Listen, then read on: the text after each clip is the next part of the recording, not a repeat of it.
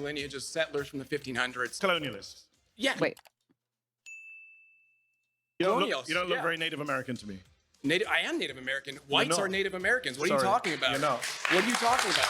You're a little bit more than a far Can you imagine saying the dumbest statement on the planet, but you're surrounded by other morons, so they fucking clap? right Republican.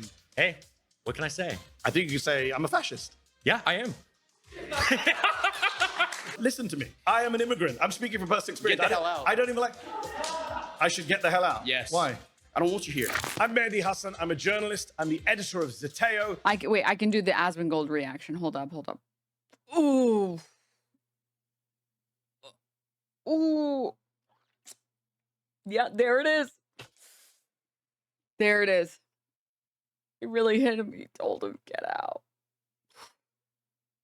Based. Oh man, I don't have like a big gulp. Here, this is the best I can do.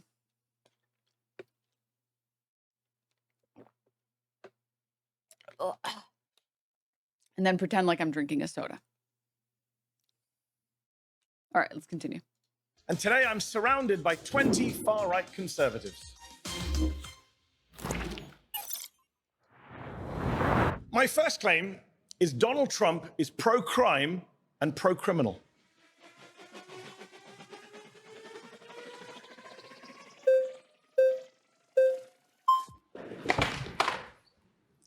Welcome. Nice to meet you. Nice to meet you. I'm Mehdi. I would just like to ask, what makes someone pro-crime versus, anti-crime? I think when you're soft on criminals, can I when be you let honest? criminals out of prison, when you The most frustrating thing about conservatives as of recently, well, honestly, not just as of recently, but conservatives in general all the time, they don't have the ability to create art or culture or fashion. They have to steal everyone else's and then pretend like it was always theirs. And this is another example of that, the presentation. So like, do you remember when conservative men would never wear skinny jeans and they were like, ew, skinny jeans, what are you, gay? What are you, gay for wearing skinny jeans as a man? And like, literally Matt Walsh and Ben Shapiro show up to every single show nowadays in skinny jeans, like in the tightest pants. And this is like, I guess the new evolution, which is like I would just like to ask, what makes someone conservative fascists pulling up in their twinkiest fits.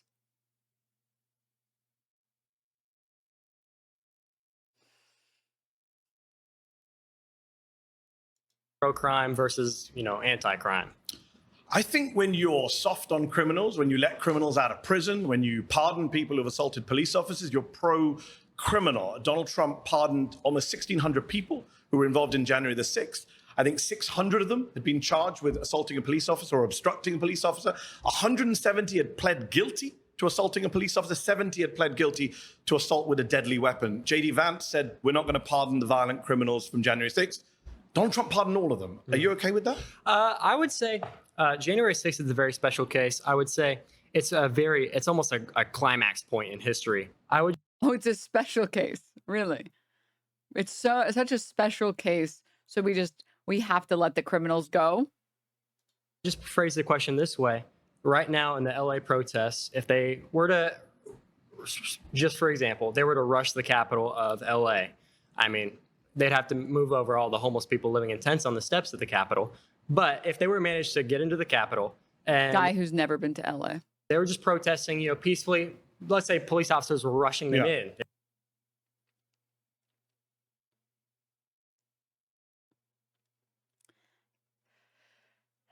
Phew. Excuse me. Guy who's never been to LA talking about the capital of LA and shoving the homeless people off of it. Okay. All right. They were letting them in and saying, hey, you guys can go in, like we have many testimonies that say. What about the violent ones, though? Okay. Violent ones like what? Like a man named David Dempsey, a judge, a Reagan-appointed judge. Like what? Like, I don't know. The people smashing through the windows? I don't know. The people shoving the cops? I don't know. The people that were chanting hang Pence and brought a fucking noose with them? How about the people that brought fucking zip ties with them? I don't know any of those. to 20 years in prison. He stomped on police officers' heads. The judge said his conduct was exceptionally egregious. He attacked police officers with flagpoles and pepper spray. Donald Trump pardoned him. There's a man named Daniel Rodriguez. He got 12 years in prison for taking a stun gun and tasing a police officer in the neck and giving him a heart attack. The judge said he was a one-man army of hate. Donald Trump pardoned him. Does that not make Trump pro-criminal? He's letting violent criminals out of prison. I would say no, it doesn't make him pro-criminal. You're okay with that? I did not say that. I said that one pardon against somebody. It was 1,600 pardons, 600 though. Well, one pardon don't do nothing. Yes, one example that you just gave me. I can give you more. Should I keep going? Fine. Shane And I'll say the exact same thing every single then time. your argument will fall apart because it's not just one example if I keep going. Go for it then. Okay, Shane Jenkins got 7 years in prison for 9 criminal offenses, attacking police with a deadly weapon, destroying government property. How do Trump pardoned pardons him. that probably shouldn't have happened turn into pro-crime? So you Pardons person who commits violent act. Well, how is that pro-crime? So the guy commits a violent crime, and the president says he doesn't have a big deal with it. He doesn't care, so he pardons them. Well, how does that make him pro-crime? So how does a seatbelt work exactly? Do you put what is it exactly? You put the piece into the other piece? I just don't get it. I just don't get it. I just don't know how to do that. It's really hard. I'm supposed to walk and chew gum at the same time? That's way too hard. That's way too difficult. It's much easier to just sit and chew my gum and then walk separately.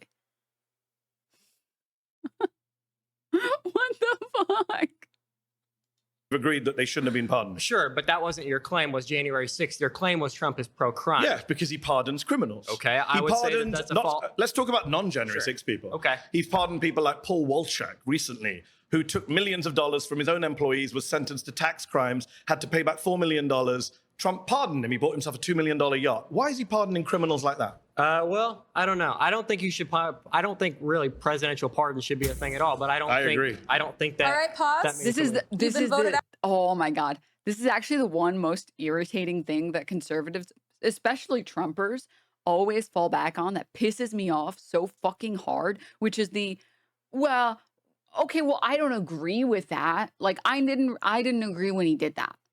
Or when he did that. Or when he did that. Or when he did that. Well, I didn't agree with anything he did, but I just kind of like him. So that's why I voted for him. You voted for a guy and you don't agree with any of his policies. Why the fuck did you vote for him, you fucking moron? Hello? Oh my God. Out by the majority, please return to your seat. Thanks.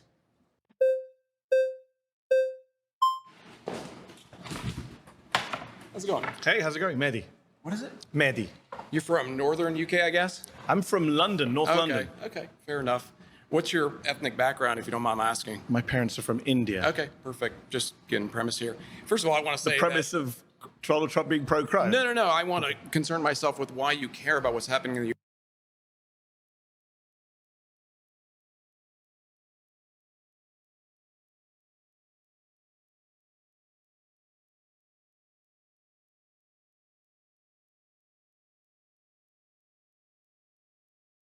He's like one step away from saying, so are you legally here in the US? And have you engaged in any pro-Palestinian activities? Because I'm just feeling really threatened and I think I should call ICE right now. I think I should call ICE just for my safety. U.S. first and foremost. Secondly, I want to say this: should people who live in the U.S. not care about? Let's not interrupt each other because I have this thing. People know I have this thing. I have to stay calm. Okay. Here's the thing: I am happy that he released J6. In fact, so much so that I was prepared to protest if he didn't. Okay. So when you say, are you okay that he's pro-crime? Sure, because you know what? We're changing the definition of what crime is, first and foremost. You don't think stomping on police officers' heads is a crime? I don't think it's no longer a relevant.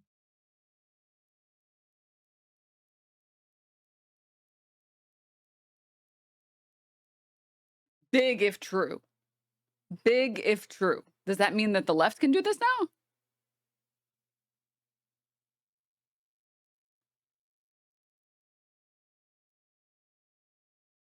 relevant conversation anymore. You're Really? arguing. No, it's not, because you know what? Okay, have you seen the U.S. in the last 4 or 5 years? Yes, I've BLM lived protests. here for a Have you while. seen? Okay, myself have been involved in these protests. I've seen egregious things that you couldn't even imagine. So we have being no done to rules then? conservatives. It's not about that. It's What's it about about? tribal warfare. Okay. That's where we're at in the U.S. I don't know where you're at in the U.K.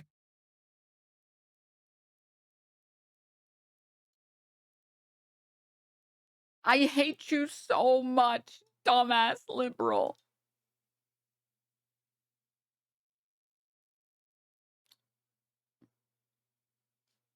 So you don't want to go on a date later? But I booked a really nice spot.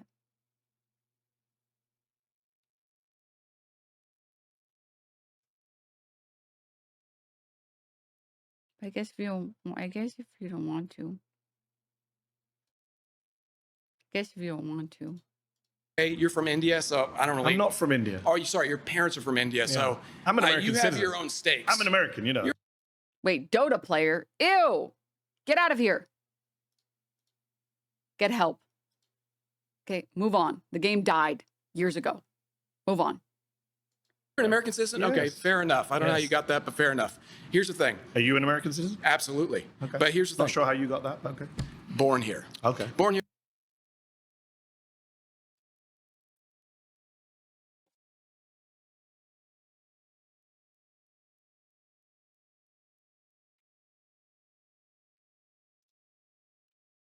Let me just hear that again. You're from India, so I don't really. I'm not from India. Oh, you sorry. Your parents are from India, so I'm an American you have citizen. your own stakes. I'm an American, you know. You're an American citizen? Okay, Yes. fair enough. I don't know how Yes. you got that, but fair enough. Here's the thing. Are you an American citizen? Absolutely. Okay. But here's the Not thing. sure how you got that, but okay.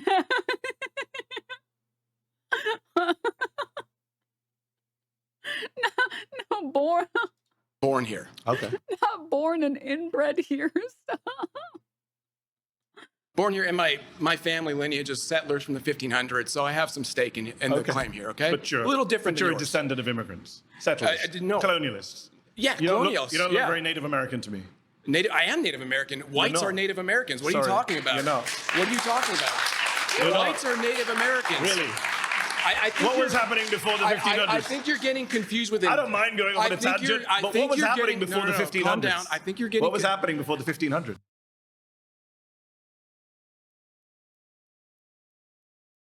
Like, how do you fix someone this stupid that thinks that being white is being Native American in the Americas?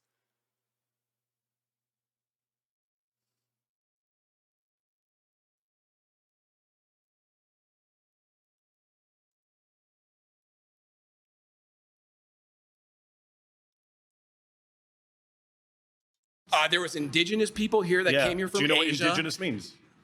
Listen, before Listen, I don't know what that means. It's a really big word. Okay.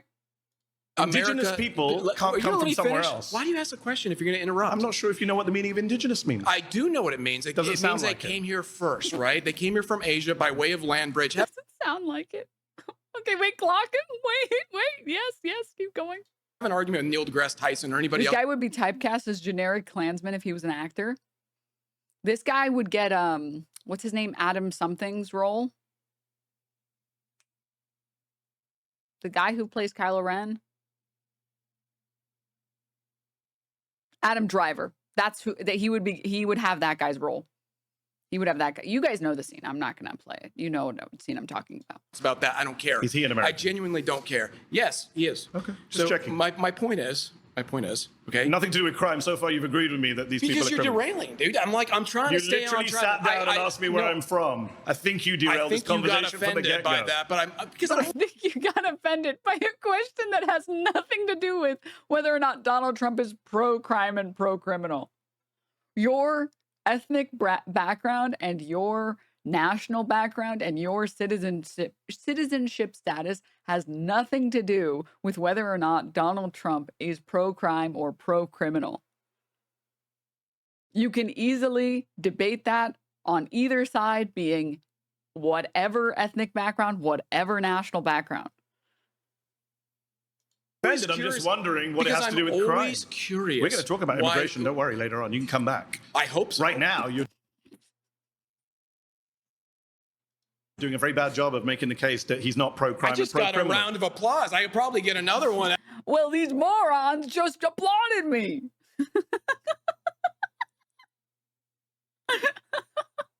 This guy actually is doing the piss and pool meme.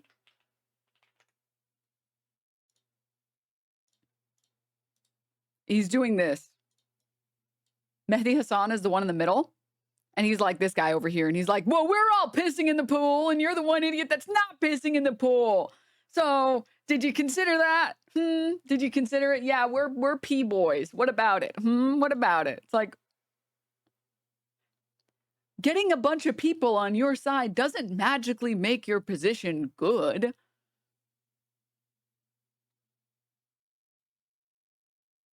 A lot of people were pro-slavery. That didn't make it good or correct at all. Actually, Actually, if I asked for it. Wow. So I don't think I'm doing Is this how as you bad. get rounds of applause? You sit in a room with 20 people who agree with you. Wow, amazing. Amazing. That Well, must wait make you till feel this good. comes out. You know what? I'm 20 actually people who glad agree you're with getting- you.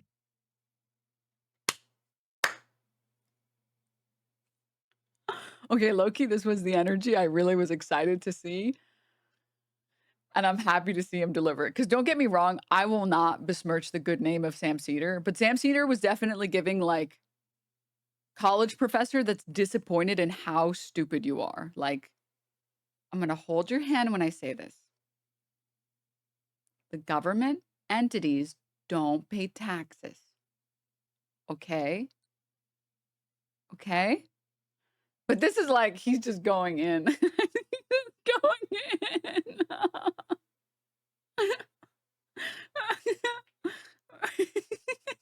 for it. Wow. So I don't think I'm Is this doing how as you bad. get rounds of applause? You sit in a room with 20 people who agree with you. Wow, amazing. How you get a round of applause? You sit in a room with 20 people who agree with you. That's amazing.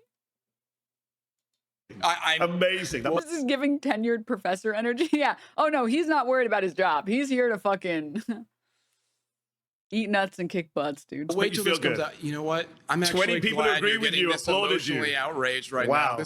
This is great. I love it. Do I have to say anything at this point, or are you just going Please. to keep going? No, please. Make Okay. your claim. Well, my claim is that I don't care if it's pro-crime. You want to Okay, go back so to the talk? Well, my genius claim is that I'm actually not going to dispute your claim. I'm just going to say that I like that he's pro-crime. Amazing. Wonderful. Excellently done. Really good job defending that. That was just beautiful. That was so beautiful, dude. That was just great. That was so good. Excellent. Okay, I didn't know that this one was going to be a comedy special, but I guess Netflix doesn't have a monopoly on comedy specials anymore. Topic of So that's conversation. fine. We agree then. So- He's pro-crime. but Hassan Hibachi grill head chef Mehdi Hasan shows his skills preparing 20 different pork dishes in under 2 hours.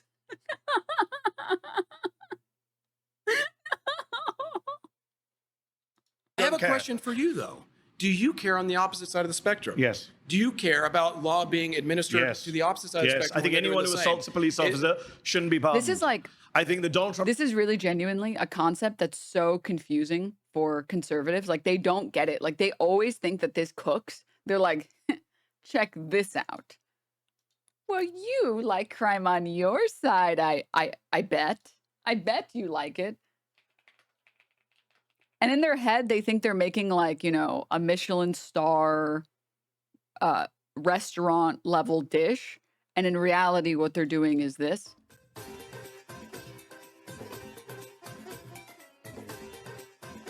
They're like, I bet you like it when crime happens on your side. Let me cook. Let me cook. Wait, guys, look. He's about to expose himself as a hypocrite because we like it when crime happens on our side, so he has to like it when crime happens on their side. Behold this amazing dish I just made. shouldn't have pardoned 9 Republican members of Congress who were convicted of crimes, and I don't think Joe I don't Biden should think commit. you- I don't think think you Democrats should understand. pardon Democrats. Fair, but I don't We think both- you And then they follow it up with like the most useless comment. Okay, I didn't expect that. That one really caught me off guard. I thought for sure. Okay, fair. Okay, I didn't know. My bad. Okay, sorry, fair. Understand where we are in the U.S. then? I think I do. No, because you're I think I do arguing this for a from a living. position of like a U.S. that doesn't exist anymore. We're headed towards so nihilism, no laws, nothing matters. It's not about everyone's pro-crime. It's not about that. It's that That's conservatives convenient. conservatives for too long have been playing it safe. They've been playing by the law. Really? They've been playing They've been it playing by by the the law? Yes, they have. Maybe you missed the Bush presidency. Did you live here during the Bush years?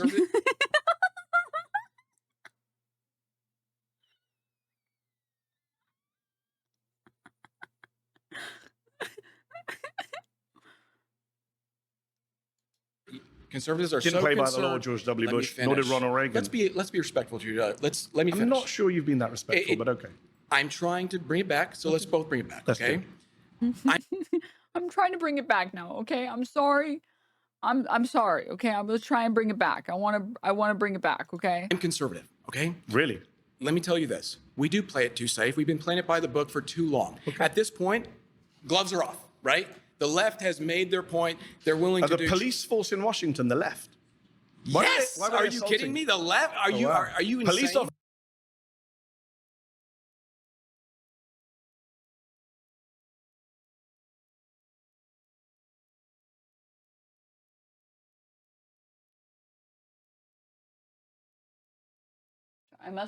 I must have misheard that.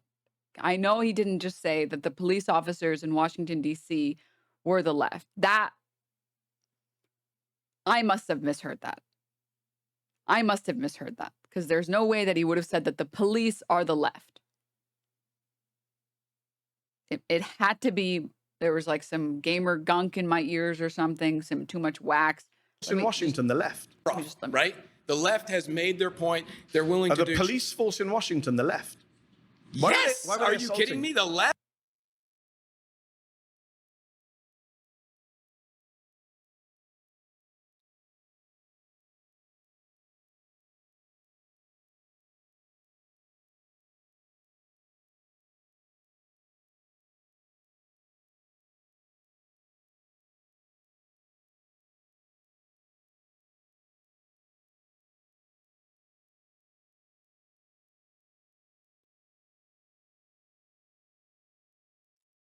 I don't even know what you would say. Like, I don't even know what you would say to that. Like, I don't even know. Are you are you insane? Police officers. Look. Okay, look at LA right here. You think those stand down? You think the LAPD are a bunch of liberal Marxists? No, but I Really? think they listen to liberal Marxists who tell them what to do.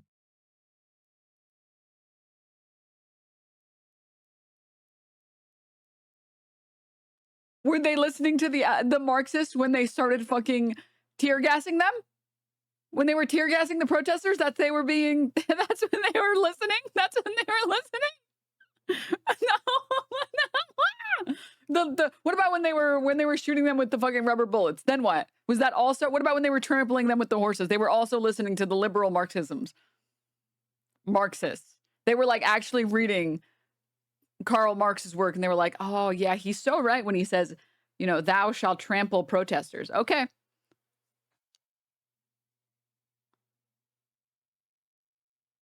This guy needs to be asked what day of the week it is. I mean, okay, no flags were going up, and flags went up on this one.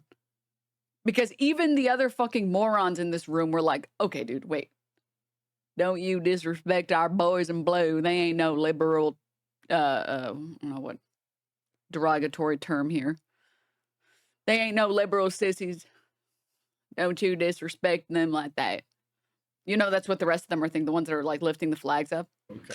I think they listen to who signs their paychecks at the end Can of I the just day. check, who are because liberal you're doing Marxists. lots of little diversions. We both agree Donald Trump's pro-crime, you're just fine with it. No, Is that the position? I don't That's what you've agree said with so your- far I don't for about agree with your 5 minutes. I don't agree with your definition What's of your crime. definition of crime? It doesn't Stomping matter. on a police officer's head No, is not a what- crime. I- That's no, your what I'm definition saying- of crime as the He keeps getting Native me out of it. American.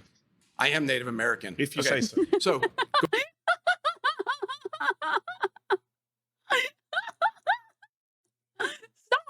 Stop. This is actually like murder. going back to the topic at hand, we have different definitions of I've made my decision. This guy has to be manually breathing. He has to remind himself to breathe on his own because there's no way. He's too stupid for his brain to automatically breathe. I don't even like. I don't even know what to say about someone this dumb. Like, I don't even know what to say about someone who's stupid enough that they call themselves Native American, even though we all know that those words mean something very specific Okay. Like Fox News literally makes fun of Elizabeth Warren every single fucking week. Okay. And then claiming that the police are liberal Marxists. Just say, I don't have the time or crayons to explain this to you. Crime because you're That's talking about. convenient. There's a It's not criminal about- code it's in not this about country. what's It's called the convenient. U.S. Criminal Code. You know what? Let's focus That's on what what we everyone agree on. focuses I'm on. sure you and I actually agree on a lot Do we more than agree you that realize. people shouldn't stomp on police officers' heads? Can we agree on that? If I'm you don't not- agree on that, then I really think this conversation is kind of No, pointless. because first of all, you're saying what? That the police have the authority, that they're given the authority. I don't accept the authority that's been It's a given by very liberal conservative Marxists. position. The authority given by liberal Marxists.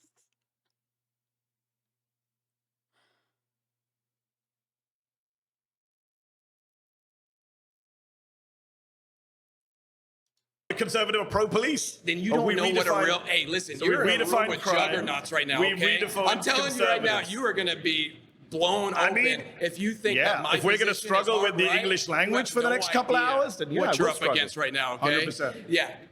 Newsflash: the conservatives are liberal to me. Okay, neocons.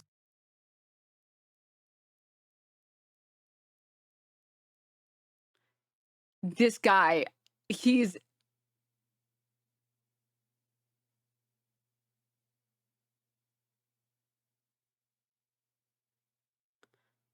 hitting someone with the newsflash, I'm a Nazi line is crazy to do, but I would expect nothing less out of the type of moron that goes on Jubilee and is on the far right conservative side.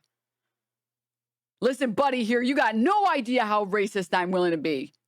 Libertarians, all those mainstream people, there might as well be leftists to me. Okay, that's how far to the right I am. Do you understand my position? So when I you kinda say, guessed it when you sat down. say, about obeying police, why would I give the authority to police? Do you know here? Do you know here in America? Do you think Donald Trump should be pardoning 9 members of Congress Do you who know committed who- financial crimes? Let Are me you see if I can remember Are his you name pro right, because financial it's so- crime? Do you know who pro Thomas- financial crime? Do you know All who right, Thomas pause. Timbo is? Pause. I think the people who clapped you have voted you out.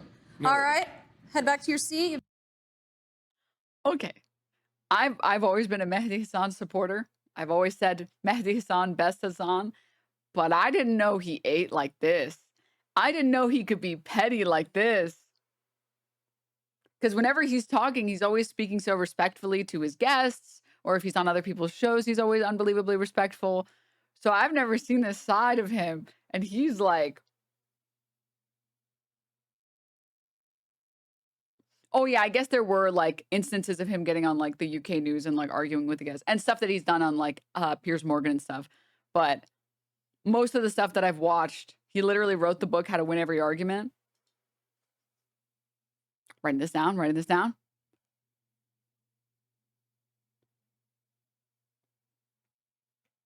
Been voted out by the conservatives. majority. Nice to meet you. Hi Hello, there. sir. How are you? Hey, so I'm going to be as respectful about this as possible, but the truth is your claim is completely bad faith. You do not care about being anti-crime. You yourself are pro-crime. Your side is pro-crime because you're a progressive. How am I pro-crime? So I'll give you an example, right? So your side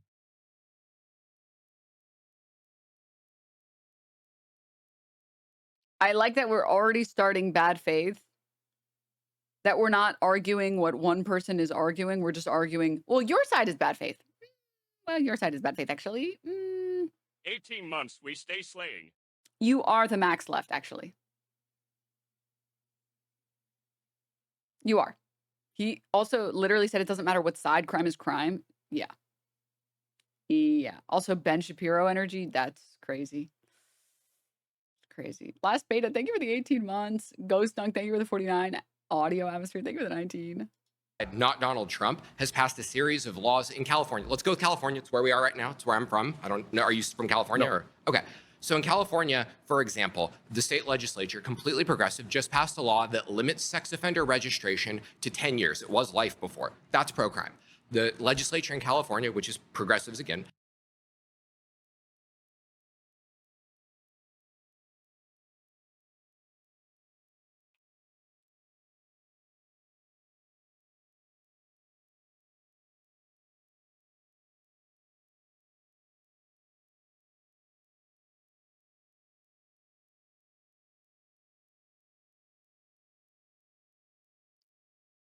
Dude, not the fact check that literally says, no, it's that California has a tier-based sex offender registry, which, by the way, you can be on the sex offender list if you like urinate in public. If you like go to a bar and you're like, bro, I gotta pee so bad, and you piss in an alley behind a trash can or whatever, or behind like a dumpster or whatever, you are a sex offender now. Minor sex offender crimes are a lot of things. And like, I don't know, man. I'm going to take a bold stance here. Is public urination bad? Yeah. Is public urination going to happen when you refuse to fund any public toilets fucking ever? Yes. Also, yes. Also, there aren't even fucking public trash cans in most states. I feel like in most of the US, you could walk for 30 minutes before finding a trash can.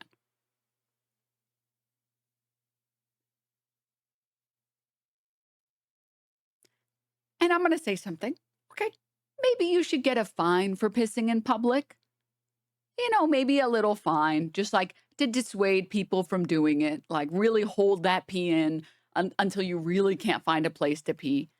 But, you know, like maybe, I don't know, like $50 if you pee, if you whip out your dick and piss because you really gotta pee. It's definitely not like a sex crime. I definitely don't feel like it's a fucking sex crime that deserves you to be on the sex offender registry. I'm sorry. I don't think that. I don't know. I don't think that. And it also, obviously, it also depends a lot on where you did it. If it's like, it's at 2 a.m. in an alley behind the bar. Like, oh, come on. Just give the guy a fine and fuck off. Come on. Be fucking for real right now. If you're doing it like in broad daylight and you're not drunk and you're doing it near a school, I'm like, okay, well, now I'm a little bit more suspicious of your intentions and I like this a lot less. And maybe you should get hit with some type of penalty, small penalty. But like, is it crazy to say that you pissing behind a fucking bar because there's no fucking toilets open at 2 a.m. like that you should have to live that down for 20 years? That you can't rent near any schools? That has to show up on your fucking record for the next 2 decades?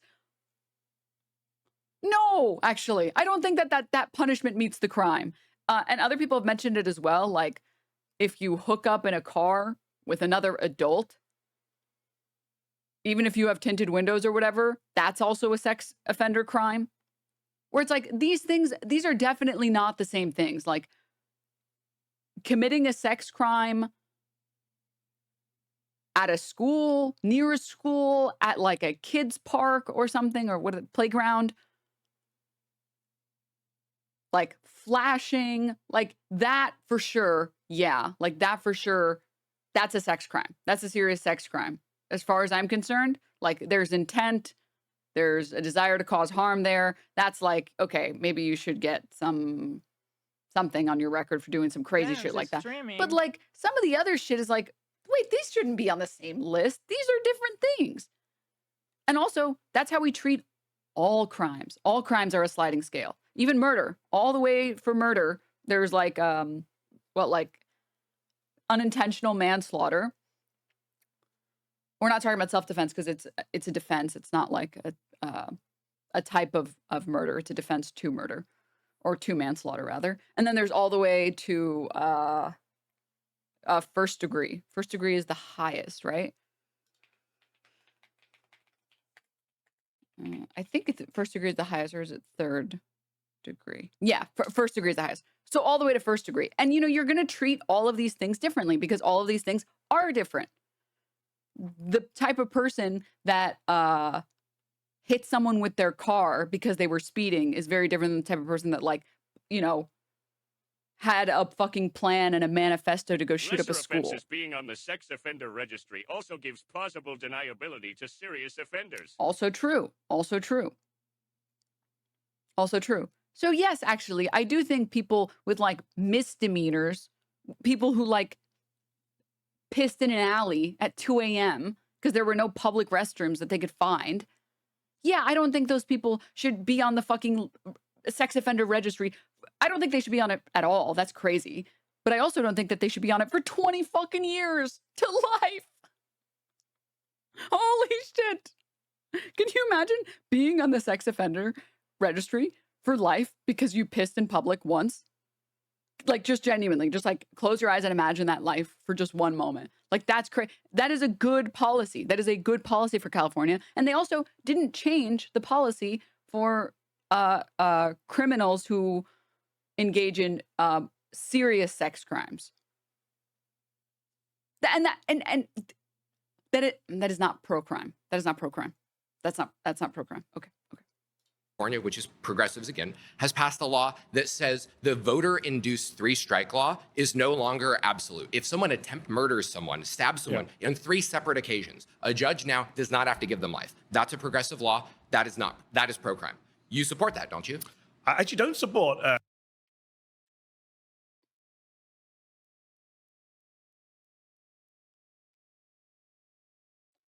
I want to hear what he said. Murders someone, stabs someone on 3 separate occasions. A judge now does not have to give them life. That's a progressive law.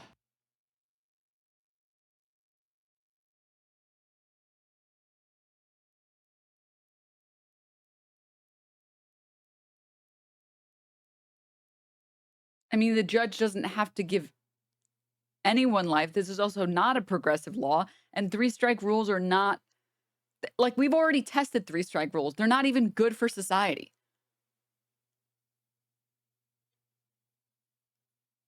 This is also not a pro-crime policy. This is a pro-policies that work. And 3-strike laws and 3-strike rules are not policies that work or benefit society.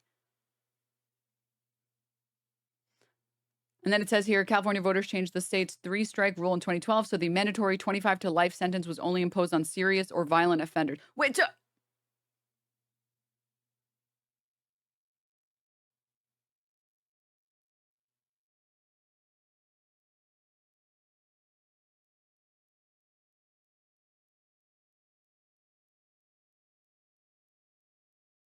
my hairline is going to be here by the end of this video. It's going to be here by the end of this video. So it just makes it so it's not mandatory. It gives the judge some wiggle room.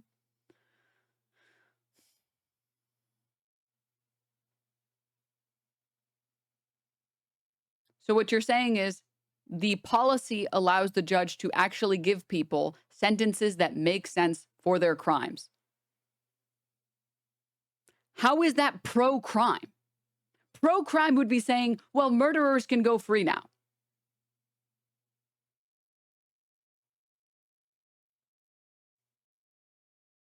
That is not. That is pro-crime.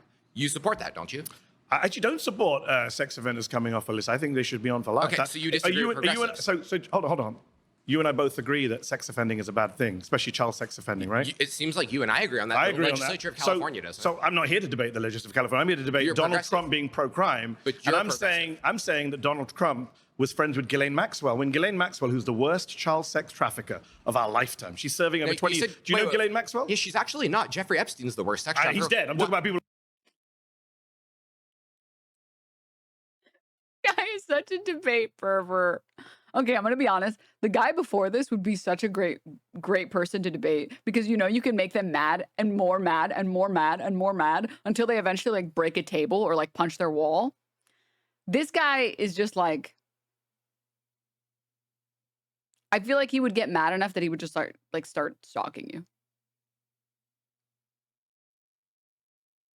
Alive right now. It's interesting, though, you didn't use his name, right? Wouldn't he be the one who did this? Oh, great. I'm glad you brought up Jeffrey Epstein. Jeffrey Epstein, before he died, did an interview with Michael Wolff. He's on tape. I don't know if you heard the tape. He says, my closest friend was Donald Trump. I was his closest friend. Elon Musk, I'm not sure if you've heard Nothing to say, no comment. of him. He tweeted recently that Donald Trump's name is in the Epstein files. And Ghislaine Maxwell, who was the right-hand woman of Jeffrey Epstein, when she was on trial for child sex offending, which you and I are opposed to, Donald Trump stood up and said, good luck to her, I wish her well. So yeah, that makes him pro-crime and pro-criminal if he's being soft on child sex Well, you traffickers just said they like were his Epstein. friends. He's No, clearly I'm saying he was something- friends. He was friends with Epstein. You haven't seen the videos? They danced together, partied together. It's a Epstein guy, said I was it's his a guy he closest knows. friend. He's not supported the part. The only Me when I find out my friend is a and I didn't know. Well, I wish her well. People Actually, supporting that's pedophilia not are the true. left. Trump gave a speech about 20 years ago where he said Epstein's a great guy. He loves young women. A lot of them are very young. Nudge, nudge, wink, wink, laugh, laugh. So yeah, I think he's pro-crime and pro-criminal. So you And I think he's he's soft pro-crime on for having a sex friend who's offenders. do you have any friends who are criminals? Not that I know. Oh my God. This is amazing. This is amazing, dude. He's like, I like how his entire argument was, well, you know, California has some policies that are good. They changed a couple of their policies, and I think those were good. Anything to say? Well, I don't know. Your guy's fucking hanging out with and is friends with Epstein. And he also told Ghislaine, I wish her well. And he's like, you know, well, we don't even know if they're friends. We don't even know if they're friends, actually.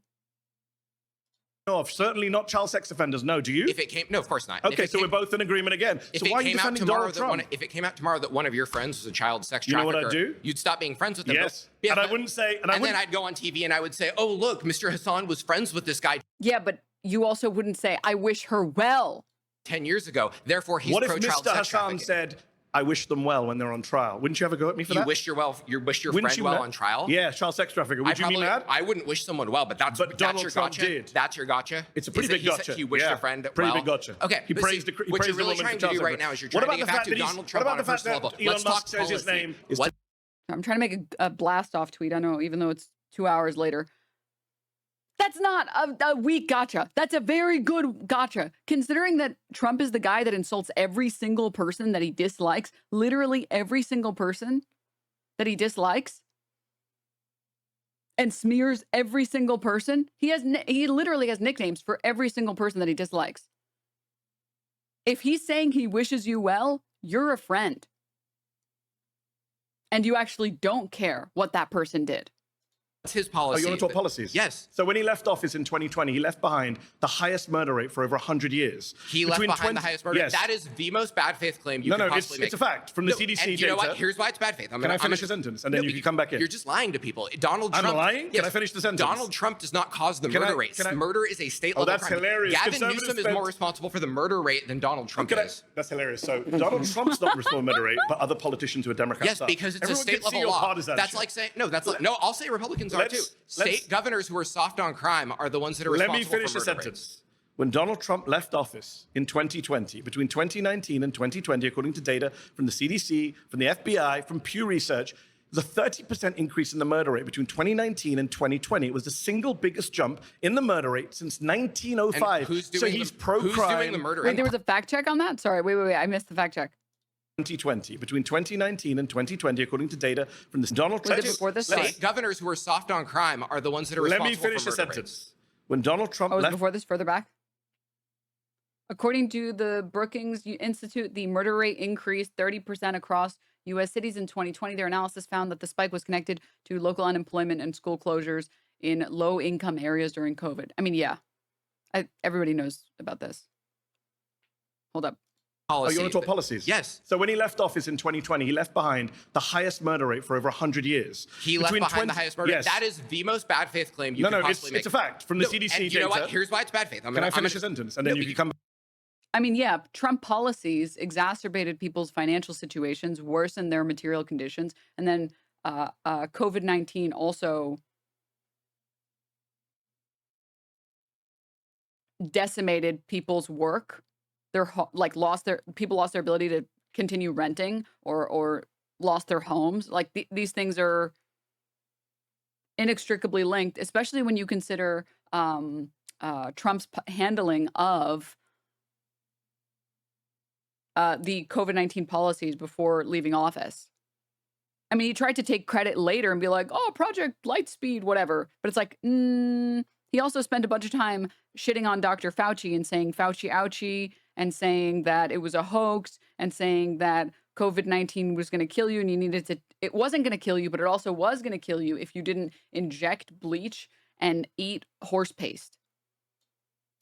You're just lying to people. Donald I'm Trump. lying? Can I finish the sentence? Donald Trump does not cause the murder rate. Murder is a state level that's crime. hilarious. Gavin Conservatives Newsom is more responsible for the murder rate than Donald Trump is. That's hilarious. So Donald Trump's not responsible for murder rate, but other politicians who are Democrats Yes, are. because it's Everyone a state can see level your law. partisanship. That's like saying no. I'll say Republicans are too. State governors who are soft on crime are the ones that are Let responsible me finish for the murder sentence. rates. When Donald Trump left office in 2020, between 2019 and 2020, according to data from the CDC, from the FBI, from Pew Research, there's a 30% increase in the murder rate between 2019 and 2020. It was the single biggest jump in the murder rate since 1905. And who's so doing he's who's pro-crime doing the murdering? and Aren't they pro-criminal. responsible? Who's doing the murdering? The murderers. So aren't they responsible But why for the did it murder go rate? up on his watch? What? Why did it go up on his watch? Gee, He's that's very a real bad. hard. That's He's a real very bad hard at fighting crime. That's a for real hard one to Republicans. figure out, right? We shut down the whole economy during COVID. We told everyone they couldn't go out unless it was to violently protest. We told people that if a cop tries to arrest you, that cop's probably going to get charged with murder. No, I think the pandemic had a lot to do with it. But Right, the so pandemic did he didn't cause finish that? in 2020. What? The pandemic didn't finish in No, but 2020. you asked why the murder rate and went yet, up. if we're The going to murder play the rate what went up about game, because of you all guys these blame Joe factors. Biden for crime for years. What Joe For Biden years. actively induces policies that are pro-crime. I'm asking So you does for a Donald second, Trump. Okay. Name the policy that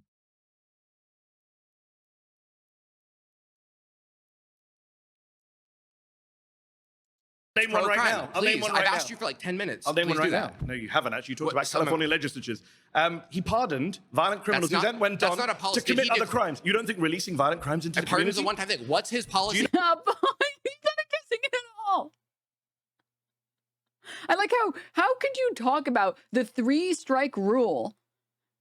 Because the major impetus for like, oh, we need to have 3-strike rules, like you're releasing these people on the street and then they're committing more crimes. Why are you letting them do this? They should get punished.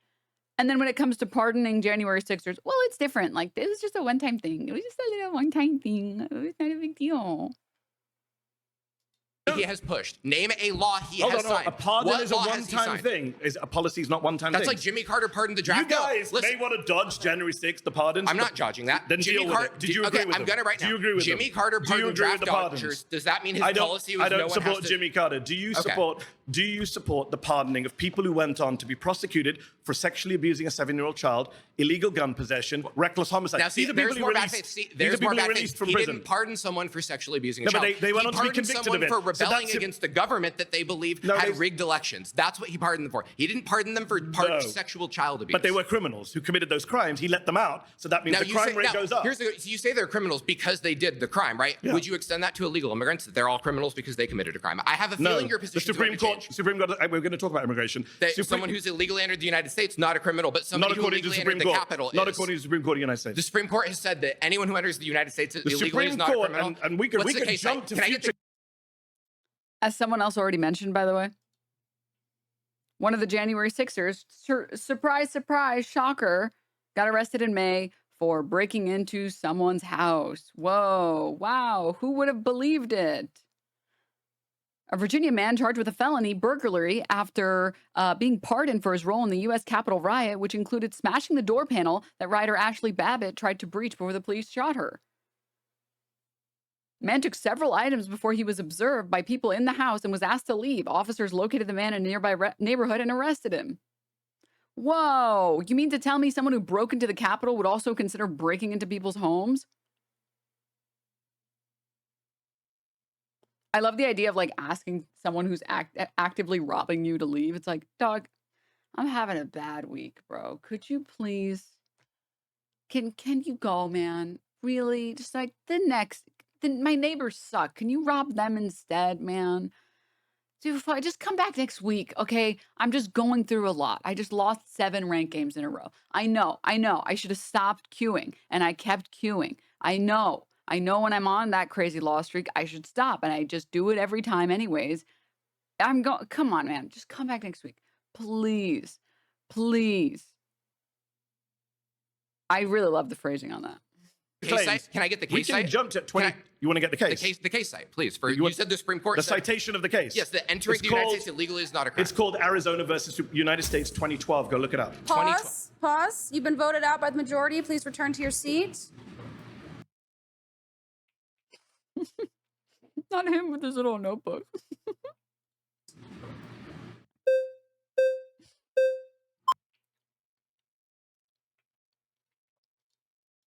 Pause. You've been Look at the voted out by walkway. the majority. Please return to your seat.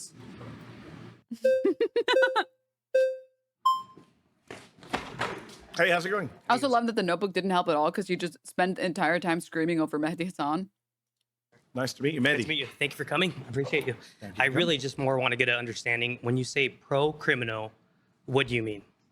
I mean that when confronted with people who've committed criminal acts, Donald Trump has been either soft on them, friendly with them, pardoned them, and of course, let's not forget, I mean, we've got 5 minutes left. I'm surprised it hasn't come up earlier. Okay, this is the first guy that's actually tried to argue the point, seemingly. I'm sure I'm going to get proven wrong in like 5 seconds when he says like, well, Donald Trump is also a really good golfer, which is not a crime. I'm sure I'm going to get proven wrong, but this is the first person that's actually tried to engage. He's a convicted criminal himself sitting in the White House. Okay, I want to make sure I 34 felony understand you correctly because Yes. I don't want to straw man you. No, You're saying I appreciate that. every time that he's been confronted, Not every time. I didn't most say the times, words every time. most times, A lot of the time. a lot of the times, Yes. he's leaned towards criminal activity. I didn't say criminal activity. He has committed crimes. Endorsed criminal. He's been indicted for Correct. 88 different criminal offenses in 4 different jurisdictions by 5 different grand juries. He was convicted himself on 34 different criminal offenses by a jury of his peers. But let's park that for a moment. Okay. Separate to his own crimes, when Right. confronted with the crimes of others, or the alleged crimes of others, for example, a Chinese crypto billionaire Right, called right. Justin Sun, who was being investigated for market manipulation, Trump dropped the case, invited him to the golf course, Right, I get invited it. him So to the White House, plenty of examples, and the guy plenty of invested examples. $70 million in Trump's Okay, cryptocurrency. so what I want to Okay. ask you That's this. pro-crime in my so view. is it Also, possible? yeah, 88 charges is crazy. Because remember, the burden of proof's on you, right? You have to prove. Is it possible that all these things that he's done that supposedly make him pro-crime, Yeah. is there's another reason for the doing it? There's other justification. For example, no, let me give you an example, yeah, and then you can please. rebut it. The J6. Yes. Is it possible that he could have done this Yes. to unite the country, to move past, to go to a new chapter? If it's even possible, I think you would have to admit that there's another possibility. Therefore, he's not pro-crime, at least in possibility. So let me Before we get that straight, sorry, can we just go back and just hear all of that again? Because I don't think any of that made sense. others, or the alleged crimes of others, for example, a Chinese crypto billionaire called right. Justin Sun, who was being investigated for market manipulation. Trump dropped the case, invited him to the golf course, Right, I get invited it. him So to the White House, plenty of and examples, the guy plenty of invested examples. $70 million in Trump's Okay, cryptocurrency. so what I want to ask you That's this. pro-crime in my so view. is it possible? Because remember, the burden of proof's on you, right? You have to prove. Is it possible that all these things that he's done that supposedly make him pro-crime? Yeah. Is there's another reason for the doing it? There's other justification for. What other justification did he have for sexually abusing Jean Carroll? Did like Putin come up to him and say like, if you don't sexually abuse that woman right now, I'm going to nuke the US? Like, I'd love to know this hypothetical universe where every single crime that he committed made total sense, made total perfect sense, and he was right to do it. Like, I really want to hear this.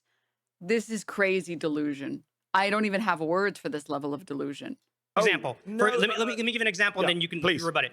The J6. Yes. Is it possible that he could have done this Yes. to unite the country, to move past, to go to a new chapter? If it's even possible, I think you would have to admit that there's another possibility. Therefore, he's not pro-crime. Well, if you consider the possibility that every single crime he committed, he actually had a good reason for committing that crime, then maybe he's not such a bad guy. And aren't you the stupid one for not considering that every crime he committed, he had another good reason to do it, a moral reason? He actually had a moral reason for not paying his construction workers. He actually had a reason for committing all of the, it was like not accounting fraud, that's not an accurate description of it, but the thing that eventually caught him 34 felonies.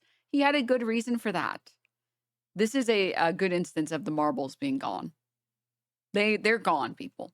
They are gone. At least in possibility. So let me agree and disagree. Yep, okay. So I agree with you that the intent could be different. I don't think Donald Trump was sitting there saying, how can I increase the level of murders? Let me release some murderers. Right. I'm not saying he did that on January 6th. I don't think he was trying to unite the country. That's where we disagree. That's bullshit. In fact, he divided the country further. But intent doesn't really matter to my claim. If he's releasing violent criminals, Wait. it doesn't Intent matter. doesn't matter? No, he's pro-crime and pro-criminal. Whoa, no, but that's a big indictment to say pro-crime. That means If I'm he's confronted, for crime. I'm confronted. Well, he is, because, for example, I gave an example. No. It could Can I be finish? possible. I didn't Okay, sorry, interrupt you. forgive me. Yep. Your friend earlier, your ally, said, where has he done stuff that's increased the crime rate? I'm telling you, people have been pardoned who have been convicted on multiple other crimes. These people who we pardoned had previous criminal records. They were not just some folks chilling around and go, we're against the takeover of our country, we're opposed to rebellion. A lot of these people were already hardened criminals, militia members. He looked at those people and said, you know what? They've been convicted, in many cases, by Republican judges. Well, what if when he did that, his intention was to be good? Yeah, I know that they were pardoned and then they went on to do more crime. But when he pardoned them, he was trying to be a good boy. So it's okay. We're reaching insane levels of baby brain, dude. Chat, we need this as an emote. Can we have this as an emote?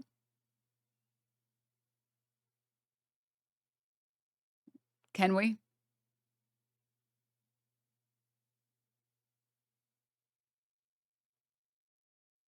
They're gone. They're gone. I'm going to let them out. Yeah, that makes Can I you ask you a question? pro-criminal. Is it possible? Very Okay, much so. all I'm trying to And if Joe Biden had done it, you'd be attacking him. Sure. Is it possible that their conviction was part of the plea? It's like, oh shit, I can't get out of this, so I got to take a plea deal. Some of them, maybe. A lot of them, maybe? Others we saw with our own lying eyes on tape, battering police officers. So I want to eventually... Did you watch live on January 6th? I mean, yeah, that's why you would judge each crime separately, right? Like someone who showed up and never entered the Capitol, right? And then got hit with a charge because they were stupid enough that they were like on people's live stream being like, my name is Hillary Smith. I live on 123 Road. I'm from Mississippi. I work at this elementary school. My social security number is this. And we're going to take down Joe Biden and we're going to kill Mike Pence. Yeah. It's like, and then they just like, they left. Like they never even entered the Capitol and then they got hit with like 7 felonies or whatever. It's like, okay, let's say you pardon that person. You're like, that person's crime was being a fucking moron. Okay? They didn't actually commit any crime. They stated an intent to commit a crime, but whatever, you know, heat of the moment, nonsense, whatever. Okay.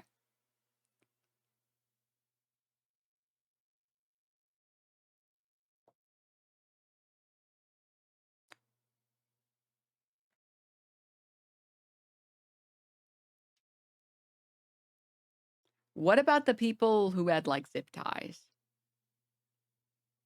What about the people who did in fact break in, who broke the windows, who broke into the doors, who shoved the cops or whatever? What about, you sure you want to pardon those people too? What?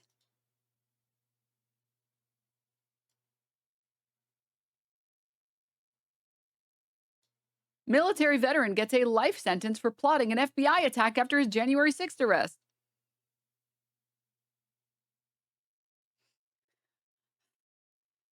To be completely honest, I'm pretty novice on this. Okay. I'm more trying to target your... I'm pretty novice on this, but I'm also going to defend this position to the death. You're saying he's pro-crime. In my head, I'm just saying, thinking this logically. Let me finish, if I can finish for 1 second. If thinking this, there's a possibility that he might have had other reasons. For example, unifying the country, next chapter, right? That could be the reason. Therefore, it's not pro-crime. There was other reasons. I'm just saying that's a possibility. And if that's I'm saying it's a possibility, but I'm saying it's irrelevant because if you're knowingly releasing violent criminals out into the community, pardoning, not just releasing, then yes, you are being pro-criminal. And I've interviewed police officers. I don't know about that case. I've interviewed police officers who have been assaulted, beaten, had to retire from the police office, broken bones. Can I move really quick? I'll finish very quickly. I've interviewed these police officers. They've been beaten by people who they've then seen walk off the streets and then carry on threatening them. Yes, when Donald Trump is responsible for that, you're definitely pro-crime. Okay, I doubt a lot of the sources, but... You doubt police officers who testified to being assaulted? You've been voted out by the majority.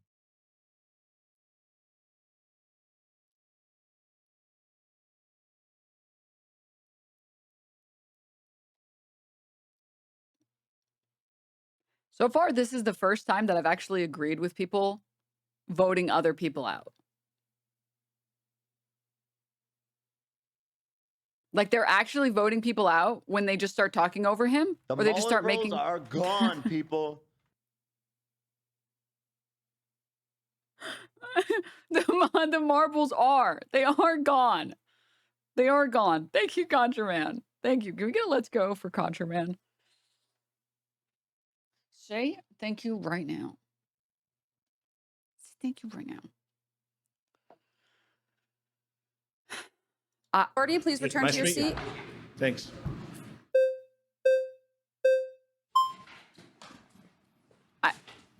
Hey, how's it going? Good. Nice to meet you. This one's going to be good, guys. Mehdi.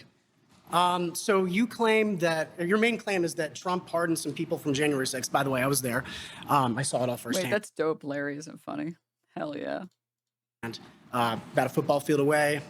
There's smoke in my eyes. Bloodied. It was a crazy day. Were you convicted of any crimes? No, of course not, because I didn't enter the building. Stay very peaceful. But your entire claim is that he pardoned. That's not my entire claim. Your bet's basically you keep. No. No. I mean, it's his entire claim if you didn't listen at all. He kind of looks like young Ben Shapiro. Wait, what the fuck? Stop. Bring it up. All you do is bring it up. Okay, I'll mention some other people. Let me say this. Are you okay with his pardoning of Paul Wolchak, who stole money from his employees? You keep talking about 9 partying. former members of Congress. You keep talking about partying. He keeps pardoning criminals. That makes him. You know who else pro-criminal. pardoned a big criminal? Go on. Hunter Biden was pardoned by his father. I don't think He did crack cocaine, He should have done and that. he had hookers there too. I'm with you all. I'm with you all. But then why don't you claim that Biden? Why don't you claim that I Biden? think Joe Biden. Guys, wait. Hunter Biden was pardoned by his father. I don't think He he should did have done crack that. cocaine, He should have done and that. he had hookers there too. I'm with you all. I'm with you. They brought back the guy who said the government pays taxes. Yes, yes, yes. I hope he gets a chance to talk. Anyways, also, listen.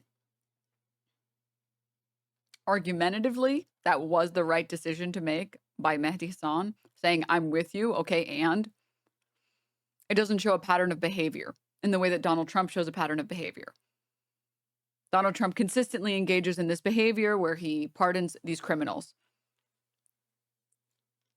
Whereas Hunter Biden was pardoned out of like nepotism. Not that it makes it right, but that it doesn't show the same pattern of behavior, right? But I'm going to say it, okay? Drugs and hookers. Get that guy a medal, dude, okay? Get him a medal. But then why don't you claim that Biden? Why don't you claim that Biden? I think Joe Biden in that instance was pro-crime. He shouldn't have done it. Well, he so shouldn't have done it. overall pro-crime just because he did that. No, but Joe Biden didn't just. So if it was just a pardon, then you'd be fine. But I already mentioned there's also the fact that Joe Biden wasn't actually a convicted criminal in office. Trump has committed crimes. Trump hangs around with criminals. He spent much of the 80s hanging around with the New York mob. He hung around with Jeffrey Epstein and Ghislaine Maxwell. According to the Fear City documentary and other reports, Trump worked with the mafia on certain construction jobs that involved unions, supply, and contracting companies that were under mob control. I can keep going. Jeffrey Epstein lived in West Palm Beach, the area, and that's the closest golf course you can go to. Do you think? And he's very, do you think very Donald rich, Trump is in the Epstein so files? he paid. Do you think Donald Trump is in the As Epstein soon files? as Trump found out, Do you think Donald Trump is in the Epstein files? No, I do not. And What, is Elon Musk lying? Let me explain. Let me explain this. Okay. He lived in the area in Mar-a-Lago, near Mar-a-Lago, so he bought obviously a ticket to go in there. Yep. As soon as Trump found out that Epstein had done all those bad things, immediate ban That's from not true, Mar-a-Lago. but okay. Literally not true. This is crazy delusion, by the way. This is crazy. Especially this was released at the perfect time because right now I think these episodes usually get recorded like a month or 2 months before they get released. And right now in the heat of the Epstein storm, all of these fucking morons look like idiots. They look like total fucking idiots immediately. 15 years later, by the way. He literally looked at Ghislaine Maxwell and was like, I wish her the best. Immediate ban from Mar-a-Lago. Yes, it is. That's not yes, true. it is. 100%. In fact, Ghislaine Maxwell recruited some of the girls that were abused from Mar-a-Lago. So listen to this. From Mar-a-Lago. That's pretty outrageous, right? Elon Musk tweeted that out in a fit of rage, okay? Do you sometimes really, people tell the truth when they're angry. Do you really the think, truth comes out when people are angry sometimes. So we might see that today. Kash Patel literally said that Elon Musk had no access to the Epstein files. So Kash Patel said that Epstein killed himself. Do you agree with that? Whatever he says goes then. Oh my God. This is the easiest way to look like a total fucking moron and discredit every single position you have. If you're actually committing to Well, the FBI would never lie about this leader of the ring killing himself. Famously, the FBI has literally never lied about high-profile figures killing themselves ever with 2 bullets to the back of the head. I believe the FBI anytime they say anything. I'm not an idiot. Amazing. Incredible. Yeah, I don't care. You do? He knows more information than I do. A lot of MAGA people are upset. He knows with more Kash Patel information for than I saying do. that. But here's the actual claim. Suddenly is- people are trying to vote you out because you said you agree with Kash Patel on Epstein. He knows more All information right, than I do. Pause. That's time. Please return to your seat. Good to meet you. Yeah, take care. Surrounded is now a podcast, available wherever you listen. Search Surrounded. Ew. Don't advertise your show that I'm already watching. I'm already watching it on YouTube. Why are you... Stop. That's amazing, dude. That's amazing. I like how, to be clear, Mehdi Hasan is definitely like frying these people. He's definitely deep frying them. But they're also kind of like frying themselves. It's like he has like a bucket of shrimp. And he's definitely throwing some of them in there. But some of them are just jumping in there for fun. They're like, that oil looked kind of good, though. Looks kind of toasty in there. Yeah, maybe I'll take a little swim. Maybe I'll take a little swim. And then they get in there like, oh, it's hot. Oh, it's hot. Oh, it's hot. That's, well, I believe everything Kash Patel says. If Kash Patel said that Epstein killed himself, I believe him. No, I don't. I'm not an idiot. Yes, I'd like to buy a bridge for $100. Where can I sign up? Oh, just give you 100 cash? Sure. Is it Donald? That's crazy. My next claim is that Donald Trump is defying the Constitution. Wait, Jubilee didn't tell him they were all going to be Nazis? I debated 20 far right conservatives on Jubilee. Surrounded below are some of the highlights. Jubilee invited a bunch of Nazis and Mehdi Hasan said, yeah, sure, I'm going to debate them. I don't think it's necessarily fair to attack Mehdi Hasan here. It's getting more apparent that Jubilee is just lying to its guests. Well, yeah, I mean, they told the Jordan Peterson people that they were going to debate an atheist, and then, or sorry, a Christian, excuse me. They told the atheists that they were going to debate a Christian, and that's why that one guy's like, I'm sorry, do you know what show you're on right now? Do you know where you are? Oh, scroll down. Oh, I'm sorry, I didn't even see this. Mehdi Hasan says, to be fair to me, that's not how the debate was sold to me. You can see my shock when they started openly expressing their views. I mean, again, go look at the Jordan Peterson episode with the guy being like, are you not a Christian? Do you know what show you're? I think you're on the wrong show.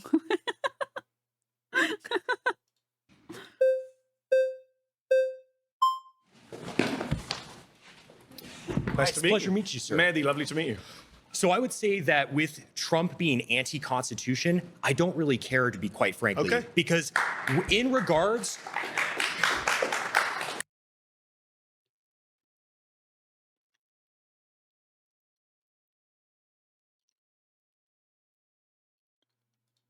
In regards to the Constitution is a document that should seek to serve us. Yes. And when it fails to seek to serve us, that can be amended. Laws can be changed. And quite frankly, the fact is, we're defending things in this country that shouldn't be defended. The First Amendment should not defend pornography and making children and women be victimized.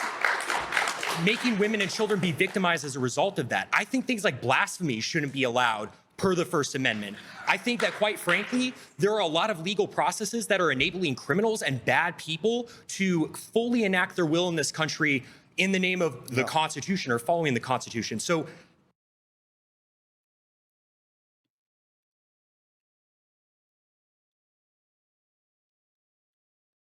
Bro, just like go move to Poland. Just like,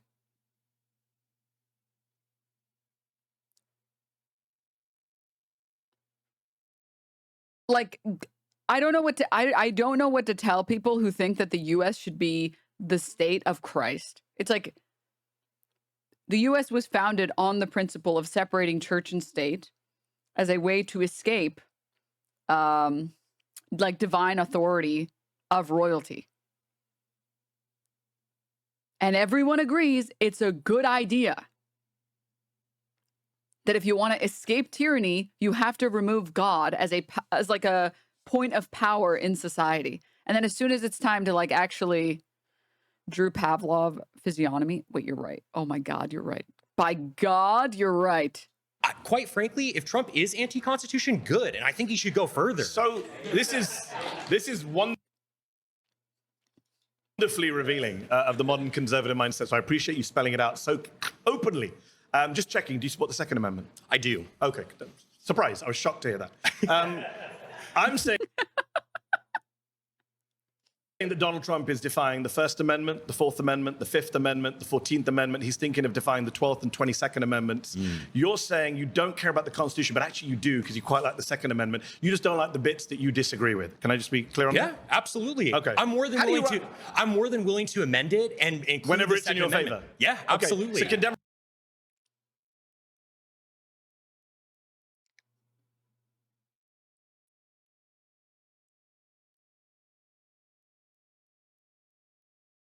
This guy definitely gives big, like, keeping it in the family vibes. Like, you know those, okay, admittedly, I haven't watched, I've watched like one true crime documentary episode before, and that's about it. But he gives like the villain father that's been like doing terrible things to like his children. Like he's got like these very crazy eyes. I don't know if you guys see it. I'm more than willing to amend it and include whenever the it's in Second your Amendment. favor. Yeah. Do you guys understand the vibes?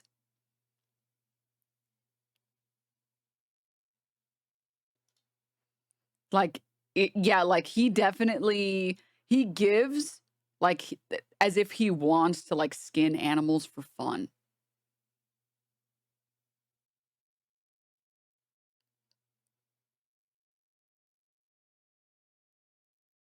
Absolutely. So can Democrats do the same when they're in office? No, absolutely not. Because so you don't it's the believe in friend enemy. democracy? No, I don't. Absolutely not.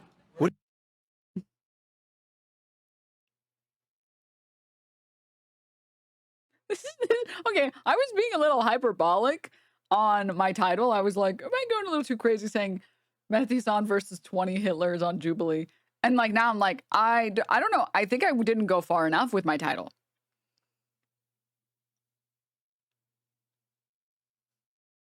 I don't think I went far enough. Like this guy is just totally mask off, just play the epic rap battle. He's doing it. He's doing it right now.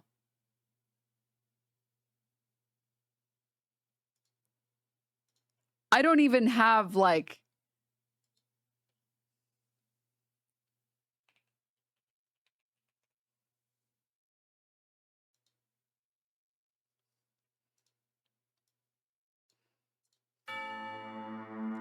I'm Adolf Hitler, commander of the Third Reich. Little known fact, also dope on some. He's doing this on the show. He's doing this directly on the show. In live time for all of us to see.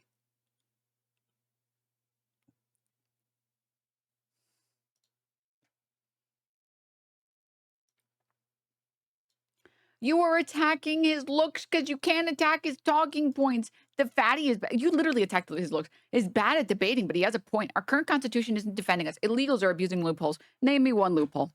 Name me one loophole that illegals are abusing. In the Constitution. Please show me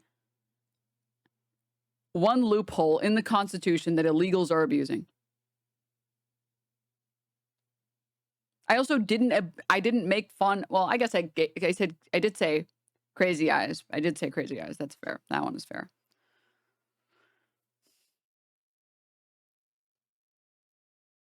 There's nothing to attack in his talking points. He's just saying he wants to live in a fascist dictatorship where Christianity rules above all else. And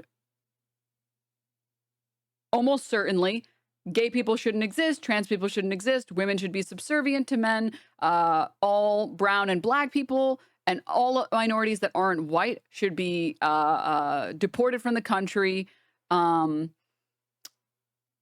Maybe I would go so far as to attribute like mandatory Bible readings in class. And then I would also maybe even go so far as to, obviously abortion federally banned. Like, like, that's a bad society. Like, that's just a bad society. We tried that shit in Europe, dude, ages ago. It was dog water. People left Europe to come here to escape it because it sucked so bad. And then you know what they did? Then they overthrew their fucking noblemen and killed them because it was so bad. Because having this religious authority that gets to just decide we want to be fascist and you will be beneath us doesn't jive well for most of the people that live there.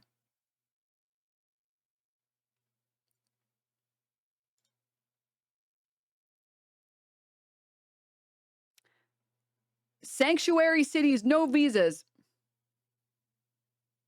So I'm saying, can you show me the exact line in the Constitution? Can you show me like an amendment to the Constitution? Directly in the Constitution. Illegals do not have freedom of speech. You think illegals are abusing the loopholes in the system because they have freedom of speech? That's not abusing a loophole. That's just people being able to speak their mind.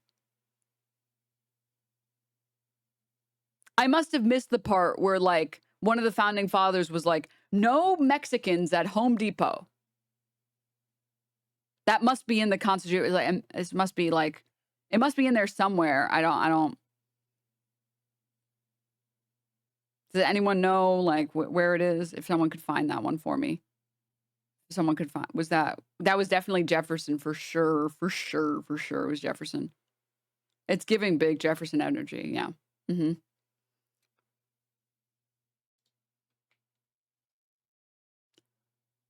The Constitution is for the people, not illegals. Yeah, you know how, like, it says for the people and not for the citizens?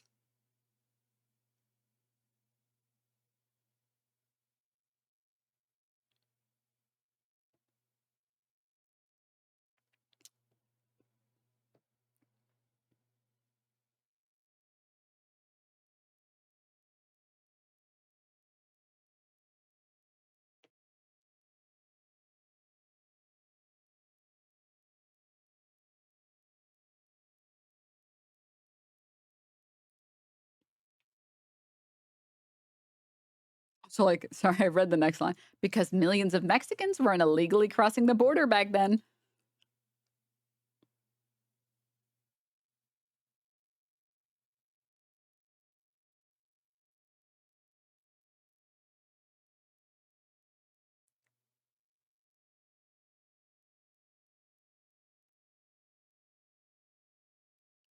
That's because we were crossing the border, you moron. Hello? We crossed the border. Americans crossed the border and then killed them and then took their land, moron. Hello? Newsflash, asshole. It was the Americans crossing the border. Like, this is pure stupidity on display, dude. This is crazy. Illegals aren't people.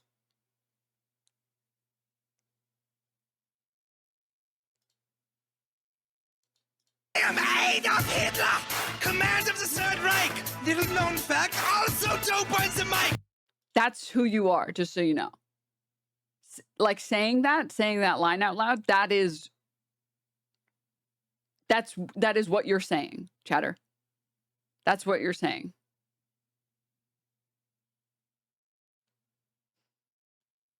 That's actually you. Nah. Libtards going, Republicans are Nazi. Typical. I mean, if it quacks like a duck.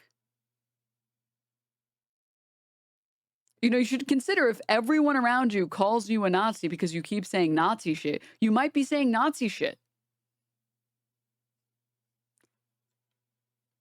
If the shoe fits, man, maybe hold up a mirror, try that. Come on, dude. Just really. Okay, you guys can play around with the pet. I'm not going to engage with him anymore. And then whenever you guys want to ban him, you can ban him. I don't really care. Okay. Who do you believe in? Autocracy. By who? Honestly, quite frankly, anyone who is in line with Catholic teaching.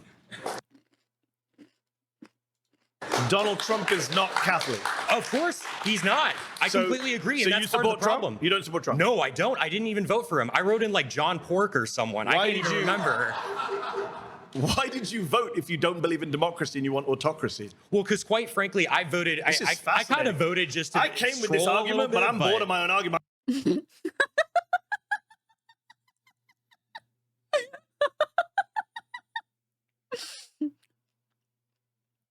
I have to go back. That was amazing.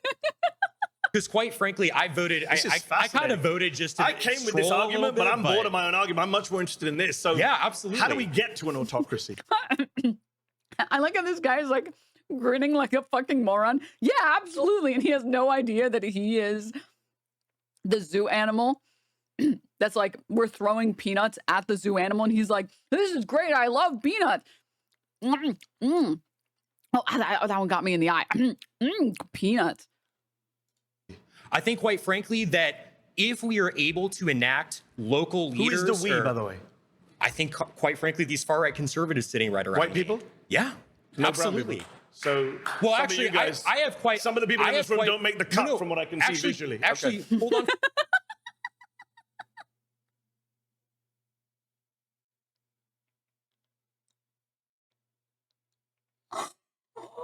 Quite frankly, these far-right conservatives sitting right around White people? Yeah, no absolutely. So, well, actually, the like 3 of the white people clapped, and everyone else, like all the Hispanic people, were like, what about me, man?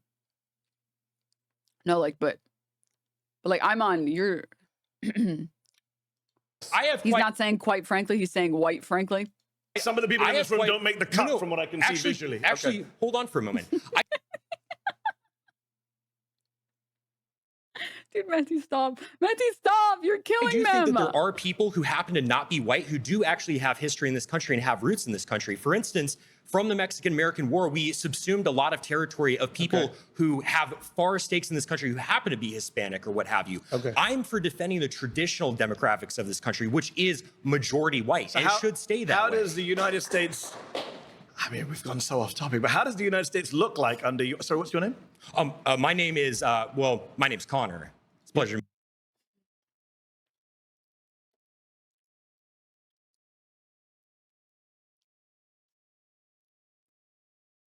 You ever have so few marbles, you had to remember your name?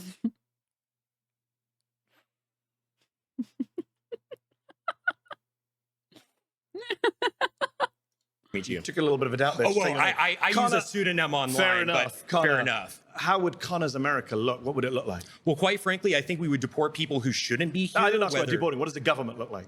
What does the government look like? Yeah. I would say, quite frankly, it's under a sort of benevolent leader, such as Where does he Franco. come from? It could be a kind of aristocratic class. Could be someone who picks the autocrat? Frankly, the people. I mean, we could hold a vote on it. Kings were isn't that democracy? I was about to say, wait, if you're voting on who gets to rule, that's just democracy. You just said you don't believe in democracy. Well, sure. You can have a vote to get to that stage. And then no more votes afterwards. Absolutely. Wow.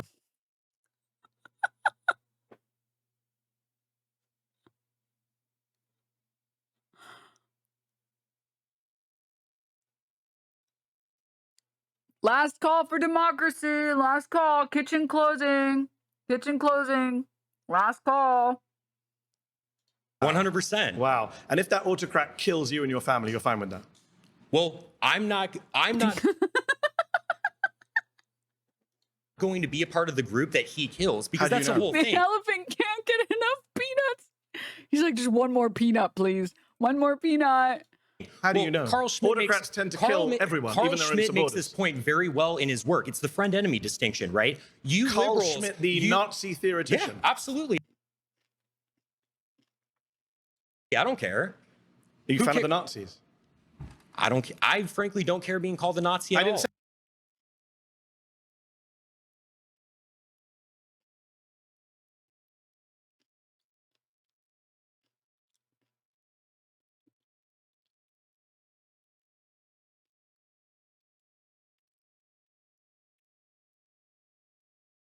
So here's the thing. If you say, I don't care, when someone asks you your opinion on Nazis,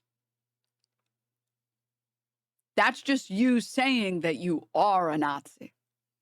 That's not anybody else calling you one. That's just you saying that you're a Nazi.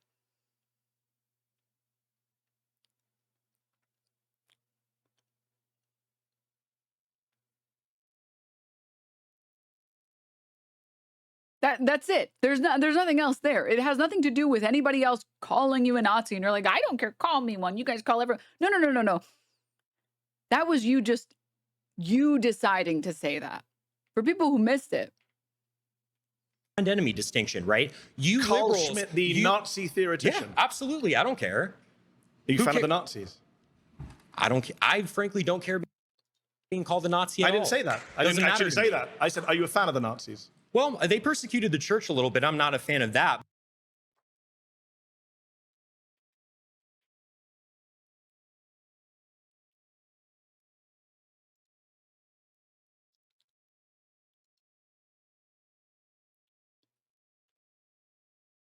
Wait.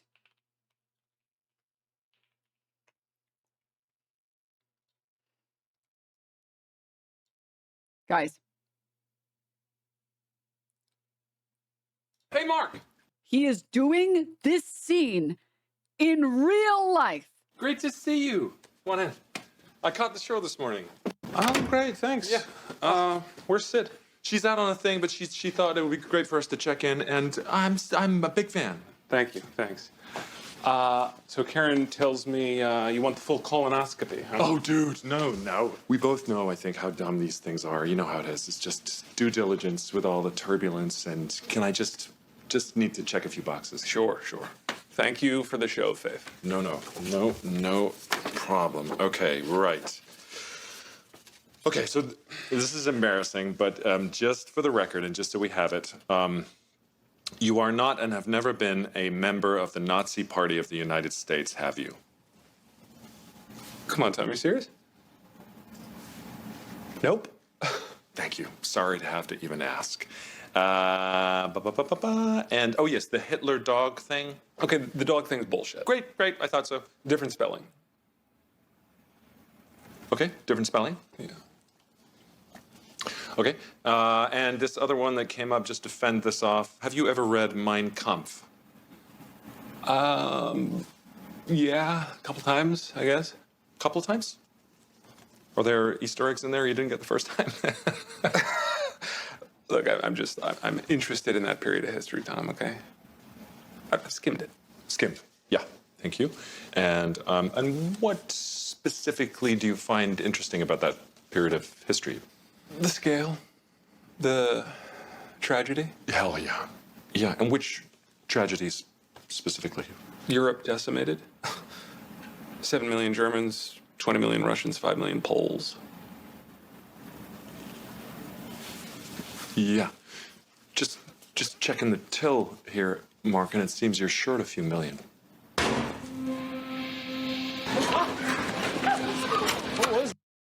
He did that.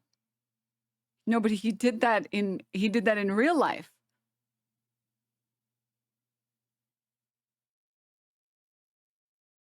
But this guy did it. But this guy did it in real life.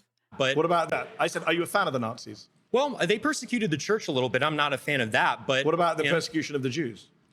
Well, I mean, I certainly don't support anyone's human dignity being assaulted. I'm a Catholic. But you don't condemn Nazi persecution of the Jews? I think that there was a little bit of persecution and stuff like that, which is bad.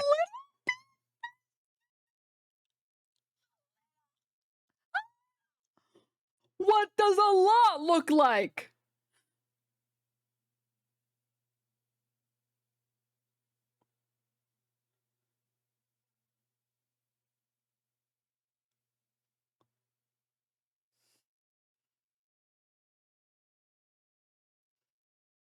This show because you're a little bit more than a far-right Republican.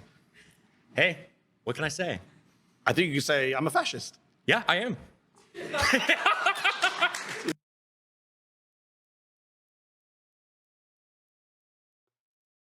A little. is how you describe a tiny piece of salami you give your cat on his or her birthday. That's a little salami as a treat for their birthday.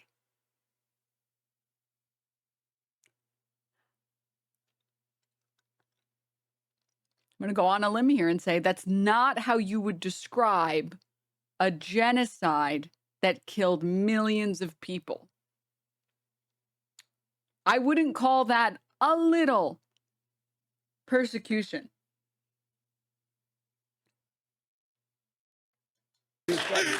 Absolutely. I'm just checking who's clapping just to get my set of where everyone is on this.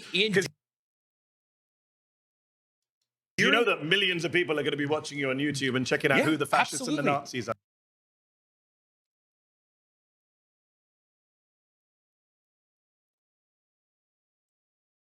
I'm not ashamed of that whatsoever. No, clearly you're not. During the pre-war period, prior to World War II, it was only those parties. So you remember when I said that, like, he's definitely frying these shrimp? Like, he's definitely cooking. Like, I mean, clearly great debater. Great job, Mehdi Hasan. He's doing a great job. Insane job. The fact that he, like, gives up the prompt and he's like, you know what? Fuck this prompt. This is way more interesting. Please, how far will you commit to this actually insane position that even the most fascist fuck should never admit to? How far will you go? I have to see. I have to know. And before he even gets a chance to start grabbing the shrimp and frying them, they're just like jumping in. They're just doing it for him. Mehdi isn't trapped with the racist fucks. These racist fucks are trapped with Mehdi. That properly enacted the people's will. That's why they won. The conservatives were fat cats. They were aristocrats. They didn't care. Are you in favor of killing people who aren't like you? Quite frankly, I'm not. You mentioned Franco earlier. Franco killed a lot of innocent people. Oh, well, he killed communists. He killed people who raped nuns and killed priests. What about children who he killed and women who he killed? What are you talking about? He never killed any women or children. He was Catholic. He only killed combatants. Is that what you're claiming? Yeah, he only killed combatants.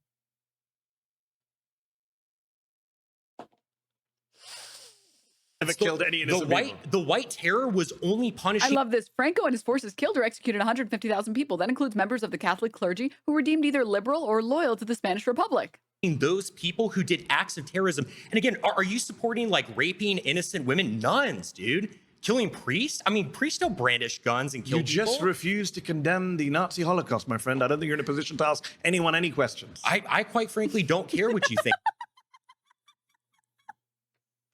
I'm sorry for cackling, dude. Yeah, well, I don't care what you think. Clearly, you don't care what anyone in your life thinks. Think about me. If I'm a Nazi and being a Nazi is mutual, if being a Nazi means upholding human dignity, because I even believe in your dignity. I don't in a state that I was running.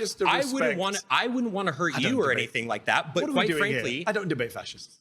Okay. So do you concede then? I mean, why? Do I concede you're a fascist who won't condemn the Nazis? Yeah. Yes, I concede that. Okay, great. Yeah, well, do you concede that I'm poopy pants and I pooped my pants just now? Do you concede that? Rent free. You didn't get on, dude. What the fuck?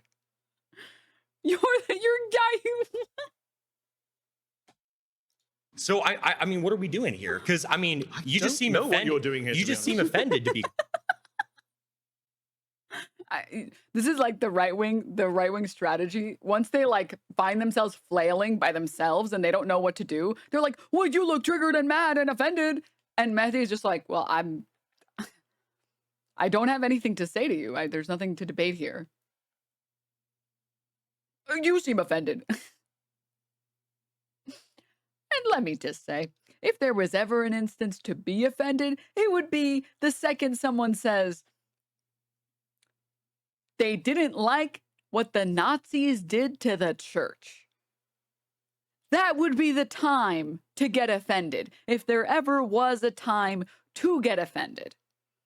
Quite frankly, like I'm offended by people who can't condemn the Nazis. Yes, I am. Okay. Well, I condemn the evils that they did, but I don't really Against care the about Jews? being. Yeah, sure. I don't care about being called a Nazi. Sure. Is the whole thing. I never called you a Nazi. I care you about called doing yourself the right a Nazi, thing. a fascist, and a General Franco Well, supporter. yeah, I am a General Franco supporter. He was awesome. He was so super cool, quite frankly.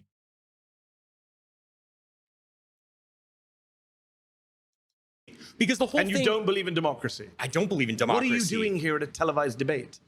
This is democracy. Not what a debate and disagreement. Because it is the means to support an end. The reason we have free speech now is because we want to be openly talking about our opinions so we can get the state that we want. But it doesn't mean upholding free speech after we win. Again, I mentioned the only good thing about this fascist moment we're in is that you guys are so open about it. The whole reason I mentioned the quiet part loud. The Keep saying whole it. reason I mentioned Carl Schmitt earlier, and you kind of blew past him, is the friend-enemy distinction. Past him because of the Nazi even point. liberals, when they take power, they. Bro, I really was not familiar with Mehdi's game. Like, this is crazy. Like, this is... Why are they not flagging him? Because they agree with him. They want to enact policies and they want to enact protections for their people and their ideas, and they're willing to punish their enemy. And so I'm the same way. I'm like, hey, if you're going to punish me, I'm going to get in power, and I'm going to frankly punish you when you try to leverage power against me. Just that simple.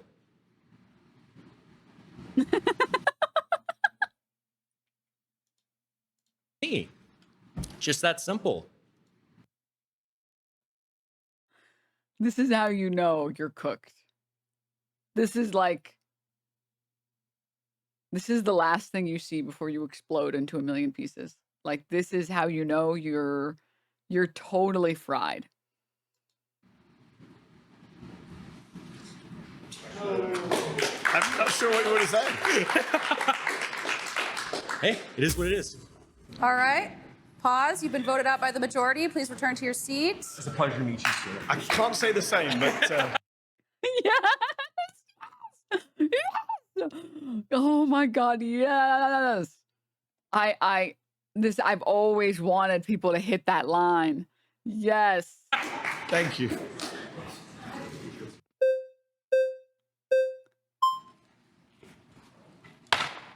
Good to meet you, Mehdi. Good to meet you, sir. All right. So I kind of want to start at the basics or the foundation. I want to see. Can I just check? Yes. Are you a fascist? No. Okay. I don't. I describe myself as, I think, just a Christian. Fair enough. I'm a devout Christian. Good to hear. So. He's like, okay, well, since I didn't know I was going to debate 20 Hitlers, can I just know for a second? Can you just tell me? Can you just tell me right now? Can we just save the trouble before I start engaging? Because there's nothing to say. There's nothing to say. Say something. No comment if you're a fascist. So just tell me that you are, or tell me that you're not now, and we can move on. I want to start, like, what is your connection to the Constitution, and why do you love it so much? Like, what makes it so important that Trump would defy something like the Constitution to you personally? Great questions. My first connection is I'm an American citizen. I naturalized American citizen, took a pledge to this country, to the Constitution. As a previous speaker has said, Constitution's not perfect. A lot of things I don't like about it. I don't like the Second Amendment. There's various amendments. I don't like the way the Senate is set up. This guy's like about to cry because he said he doesn't like the Second Amendment. It was like he had like tears in his eyes. I Like, don't like the Second Amendment. There's various amendments. I don't like the way the Senate is set up. my mommy says that's the best one. And it's not just because I can only count to 2, all right? I'm sure there's things you don't like about the Constitution. The difference is, I don't think you can just illegally defy the Constitution. I don't think each and every one of us can just make up whatever we want. Certainly presidents who are elected with an oath, right? Donald Trump took an oath to preserve, protect, defend the Constitution. And now when he's asked on television, isn't it your job to uphold the Constitution? He said on NBC, I don't know, which goes against his oath. And I'm identifying specific amendments where he is violating. He's only 6 months into his presidency, defying the First Amendment, the Fourth Amendment, the Fifth Amendment, the 14th Amendment. He wants to defy the 22nd Amendment and be president for a third term. This is the problem we have right now. Free speech is under assault. The free press is under assault. Due process is under assault. The right to be in your home and not be invaded by federal agents, the Fourth Amendment, is under assault. So that, for me, is a problem. Okay. Well, I'd like to start to say I really don't find the Constitution that important. I find it to be like a 300-year-old document. He wasn't listening at all. And it was created to defy the country that subjugated your ancestors. I know, because that's what I do when I wasn't listening at all.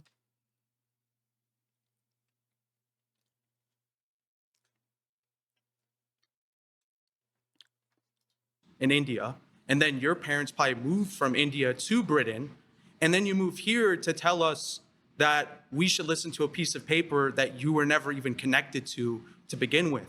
So I want to say, like, if I don't care about it, why do you care about it so much? Well, if you were listening, he explained it. He said that he likes a lot of these amendments. He doesn't really like these ones, and he thinks we should respect the ones that, you know, uphold our civil liberties. Which, again, if you were listening, you would have been able to respond to that instead of asking him the same question a second time.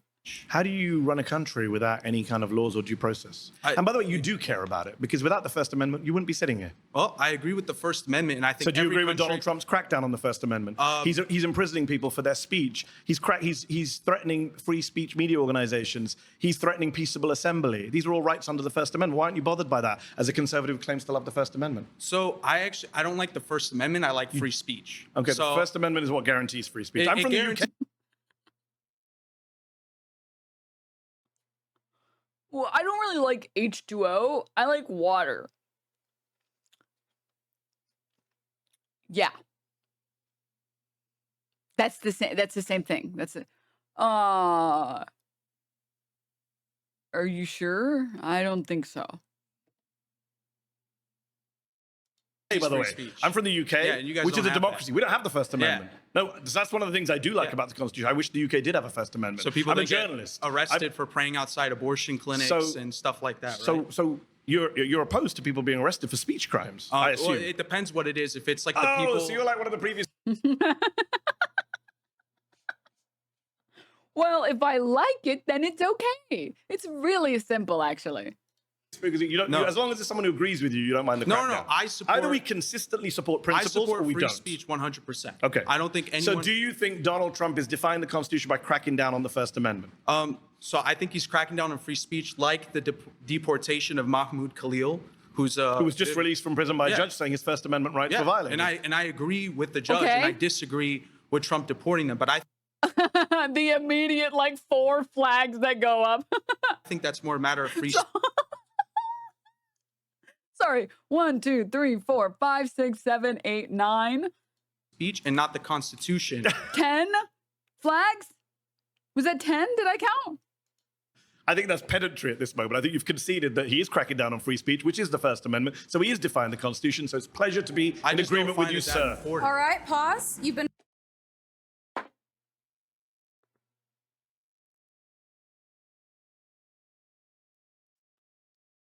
They literally just told him, we'd kill you.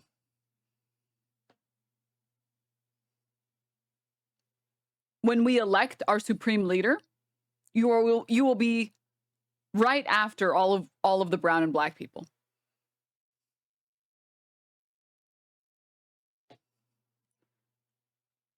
That's crazy. That's crazy. That all it took for them to get... That's crazy, dude. Wow. Wow. This is like the perfect this is how you get the perfect understanding of fascist, racist bigots. So, like, you know, yesterday I went on this tangent about how, like, I am down to be friends with or try and convert Trump voters, but you have to be willing to listen to reason. Like you have to be like this guy, right? Where, like, you have to be capable of admitting that, for example, Mahmoud Khalil got detained for free speech that we didn't like, we being the United States. We have to agree on the facts of the case. We can't live in this, like, delusional world where things that didn't happen happened because you wanted them to. As long as we can agree that, like, we live in the same reality and we agree that people should have these basic rights, I feel like, you know, I can reach you. This guy's a great example where this guy, he immediately conceded that, like, yeah, I disagree with Trump detaining that guy. You can get that. You can 100% convert these people. Personally, I think. And I think if you guys know any people like this, I think if you talk to them more, you'll find that they have a lot of stupid opinions. And the stupid opinions lead them to stupid political ideologies, like this guy who thinks he's a far-right conservative. It's like, dog, you're not a far-right conservative if you disagree with Trump on detaining Mahmoud. Like, this is someone who clearly seems to want to live in a good world. Right? Every single person who raised their flag, I don't know how to reach those people. I don't even bother. I don't even know how to reach those people. Those people don't even fucking waste your time, in my opinion. Unless you have like crazy strength of will, don't even bother. The last guy, I wouldn't even bother. I literally wouldn't even try. Those are people who like, I would approach with like a group of girls and be like, oh, my friend thought you were really, really cute. Yeah. And then like another person would like pants him or something. Like those are people that you make fun of, you point and laugh, humiliate, shame. That's the only way to show them that their positions are insane. People like the guy who's sitting right now who just got voted out for having the audacity to actually say what is true, which is that the detainment of Mahmoud was illegal. He had no reason to be detained. You can reach these people. I'm not saying it'll be an easy journey, okay? I'm not saying it'll be easy. But they are reachable. They are reachable. Voted out by the majority. Please return to your seat. Thank you very much.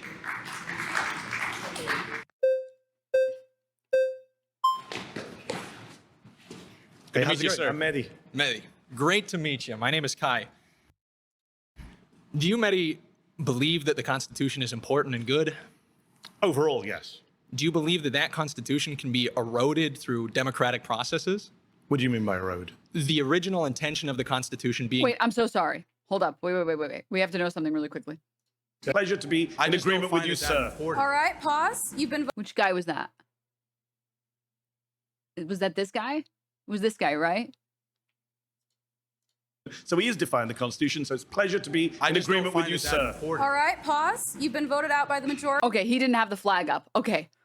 All right. I don't think this guy is going full Hitler. Let's see. Please return But I'm to your willing to be seat. proven wrong. Good to meet you, sir. I'm Mehdi. Mehdi, great to meet you. My name is Kai. Do you, Mehdi, believe that the Constitution is important and good? Overall, yes. Do you believe that that Constitution can be eroded through democratic processes? What do you mean by erode? The original intention of the Constitution being destroyed through a purely, democratic or legal process.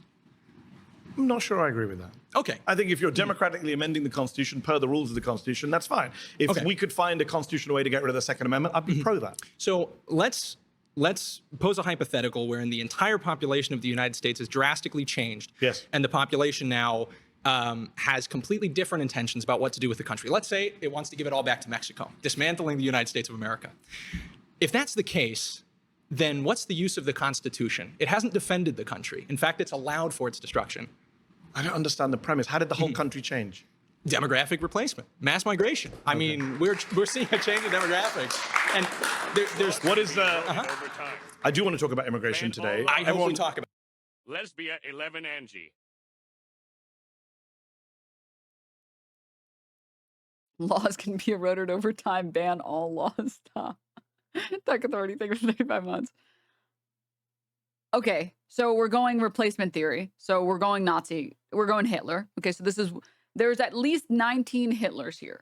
I don't think the last guy, I don't think he was at least at like 100% Hitler particles. The guy that just got voted out. But this guy's definitely, he's got Hitler particles for sure, because you're already espousing great replacement theory. But even the hypothetical makes no fucking sense. The country, is now comprised of Mexicans almost exclusively. And then they say we're going to give the U.S. to Mexico. Like, what the fuck?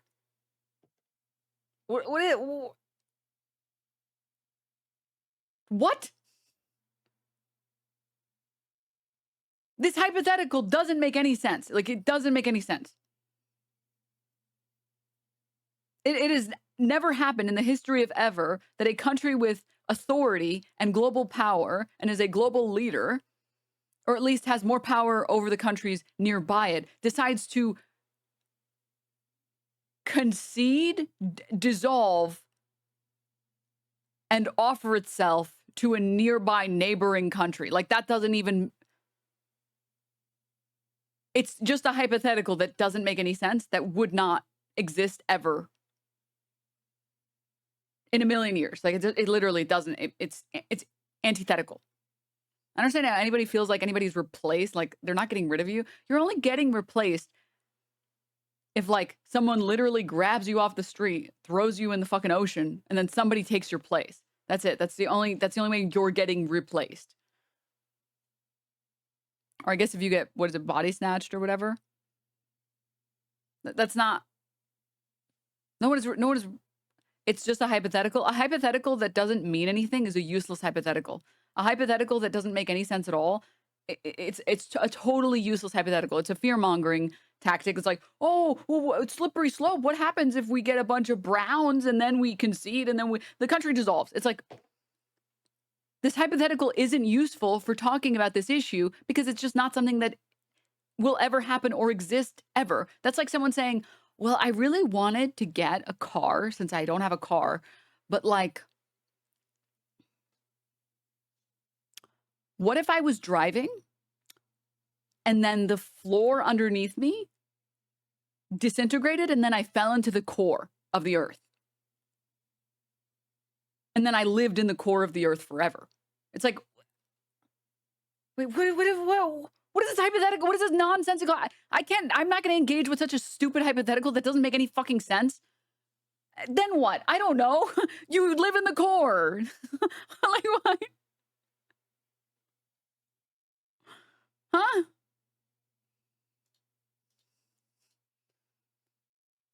It's to get his point across that a demographic takes over a country, replaces his laws, and hypothetical. I don't see the problem. I'm talking about the hypothetical where the country gets absorbed by another country by their own volition. That part doesn't make any sense. If he was willing to stop it at, well, what if the entire country gets replaced and then there's just a bunch of brown people? It would make more sense if he was like, well, what about if a bunch of brown people came in and then they had power and then they voted to enslave white people?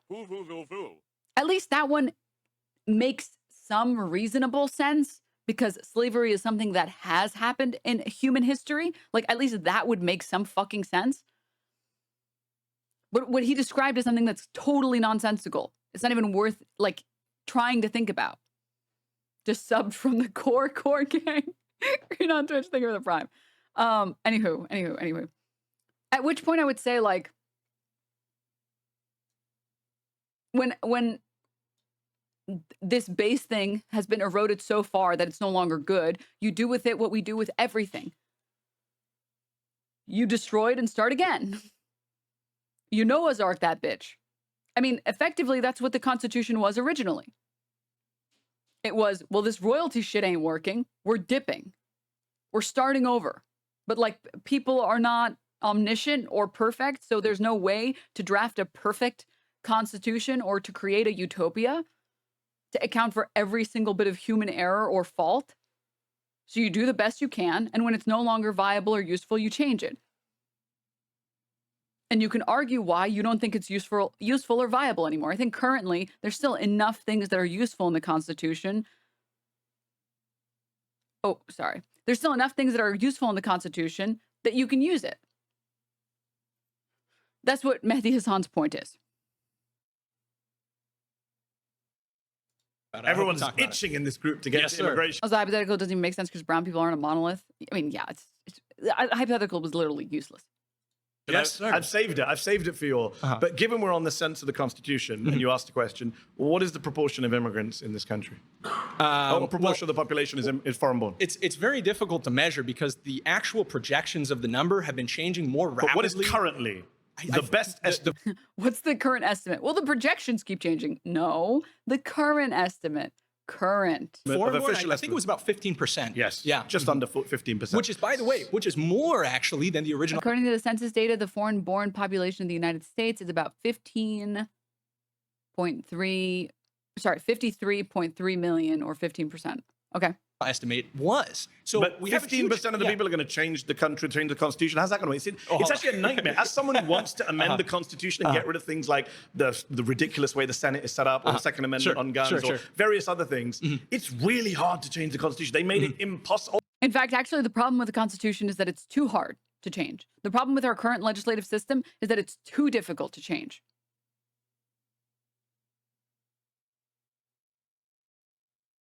That's why trying to remove the filibuster is impossible. Trying to remove lobbying is impossible. Like,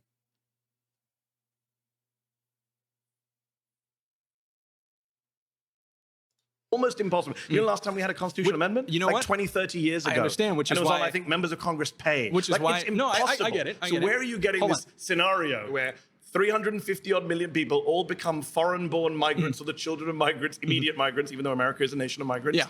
And then abandons the Constitution and gives the country back to Mexico. These can be entertaining to watch, dangerous if you're gullible or stupid. Jubilee is going to help radicalize more people. Well, no, I mean, I think Jubilee can be a source, or sorry, I think it can be a force for good, like bringing on people like Mehdi Hasan, because he's like dog walking these people. He's making these people look like fucking idiots.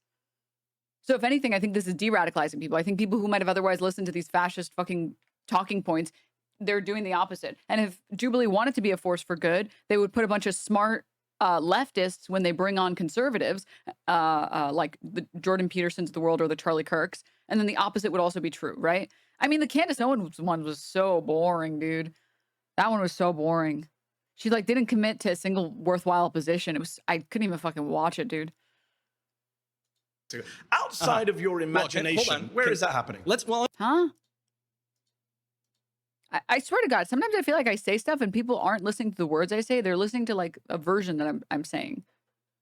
Huh? Have you seen what they put out? No, they're not a force for good. They're a force for smooth brains. I said they could be a force for good. That if they brought on a lot of people that were well educated to fight the conservatives that they bring on, or the opposite, they bring on Mehdi Hassans and they bring on, like, honestly, just bring on fucking fascists like this, they could be a force for good. Let's bring it back to the actual discussion. What you did is you entertained my hypothetical, but then instead of sticking to the point of the Constitution, you said, well, how would you bring about your hypothetical? And then when because you missed out the part where the Constitution's quite hard to change. Hold on. I understand that. I gave you I also wanted to get a sense of where you are and you're a great to be clear with you guys, chat, I agree that currently they are not a force for good. Currently, they're just like, most of the stuff that they put out, more of it than not, is just like, it's bad. The way that they like both sides issues that don't even make any fucking sense. Like they put together, there was one that was like anorexics versus obese. It's like, wait, what the fuck? One of these is literally an eating disorder. Being obese is not necessarily linked to an eating disorder. It can be linked to like binge eating, but that's not like eating disorders are not just you're really fat or you're really thin. It's not an outcome based thing. It's a mental based thing, right? It's a perception of yourself based thing. A thing that would make sense would be binge eating versus anorexic. Because then at least you'd be comparing two people with eating disorders. Trying to equivocate eating disorders that make you thin with like obese people it literally doesn't make any sense. Because someone can be very fat and like have no eating disorders. You can be overweight, you can be obese and not have eating disorders. Eating disorders stem from a behavioral problem. If you live in America and you just go out and eat with friends, you can become obese. Like, I'm sorry, it's actually like, sorry, this is the last tangent on this, but I will never get over the fact that IHOP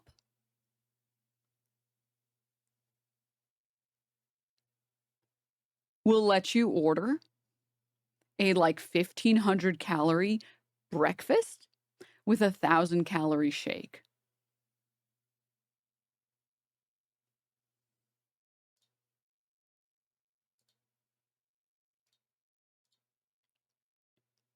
Basically every single chain, if you look at the calories on the chains, you'll find maybe 1 out of 100 items that's under 500 calories. You like, why do you eat Waffle House? It's crazy. It's like, it's actually crazy. And like, so you can live in America as an American without an eating disorder and just, you go out to eat food with your family or your friends And no matter what you get, everything has way more calories than it needs to have. It has way more sugar, it has way more salt, way more fat in it than it needs to have in it. So like, again, comparing obesity to being bulimic or being anorexic is obscene. And that's like the biggest problem with Jubilee. They like compare things that there is no middle ground there. There's no middle ground. If you ever wanted to have a middle ground, be there. Guys, that's fine. Okay. Yeah, and you're a real good journalist because you don't talk to people who identify as like a political ideology. I mean, that's no, a very liberal idea. I don't debate fascists. I'll talk to them, but I won't debate them. Frankly, that's upsetting. I think there's a big problem when, we value freedom of speech so much, but any, real journalist is not going to talk to somebody because they identify with the politically incorrect ideology. Just talk to the guy in front of you. What are you talking about? You literally stop talking to him, and then everybody had to vote him out. Debating versus talking is very different. Okay. It's pointless, right? Okay, he doesn't believe in free speech. Okay. He doesn't believe in democracy. He was freely speaking with you. You're the one who shut up. No, he said very clearly. Okay, he said, I support free speech so that I can get one election. After one election, my guy comes in. And after my guy comes in, nobody gets to speak or vote again. We all listen to your Why would I conversation. debate that? We listen to your conversation. Let's Well, bring I'm it reminding you back what to it was this said topic. because you just Let's bring it back to the misrepresented it. Constitution. Please do. First, Fourth, Fifth, 14th Amendments. Those are the ones I'm saying Trump is defying. Do you support that or do you deny them? I believe that the Constitution is valuable because it represents particular interests. Just answer the question. Oh my God. Of the founding stock of Americans who made this country great. Do you think due process is important? Some would say that's at the very core of American Constitution. And Fifth Amendment. And what I think makes the Constitution function, what allows it to save this country and to actually make it work, are the people who are... I'm not sure where you're going with this argument. Hold on. I'll show you. Is Trump defying the Constitution? That's my claim. You can have these weird hypotheticals We're taking it into a different meta, which is, what's the function of the Constitution? I'd rather not have your... You already did. Yeah, literally just 5 minutes ago when you took it to immigration. Now I don't want to. Okay. Let's bring it back. I want to bring it back to the First, the Fourth, the Fifth, and the 14th Amendments, and the 22nd Amendments. Either you say, hold on, you got two very good positions here. One is to say, I don't think he's defying them, and I'll say why you're wrong. Or you say, I don't care that he's defying them, as one of your colleagues said, in which case, I don't know where this conversation goes because you don't believe in democracy. That's fair. Do you think it's wrong to dismantle the Constitution? So those two options ahead of you are, do you agree? This is important. Do you agree? Oh my God.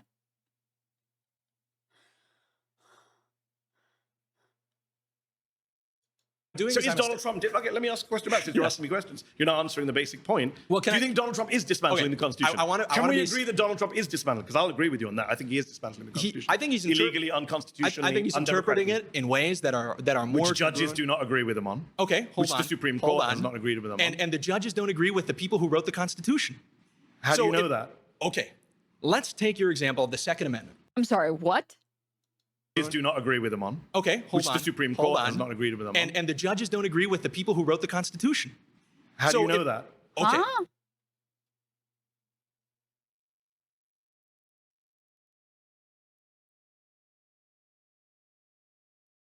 A judge's job is to interpret the Constitution. Unless you're specifically going to cite a judge that says, I disagree that this should be in the Constitution, or I disagree about this being allowed within the Constitution. That's different from, like, I'm sure he's going to list off a specific justice that he disagrees with. Okay, let's see it. Oh, sorry, wait. Before we get there, 1 second. Blaming the restaurant is like saying McDonald's made me fat. It's your personal choice to eat it. You can't blame the spoon over the person holding. If that was your understanding, you unfortunately have a very surface level understanding of everything everyone has ever said around you, because that's not what I said. That's not even remotely close to what I said.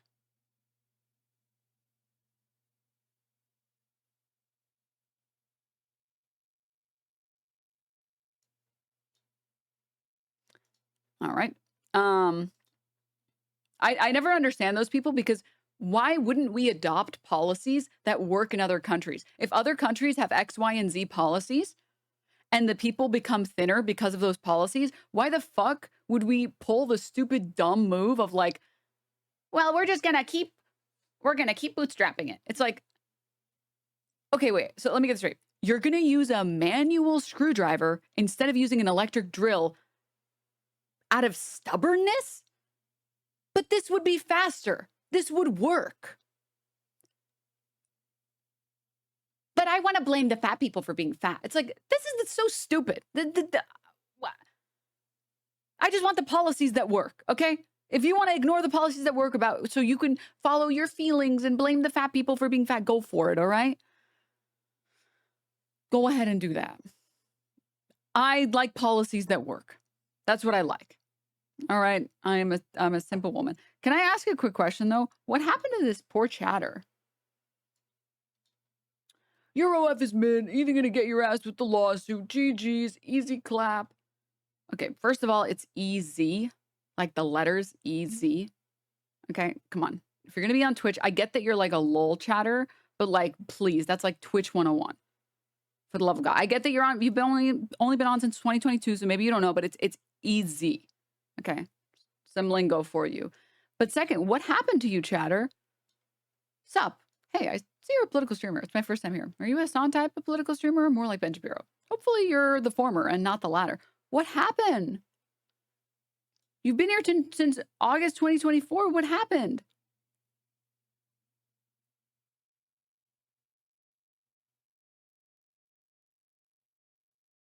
Who broke your brain, sweetheart? Look, what a surprise. Hasan drama was a big nothing burger. I try to have a varied view on most things, like listening to people I do and don't agree with.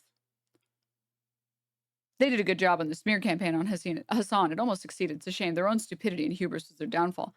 What?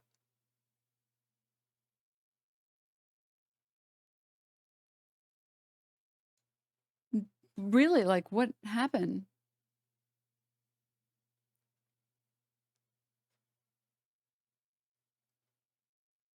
Like, they've been here for over a year.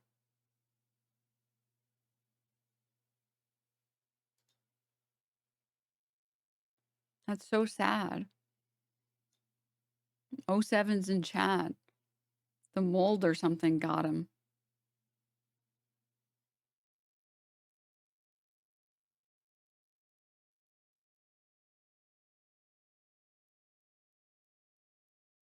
May we never become that, chatter.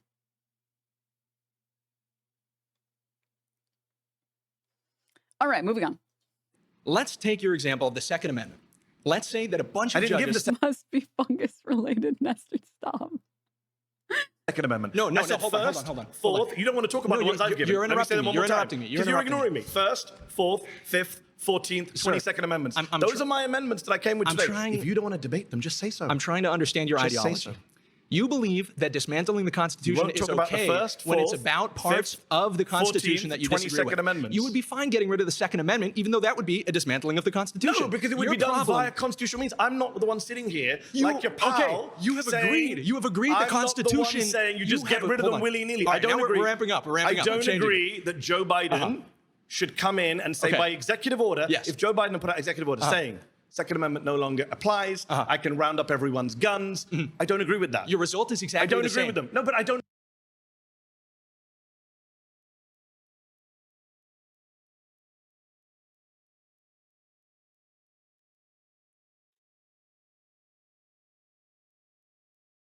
This guy is actually just like too stupid to understand. It's not a bad faith problem, chat. I'm being serious.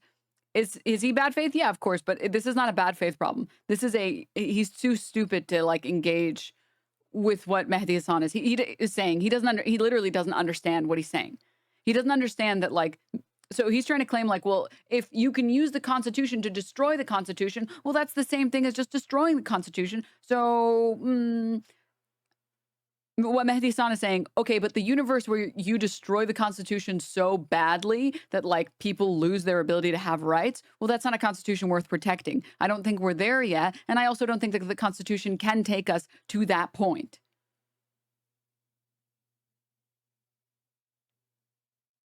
I disagree with your insane hypothetical. I don't think it's realistic. I don't think it makes any sense. And I don't think you've proven that it makes any sense.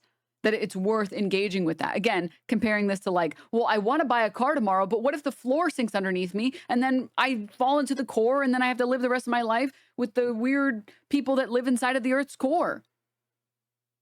It's like, wait, what?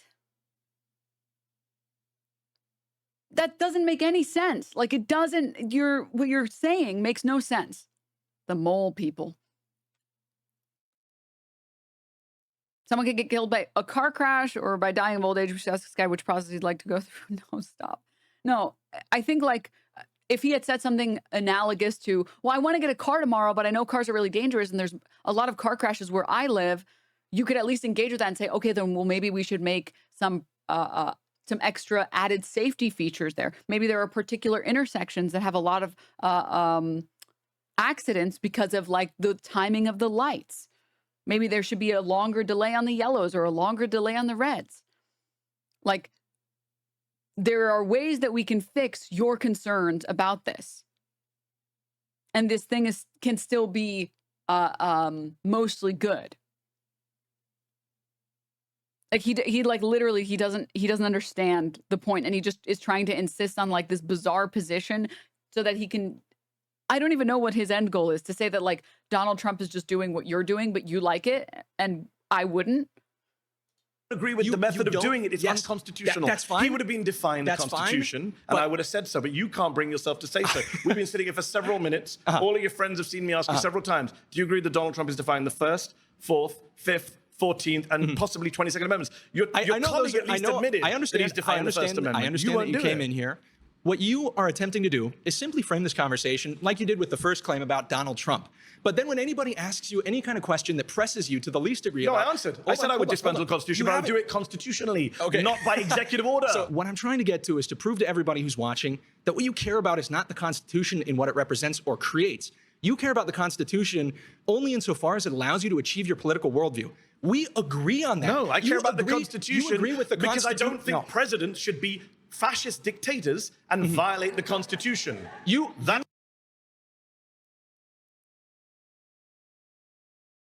So exactly what I said. He's trying to argue, well, there's no distinction between defying the Constitution and using the Constitution to dismantle the Constitution, that effectively these are the same thing. But of course, they're not the same thing. As long as you're still working within the system and you are beholden to the system can be used to keep you in check. The second you decide the system can't keep you in check and you're going to do whatever you want to do, you're fucked.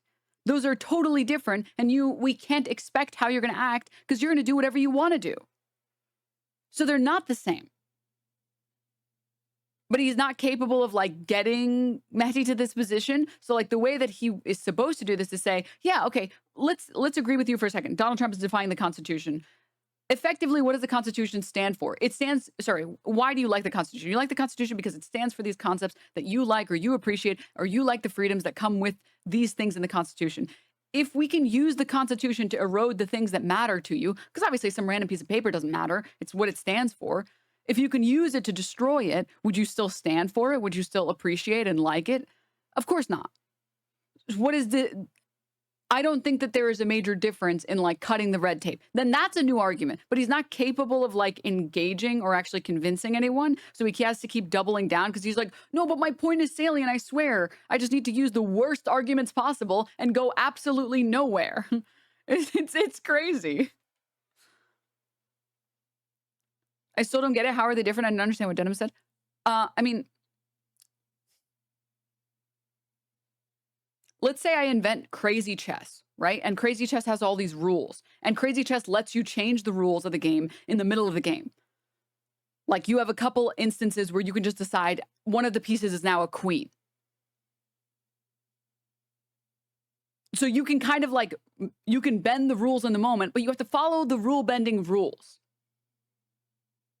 And then you say, you know what? Fuck you. I'm not going to play. You know what? I'm just going to eat your pawns. And then you literally just grab my pawns and you have like the strongest teeth on the planet and you just start chewing on them and breaking them and eating them. And I'm like, dude, what the hell? And you're like, well, you're the one who wants to play Crazy Chess and change up. And I'm like, wait. But like, you can predict what I'm going to do because I'm still following the rule bending rules. You're not following anything. You're just doing whatever you want like a crazy person. Like those were glass pawn pieces. Do you want me to call 911? Like, I don't think you're gonna be okay. And you're like, well, you're the one that wanted to play Crazy Chess, so I don't see the difference. You decided that piece was now a pawn, or sorry, that piece was now a queen, so I ate your piece. It's like, okay, but this is just anarchy. This is just you doing whatever you want. Again, I'm still following the rules. We can decide on the rules later and we can say, like, actually, this rule was too broken. This rule was too strong. This rule was too crazy. You can't reason with or have someone in power who's just deciding in the moment they're going to do literally whatever they want. You can reason with or have someone in power who's still following the rules, because we can at least look at the rules and say, whoa, whoa, whoa, whoa, whoa, whoa, whoa, whoa, whoa, whoa, whoa. This filibustering thing actually is not okay. We need to remove this. This is crazy. Or like this lobbying thing, like they're working within the system to destroy the system with lobbying. We need to find a way to fix this lobbying problem. Right? There is a meaningful distinction here. And then once the rules get so degraded, like honestly with lobbying, that you can't fix it, then it makes sense to start over. But again, you still need to you still need to engage with the rules, because if you never engage with them and you do whatever you want to do, you're just a dictator. I get it now. English isn't my first language. My bad. No, you're good. You're good. That's what I'm saying. You care. And he is different. I don't think the president should have the power to lock you and me up if we write an op-ed that he doesn't like. That's I awesome. don't I agree. think the president should be able to crack down on us if you and I decide to go protest outside his parade. I agree with you. don't think the president should be able to deprive you and I of due process or come into our homes without a warrant. And I think, well, let's end an agreement then. All right, pause. You've been voted out. I'm glad it's we good end to on meet agreement. you. It's good to I like how the second that they start agreeing, everyone starts voting them out. You can. And yeah, that guy thought he was cooking Mehdi, but he was not cooking him. He was getting cooked. He just didn't know.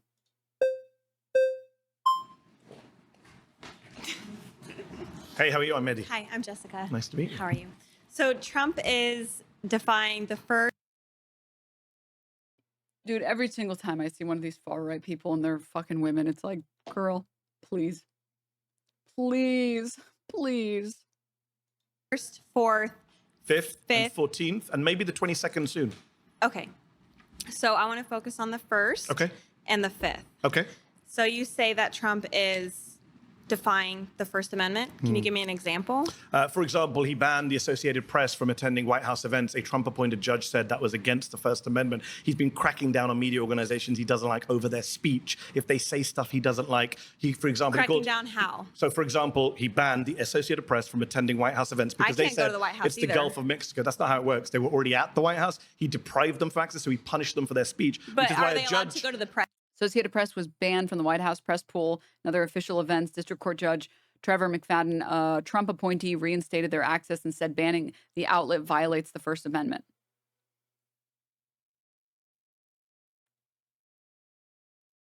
Which is why a judge he appointed, Trevor McFadden, said this was contrary to the First Amendment, a Trump-appointed judge. He's called MSNBC and CNN illegal. Media organizations are not ipso facto But that's free speech. illegal. He can call them whatever they want. Attacking the media Yeah, he can by the attack president as the executive? Yeah, he can And- say whatever he wants. That's literally the First Amendment. He can say whatever he wants. Absolutely. But the media can't say what they want. They do. But he's going after them. He's suing them. He's using lawsuits to crack down on the press. They Presidents used have not done that lawsuits before. to give him 34 felonies that Hillary Clinton did. No media Who is they? gave him a lawsuit. No, but people on the Yeah, I was gonna say, like, the media isn't the one that like went after him for his felonies. That's not. What the fuck are you talking about? The media. Democratic sign. We don't talk about the Democrats. Okay. So he. Oh no!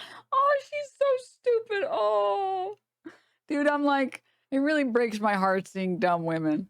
It really does. I am a softie, dude. It makes me so sad when I see it. It's like, girl, stop. Girl, please. Oh, girl, stop.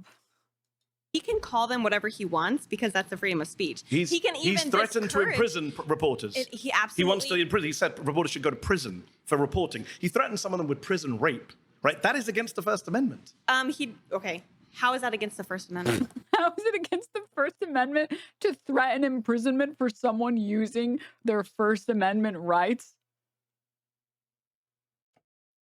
You don't think sending reporters to prison for Is he reporting that he sending doesn't them? like? Did he do that? He wanted to. He said so. Okay, I would like them to go. I would really like to. So fly. other people stopped him doesn't mean he's not defying the Constitution. So he can also want, said if you turn up, excuse me, please. he can want to do something. Yes. That doesn't mean he will or he can. Okay. And I think he's very Well, I've already aware given an of that. example of something he did do to the Associated Press, but okay. Yeah, okay, so the Associated Press isn't allowed in the Oval Office, which is his office, that's his executive space. Okay. And they are allowed in the press room, just like CNN, just like The Guardian. Which he thinks are illegal media organizations.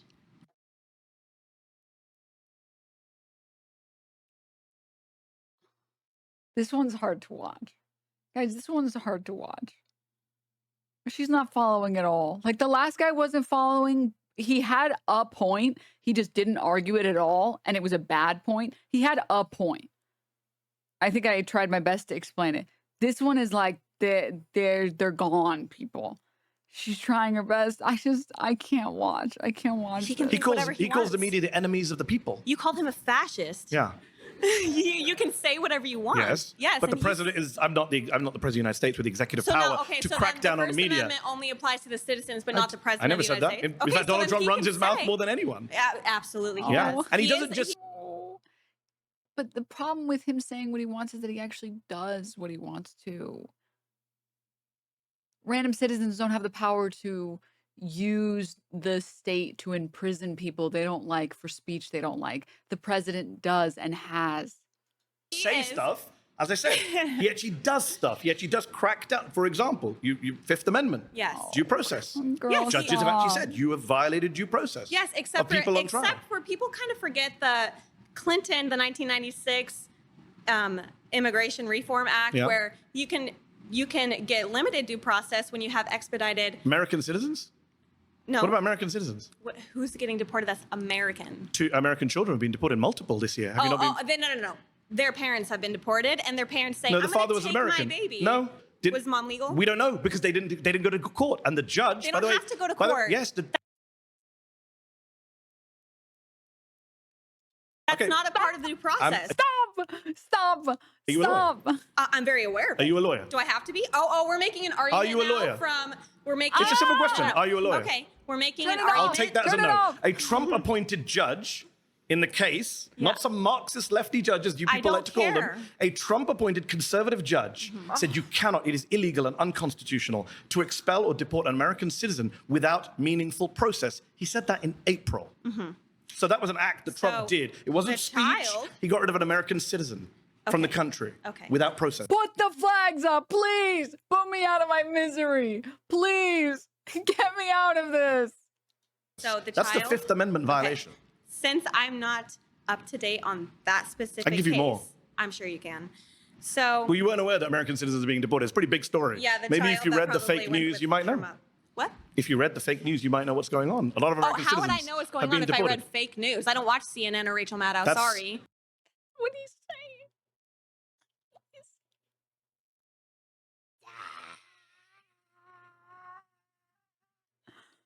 Stop.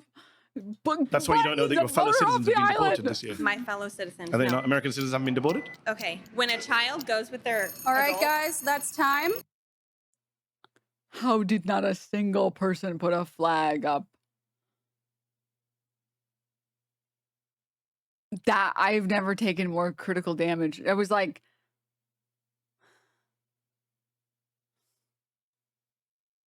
I felt like I just ate 7 headshots in a row. When you're playing a tank character and you like explode, you're like, where did my health go? I had 700 HP. How did I pop? And it's like, you look at the replay and like Bucky hit you 7 times. It's like, okay, dude. All right. You know what?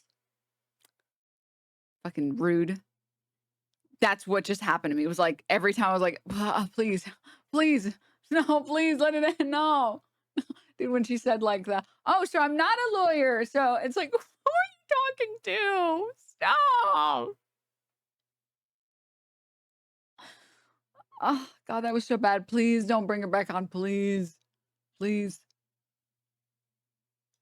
Please return to your Nice to meet seat. you. These are women's wrongs. Hey, before we go any further, we want to take a moment to say thanks so much to Straight Arrow News for powering the fact checks in this video. Straight Arrow News is on a mission to raise the bar on journalism in a time of media bias and understand that their is reporting error news. Clicks to trust. Let's get into it. Okay. How are you? Oh, okay, sorry. Immigrants overall are good for America. Hi, how are you? Hello, nice to meet you, Mehdi. Daniela. So in regards to your claim, I just want to start by asking this. Do you care more about helping Americans or immigrants in this claim? Immigrants are Americans. I'm an immigrant and an American. Well, immigrants are not Americans.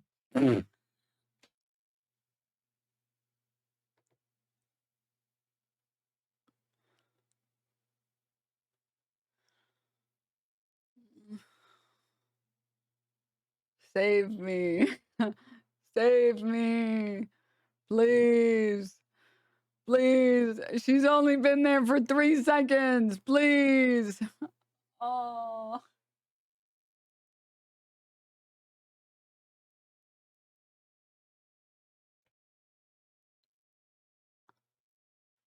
One fully developed brain versus 20 brain cells.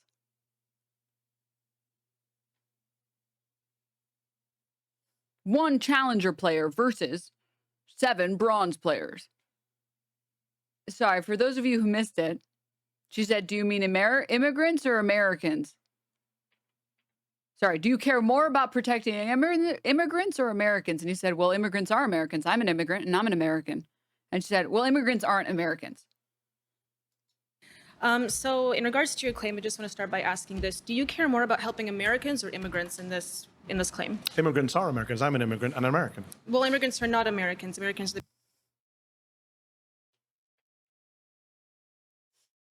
Eyes of cringe. Just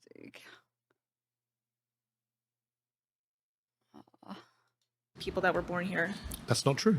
Where'd you get, what's the basis of your claim for that? Are you talking about Americans are people who were born here.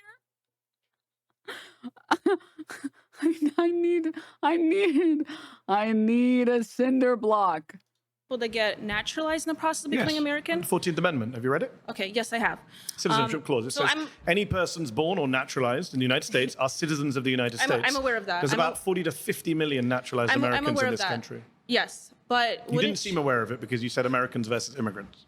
So, but are you understanding that the process of getting all these immigrants that come in here we've been also, the millions of immigrants, it's up to the millions. She gave up on that sentence like 3 times. look. Versus immigrants. So, but are you understanding? Okay, so, but are you understanding that the process of getting all these immigrants that come in here we've been also getting all these immigrants to come in here? Okay, actually, okay, we're ejecting that sentence. We're starting over. So we've been also. So the millions of immigrants. It's up to the millions. It's up to the millions years now, and it has dramatically affected America.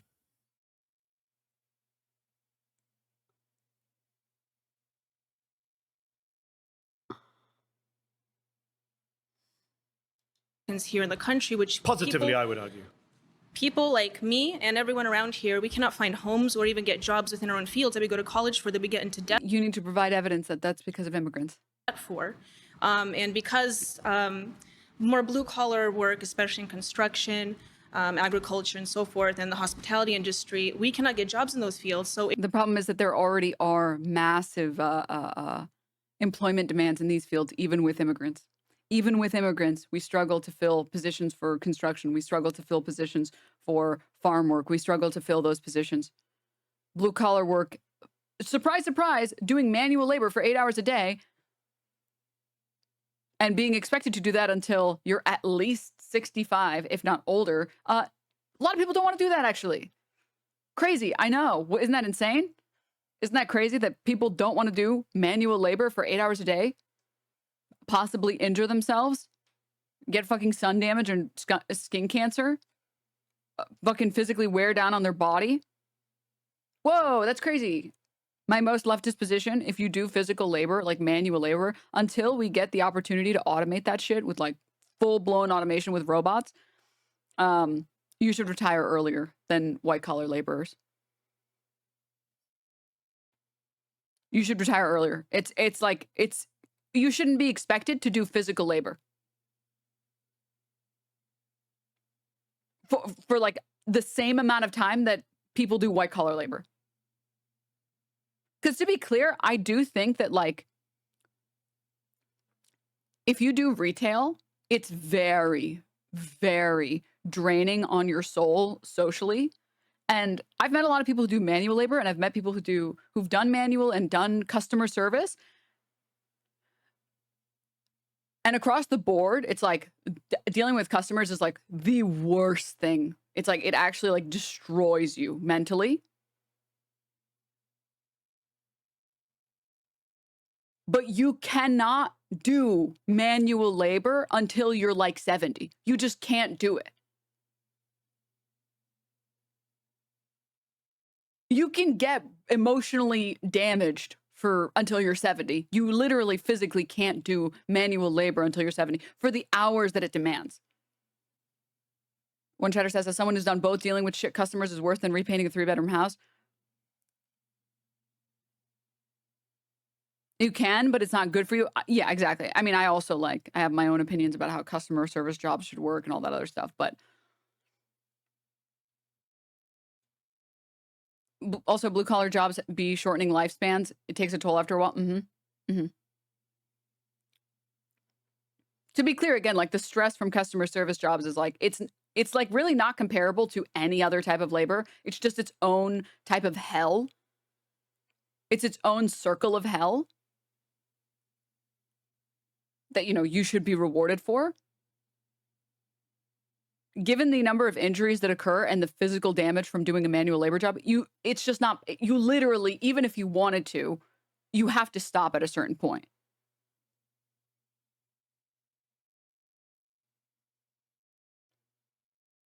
Social murder, as Engel calls it. I mean, I work customer service, it's not bad. I mean, listen, it depends area by area, and it depends heavily on like whether or not your manager likes you and likes workers.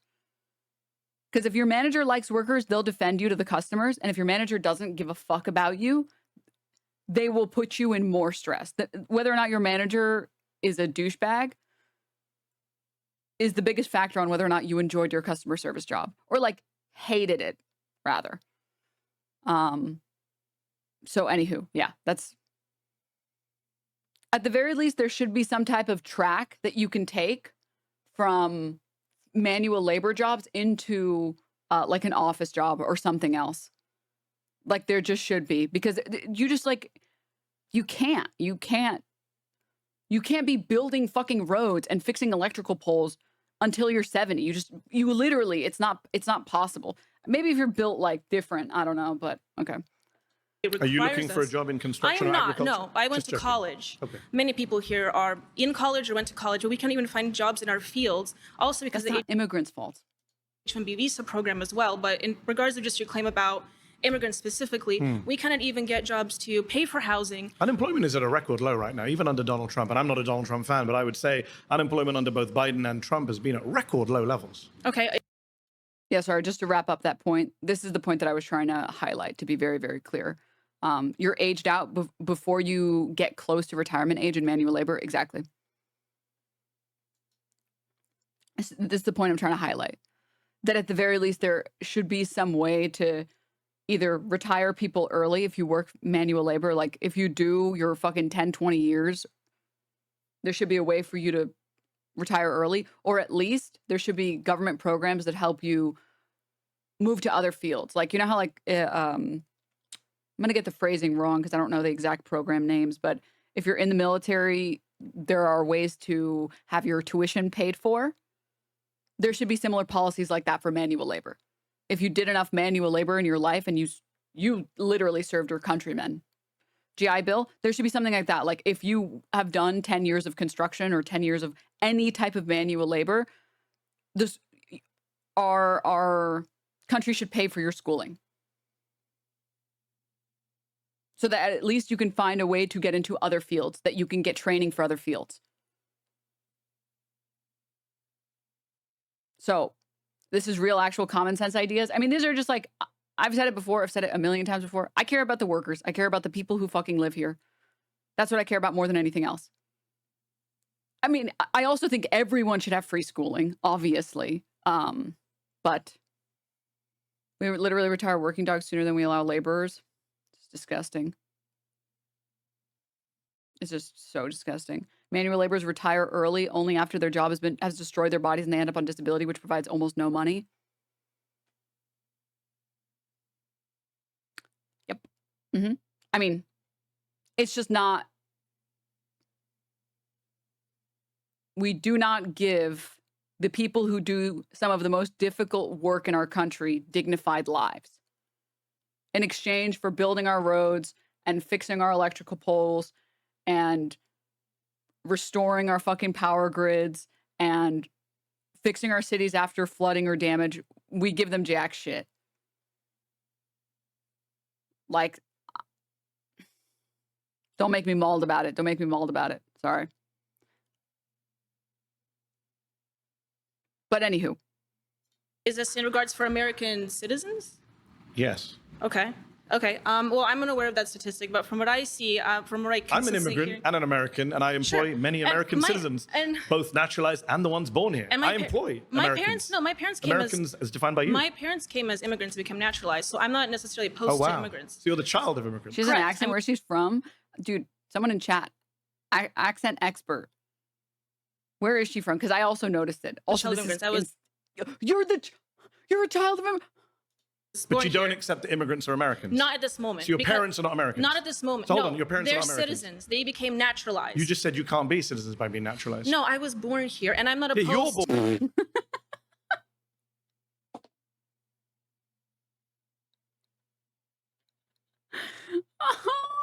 Someone please hand me a cinder block, please. to naturalization. And Sorry, for people missing, because I know I paused a couple times in a row.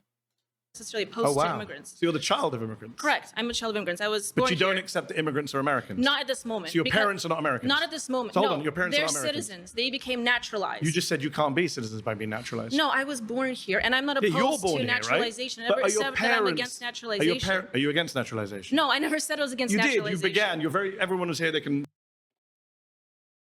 Okay, but like my parents were different. Okay, they were different. They can play it back on YouTube. You said. Not her saying that she thinks naturalization should be allowed, and then a bunch of people lift their flags.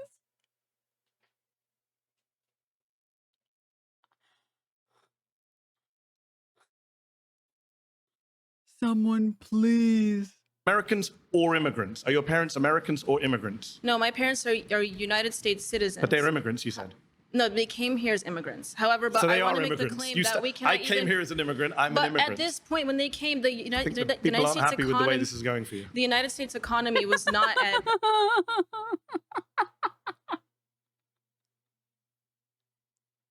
People are not happy with how this is going for you. Dude, his ability to like rotate between debating these people and then like mocking them is crazy. It's so good. He's so good at it. It's better now. The American economy is better than it's been Not for from many the- years. not from the And I can say statistics that I as someone see. who We doesn't have- like Donald Trump. We're Which giving statistics are you millions seeing? and billions of dollars Which to statistics people are you of, seeing? minorities as well as People of minorities as well as The economy is doing badly now That because we Donald can't- Trump's that we're giving tariff it to policy. loans. We can't Nothing even to get do with migrants. businesses. In fact, the we're giving it to loans. We can't even give businesses. can't even start businesses. I'm an immigrant. I started a business. In No, fact, I in understand fact, because the SBA immigrants is are- giving people immigrants- billions I didn't of take any loans. loans They're giving from them SBA. billions. I didn't take any loans I'm not from saying you SBA. did, but I'm Okay, well, saying that saying I did. statistically speaking, they're giving billions of So loans should we to do these people. statistics? According to statistics, immigrants are Oh no, no. Rightoids and statistics, they don't know, dude. They don't know that facts have a left-leaning bias, dude. They don't know that, okay? You stop. You don't want to, girl. 80% more likely to be entrepreneurs than native-born Americans. Sure, They're more likely absolutely. to start businesses No, I'm aware of and that. hire. Oh. An MIT study found that immigrants are 80% more likely to start a business compared to US-born citizens. Ow. Ow. It hurts. It hurts. Americans. No, I'm aware of right? that, Immigrants but are we more also- likely to pay in taxes than Yeah. take out in benefits. And They're I'm- more likely to add to innovation and jobs and wages. This is what the statistics show. The Congressional yeah, I Budget Office. understand- I Let me just finish my understand point. This then guy's like, stop. You're making your side look good. Stop, please. Get off the stage. Back in. Okay, go The ahead. Congressional Budget Office, which is bipartisan, Republicans and Democrats both use it. They have said that the immigration surge that you mentioned Mm-hmm. will lead to an extra $9 trillion of GDP over the next 10 years. That amounts to $65,000 per American household. That's $65,000 for each and every one of you holding up a red flag. Okay, I All understand right, that, but pause. You've been voted out by the majority. Please return to your Nice seat. to meet you. nice to meet you. Thank you.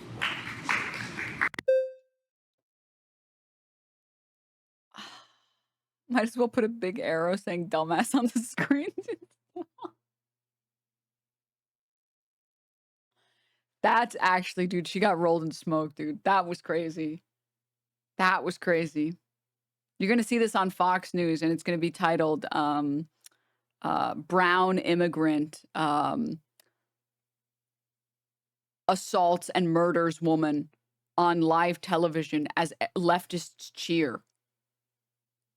That's the story that's gonna headline on Fox News later tonight, guys. Watch out for it. Watch out for it.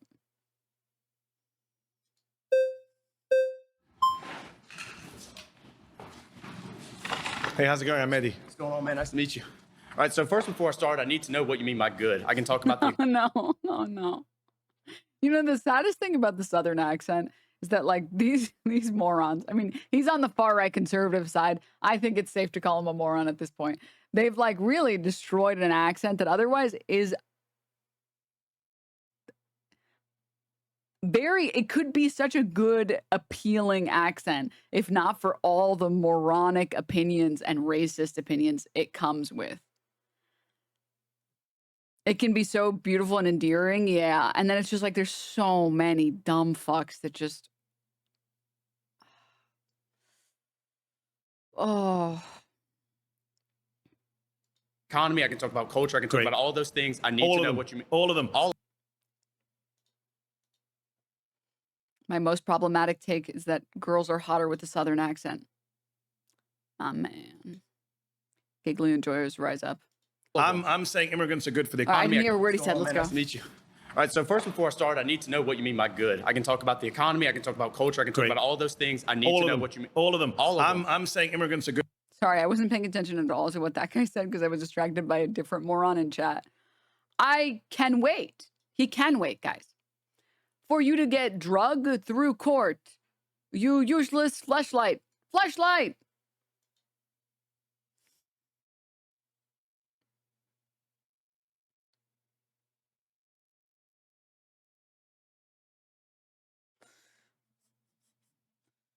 Well, at least he can wait. You know, you don't seem like the patient type. But I guess if you can wait, you can wait. If you are the patient type, I would look into like a dictionary. Like maybe some vocabulary textbooks or some conjugations. Just like generally like first, second grade English books. Because it's definitely not, I can't wait for you to get drugged. Or maybe he's saying like the court's going to be like, congrats, you won your fair use case. Here's our best edibles. Like maybe that's what he's saying. Or they're going to be like, you know, we actually just seized all this ketamine. Did you want it? You won your court case and you know, we're trying out a new little thing. Like we were doing like misspelled flashlight gold stars. Obviously. We were doing gold stars before, but we thought like, I don't know, maybe we'll mix it up. So would you want some? We also have like a mystery bag that has like, might have meth in it. Might have cat, might have shroom. We don't know what's in it, but yeah, it's a new policy we're trying out. We're trying to move away from as many plea deals as possible because we understand there's a plea deal problem in this country. So we were thinking also like loot crates maybe might be good. So here you go. Here's some drug. Maybe that's what he thinks. I can wait for you to get drug. Oh, thank you. I'm happy. Good for the economy. They're good for culture. Lower wages are They're good for the for economy? society. Okay, attempt number 3. I wasn't listening. I need to know what you mean by good. I can talk about the economy, I can talk about culture, I can talk about all those things. I need to know what you mean. All of them. All of them. I'm saying immigrants are good for the economy. They're good for think culture. lower wages are They're good for the for economy? society. Where's the lower wages? What do you mean, where's the lower wages? Where are the lower wages? Yeah, so you can What's look the at basis for saying they're lower wages? Sure, so you can look at like the STEM industry. It's been in like a complete and total recession. There's been tons of studies like from the Economic Policy Institute that shows that like companies like Tesla, companies from like Silicon Valley, they engaged in mass firing of workers, around 35,000, but then they hired around 12,000 H-1B visas. And it's kind of just standard economic thinking. It's not standard economic thinking. This is antithetical to economic thinking, by the way.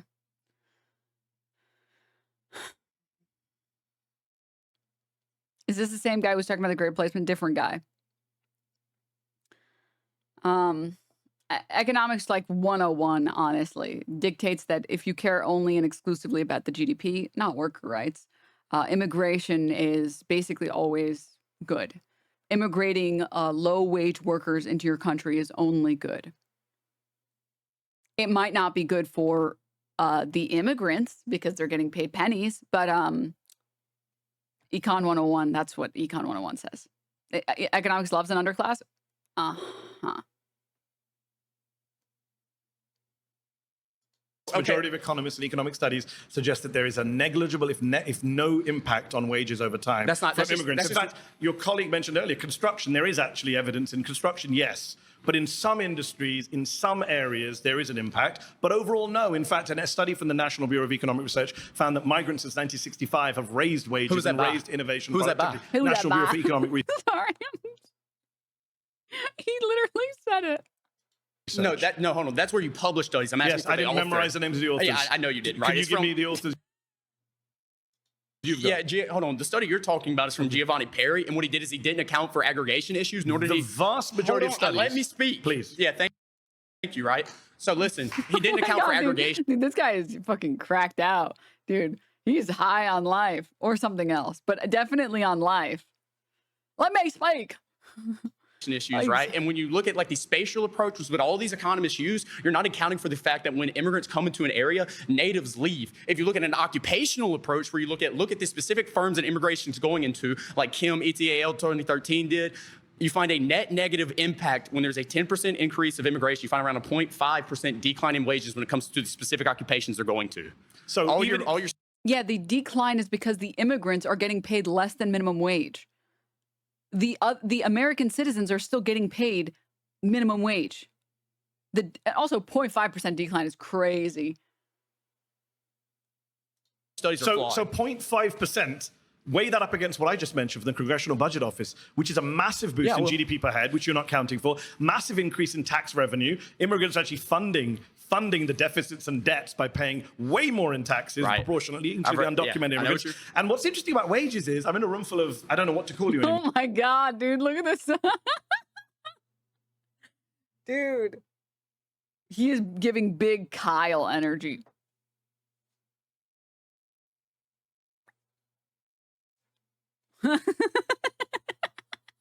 Conservatives, Republicans, fascists, I don't know.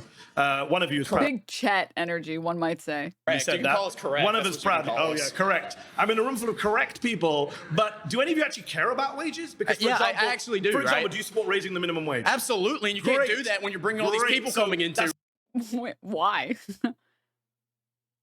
Is he going to define or explain why? It's not the reason the Republican Party blocks the minimum wage. You think Republican politicians don't vote for an increase in minimum wage because they're worried about immigration? Did I say I voted Republican?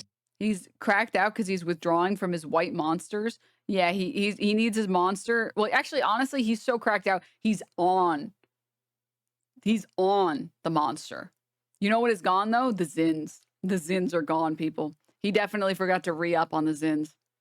Did I say I voted Republican? Well, I'm in a show that was called 25 Far-Right Republicans. That doesn't mean I'm going to support every single Republican candidate, So you and I, So you and I, let's agree. We both support raising the minimum wage, yes? 100%. $7.25 since 2009. It's lost 30% of its value. If you care about wages, we should be raising the minimum wage in this country, not scapegoating migrants who aren't the cause of no wage. I'm sorry. I think I almost missed it. Did I say I'm a Republican? This is literally the Jordan Peterson thing again. Yeah, it's like, did you not agree to get on a show called One Progressive versus 24 Far-Right Conservatives? When you're bringing all these people coming into that's not the reason the Republican Party blocks the minimum wage. You think Republican politicians don't vote for an increase in minimum wage because they're worried about immigration. Did I say I voted Republican? Did I say I voted Republican? Well, I'm in a show that was called 25 Far-Right Republicans. That doesn't mean I'm going to support every single Republican candidate. So you and I. So he just concedes that he is one. Why did he go on that tangent? Well, did I say that I was one? All right, well, maybe I am, but that doesn't mean I support everything. Well, why did you go on that tangent? Why did you do that? You and I, let's agree. We both support raising the minimum wage, yes? 100%. $7.25 since 2009. It's lost 30% of its value. If you care about wages, we should be raising the minimum wage in this country, not scapegoating migrants who aren't the cause of low wages in the country. You know who's causing low wages? Billionaires, millionaires, and people who won't pay fair wages to their wages, regardless of whether you are an immigrant or a native-born American. I get the monologue, right? Now let me respond. You had one. You had one with your one study that had a 0.5% impact. Oh my God. The read. Oh my God, dude, stop. Okay, like, come on. This guy, hold up. Let him respond. Let him respond. Let chat respond. I actually don't remember his name, so let him respond. Yeah, and your study like sucked that you didn't even know who wrote it, right? So like, let's get back to the point. You didn't know who wrote your damn study. Sorry. Because I don't need to know one study. The majority of studies say that wages are not impacted by migration. The majority of your studies are flawed. That's what I'm telling you. Not my studies. Right. Neither of us are economists. It's the economist studies. Don't assume who I am. Are you an economist? I could be. Why do Republicans do this thing? Why do conservatives do this thing? Why do they do the, well, you don't know who I am? Well, are you? No. Are you a lawyer? Well, you don't know who I am. Well, are you? No. It's like, why? Stop. You only get to do that if you actually are an economist or you are a lawyer. Then you're allowed to do it. I could be. Are you? I'm not going to tell you. Are you? I'm going to major. He was about to say no. He was about to say no. Did you catch it? Be. But are you? I could be. Are you? I'm not going to tell you. Are you? Oh. He said, he said the syllable first. He said, I'm going to major in economics, right? Are you an economist? No, not right now. Okay, so when I said neither is economist, I was correct. Just don't assume. To use your favorite word. See here, dude, this is nothing of substance. You look at the red flags. The red flags are for you, not for him. For starters. Second, stop appealing to the audience. Say, if you're not going to let me speak, you're not going to let me speak. Coming up, let me get to the point. Great, but so when you talk about the CBO, one thing you're not accounting for here is that they're assuming an equilibrium, right? Do you know what that means? You shouldn't make these type of assumptions. You said earlier that unemployment. Do I was know like what it means? I thought we're not doing assumptions. Okay, hold on. You mentioned we were like at like.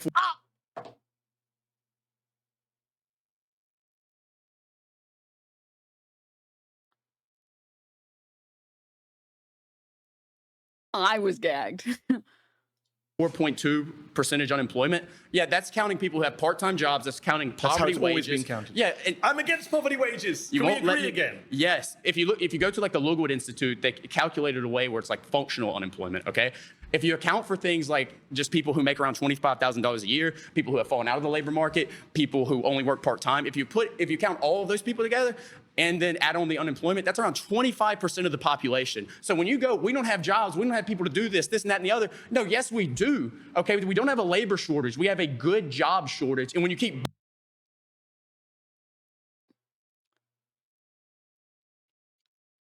Depends what you're defining as good job. Because there are going to be jobs that I'll make it short. Immigrants are not the ones stealing the good jobs. Immigrants overwhelmingly are taking jobs that most Americans do not want to do.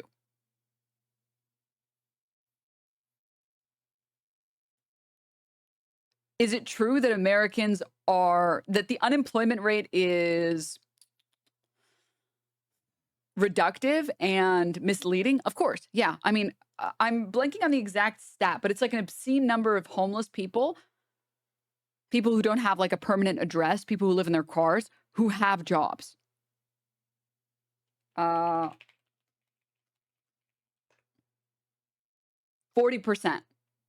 A 2021 study from the University of Chicago estimates that 53% of people living in homeless shelters and 40% of unsheltered people were employed. Which is fucking crazy.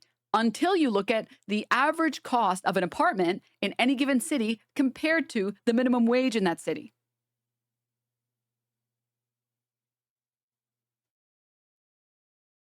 Not an economist, but he may be a dancer with the way he's pivoting. He kind of got some moves. Grimlow, thank you for the 33 months. Also, hi, Grimlow.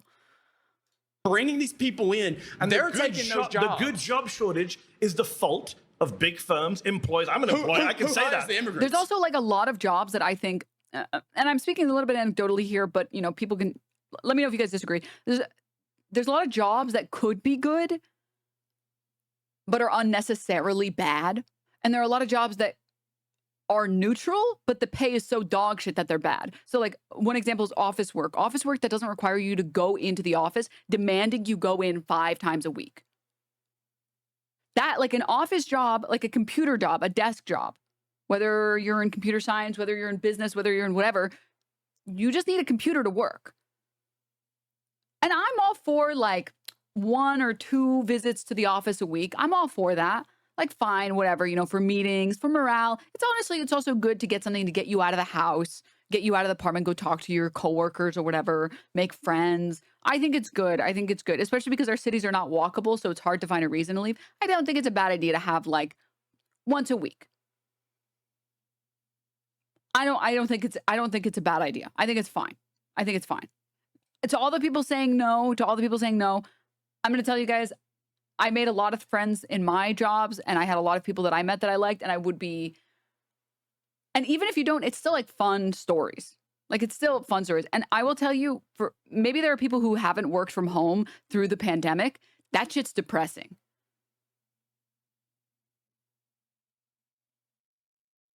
Staying home every single day.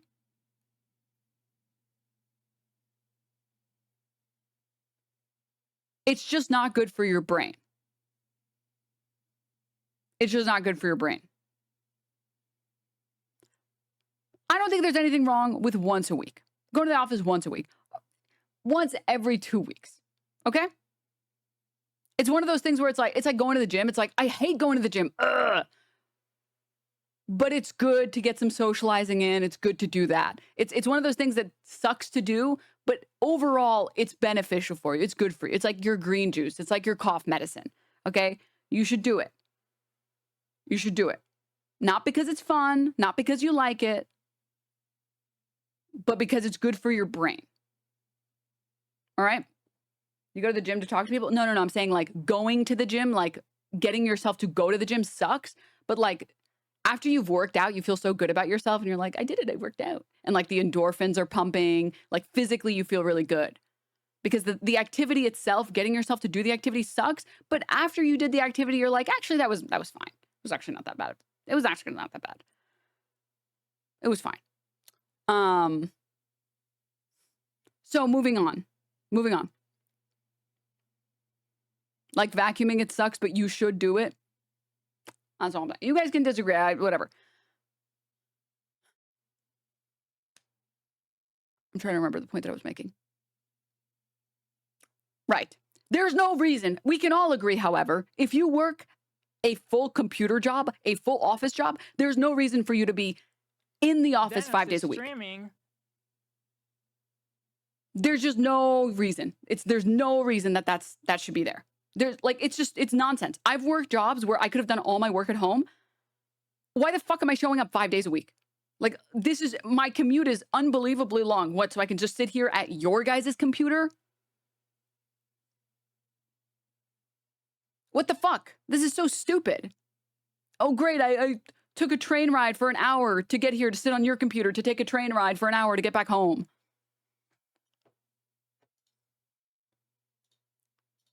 See, this is what I mean when I say facts have a left-leaning bias. To hold you accountable and make sure you're not being a lazy bitch, LOL, you have to be dumb to not know that.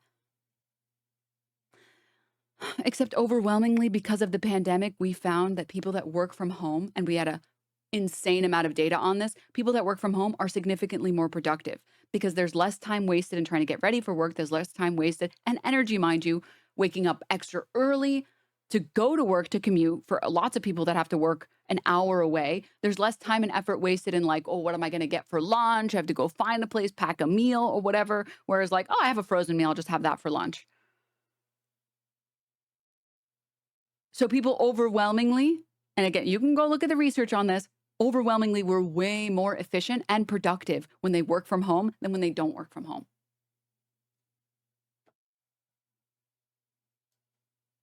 But if you want to ignore the fact and be like, well, when someone isn't watching you, then you don't work. That's common sense, liberal. What are facts? That doesn't look like common sense, liberal. I mean, okay. Anywho, moving on. So there are a lot of jobs that could be good jobs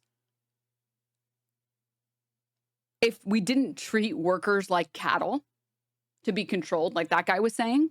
There's a lot of jobs that like should easily be at least hybrid work from home jobs. That there's no reason for someone to be turning into the fucking office 5 days a week, wasting all that time on commute, wasting all that time and energy on like getting ready. Like, it's just, it's obscene. And a lot of jobs, if they were work from home jobs, would be 10 times better, or even like hybrid jobs. I mean, I know lots of people, and maybe some of you in chat, who have taken paid downgrades so that they could work from home. Or they're like, I could work this job and get like this boost, but I would have to go to the office. And the other as well, where it's like, okay, I'm currently getting paid, pick a number, a year, and I have to go to the office 5 days a week. But I just got accepted to work this other job that's fully remote, but it's a 10% decrease or a 20% decrease in my wages.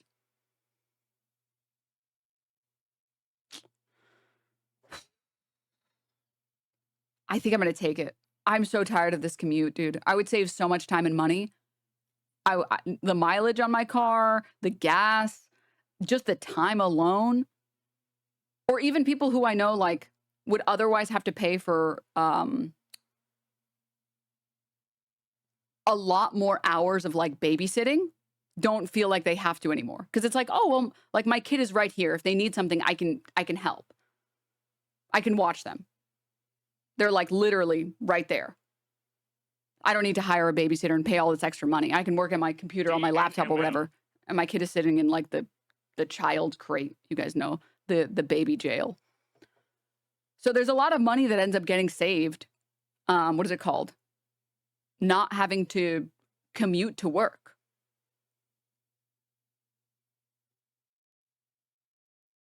Unless you're making like 300K, 20% decrease for work from home isn't actually a decrease. Yeah, because again, and the other thing that's crazy too about work from home, or even mostly work from home, it saves the company money too. All that extra retail space and office space that they would have had to get, all the extra money that they spend on like ACing that unit, or what is it called?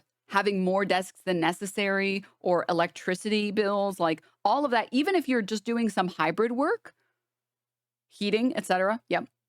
Or you just do like once a week, people tune in for the meeting and then they go home and finish their work. That's still like the office isn't open for most of that time. That's still saving a lot of money. Toilet paper, yeah, like all of the things that you need in an office, paper, ink, pencils, notepads, all of that's all the supplies. The company saves money and then they make more money. So it's literally, the facts point at one direction for productivity for workers, for happiness of workers, for financial benefit of companies. So yeah, TLDR. There are a lot of things, there are a lot of jobs that I think are good jobs, or they would be good jobs if not for the complete dog shit that is employers being petty tyrants. And also jobs that I think are fine, but because the wages are so shit, nobody wants to work them, or people begrudgingly work them. Like, I like office work. I like boring ass office work. It's very therapeutic. Sitting there looking at spreadsheets is very therapeutic for me. I don't want to get paid garbage to do it. I don't mind clocking in, doing my boring manual labor, or not manual, mental labor, and then clocking out. But I don't want to get paid garbage for it. You crazy for that? I got the XL autism. It's true. It is true. I just want to say really quickly, Masochist, thank you for the 5 gift subs, by the way. And also thank you for the 3 months. Day Zoo, thank you for the 12. Thank you. All right. Also Treasure Chain, which means subs are super, super cheap right now. If you guys want to support the channel, if you like to stream, this is the best time to do it. Okay. Who hires the immigrants? Yeah. Employers. Exactly. So when you bring up these big firms, okay, so that's the let way me that ask you, keep let me wages ask you down. a You question. understand that, right? So let me ask you a question. If you got rid of all immigrants coming in tomorrow, moratorium, you think that Republicans and employers of big firms just suddenly raise all the wages? You notice That's how what you you didn't answer believe. what I said. You That's notice what how you it was believe. a complete. He's engaging with what you said with a hypothetical that proves why what you said doesn't make sense. Okay. Your ankles That's what all you right? believe? Bill, thank you for the 5 gift subs. Get the hell That's what away you from the believe. Is conversation. that what you? I'm Are on the your ankles subject. okay? Do you believe that wages? I'm just wondering how naive you are. You believe that the 1% will raise wages in the federal wage They will if be we forced stop to. immigration? They will be forced to. great When you being increase naive. labor's relationship to capital, okay, and you give labor more bargaining power because you're No, there become shortages because we've already tried this with farmers. With Florida, Georgia, and I want to say Alabama, already tried this with farmers. When you remove all of the immigrants, they raise the wages and they still can't find people. And if they raise the wages anymore, they won't be able to stay in business because people don't want to buy radishes for $10 a pop. There's a max limit on how much they can raise the wages. And guess what? At some wages, people don't want to do that job still.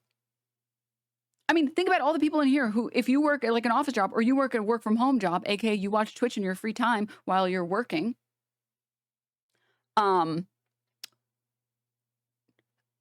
would think about how much would they have to pay you to go do physical manual labor. That's the same thing. Manual labor. How much would they have to pay you? How much more would they have to pay you to go like stand in the 100-degree weather in the sun and grab oranges off the tree for 8 hours a day? There's not, and for some people, it's like, I don't want to fucking do that. Are you kidding me? There's no way I would ever do that. You could, like, I mean, I'm seeing the people in here. There's no amount of money that would be willing, that you would be willing to trade off. Because the work is so shit and it's so demanding that there's only a max amount that they can even raise that to. And they don't get any people that want to do that work because it's really exhausting labor. There's an amount for some people. And for some people, I know people who work home office jobs and they're like, no. Yeah, pay me $1 million a year and then maybe I'll do it, dude. Yeah, Which at those wages, they can't sustain that business model. They can't sustain it. Maybe at max, they could pay like $30 an hour. Guess what? A lot of people that work at their offices make that already. They're not trading that. Denims is streaming.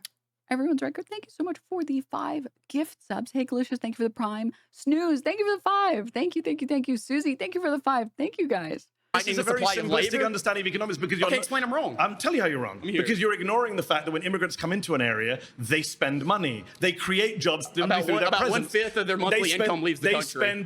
That's a good thing also because you don't like US aid, foreign aid. So this is the point. They create jobs. I came into this country.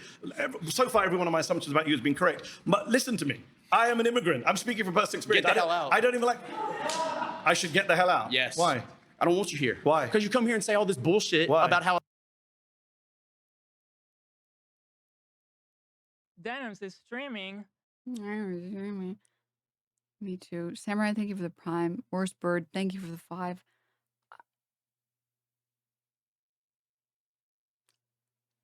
The way he's talking would make you think that the last 2 minutes were spent with like Mehdi Hasan saying he thinks white people are the devil and honkies need to be replaced. And him and the rest of the immigrant cabal will do that. And then you actually think about what he just said, and you realize... My lawyer can't do fucking shit. You realize all he said was the fact of the case, which is, no, you're wrong. Immigrants are not deflating the wages of these jobs. Streaming. And if you point at anything that deflates the wages, like that 0.5 statistic that he threw out the window, or like, not through out the window, whatever the fuck you mean. You guys know what I mean.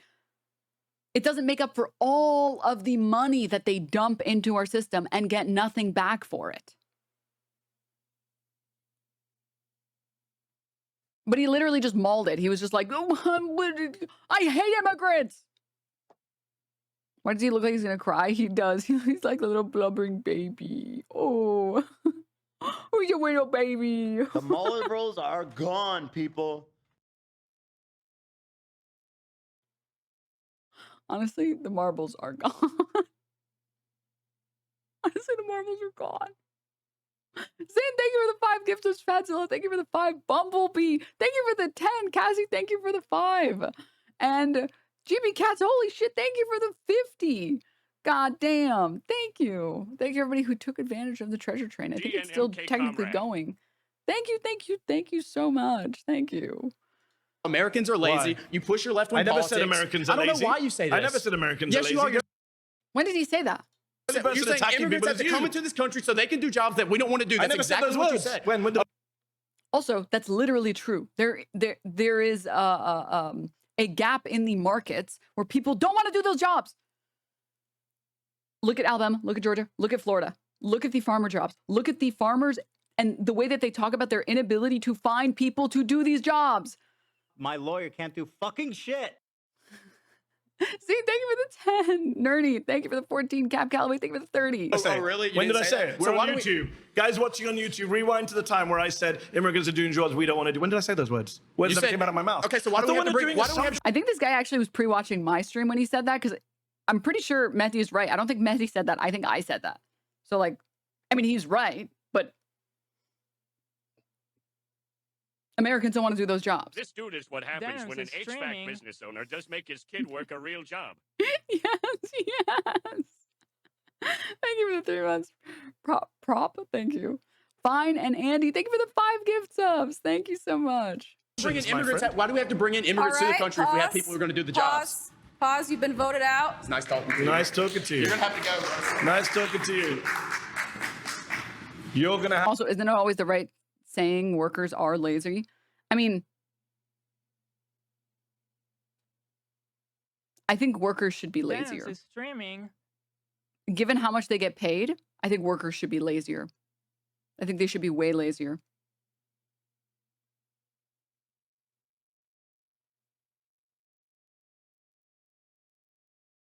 I think if you are one of the rare people that actually gets rewarded by having a boss that recognizes how much effort and soul and work and blood and sweat and tears you put into your job and actually gives you pay boosts, the 1 out of a million people, the 1 person in here that won, there's got to be at least one of you in here that won the lotto, that actually does have an employer. I do, and it's great. If that's you, and your boss actually sees you, and when you ask for a pay boost and you say, hey, look, I did this, I contribute this much, I work like, I do about this much work of this much people. And here's the thing, those people, by the way, hard workers should also be grateful for lazy workers, okay? Because it lets hard workers say, I just want it to be known, Billy and Smith over there, I do the labor of both of them in one day. I want to get a 20% pay boost. Love these streams. So worker solidarity here, okay? The people who want to do extra work, who do get rewarded by it, you benefit from lazy workers because it gives you someone to point to and say, look at how much more I do compared to these people. I should get a small pay boost. But if your boss doesn't do that and doesn't reward you, stop.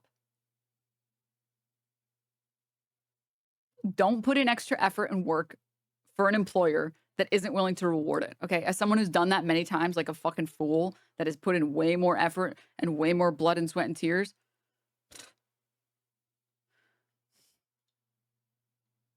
and didn't get rewarded for it, don't. Fucking don't. What you're saying here is meritocracy, and that's not even close to the norm. That's why I said the 1 lotto ticket winner in chat. There's got to be one of you in chat. Which is definitionally not the norm. If I say 1 lotto ticket worker that happens to have a boss that recognizes their labor, that's definitionally not the norm. Anyways, Champagne Cyclist, thank you for the 5 gift subs. Thank you. Ballo, thank you for the prime. Okay. Have to go, bro, is what he said as I left, to an American citizen. Good to know where you stand on immigration. It's not about immigration, is it? That's what it's not about.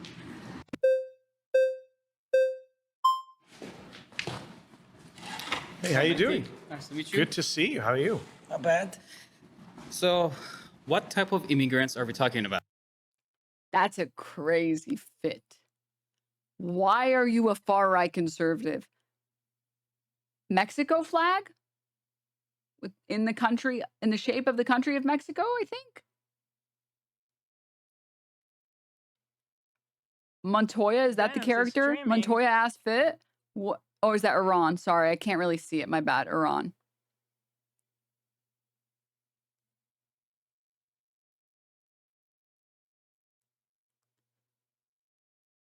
Remember, yeah. Is it not The giving? Marlboros are gone, people. The marbles are gone. They're gone. Contraman, thank you for the 20. Thank you. Airbnb abortion. What the fuck is that name? Thank you for the 5 gift subs. All right, let's see. What do you mean? Like any immigrants or are Immigrants, that's why I said immigrants are illegal overall. immigrants? part of it too? Undocumented immigrants also contribute Illegal. greatly to the U.S. I say undocumented. I don't think people are illegal. So let's put it this way. I mean, I'm an immigrant too, from Iran. Okay. There isn't even How a do you U.S. feel about the fact that people here want you out? Are you okay with that? I'm here to debate you, not debate them. I mean, you're all on the same side. You're part of one group. No. You've been clapping each other. That other guy literally said the non-white people. He wants America to be a white country. No, I mean, there are conservatives here, there are far-right people here, there are Republicans But how do you feel about that guy wanting me and you to leave? But, you know, let's I'm just wondering. Wait, this is the topic of immigration. It's not how do about you feel my, about the guy? It's not about my feelings towards them. Okay. It's about staying on this topic. Okay. And Immigrants talk are good for America, yeah. You and me, we're good for America. And the So- guy over there wants us to leave. So I'm just wondering how you feel about that. So I believe that there has to be strict immigration laws. Okay. We have to make sure that the people are coming here have the good intent of the United States Yeah. in mind. That's not my claim, but okay. So my claim is about immigrants are net positive. If you just open our borders to every single person No that one wants to calls be for open here, borders. you know, that claims that they have economical hardship in their country. Who's calling for open borders? No, I'm just saying, you know. Oh, if- you need some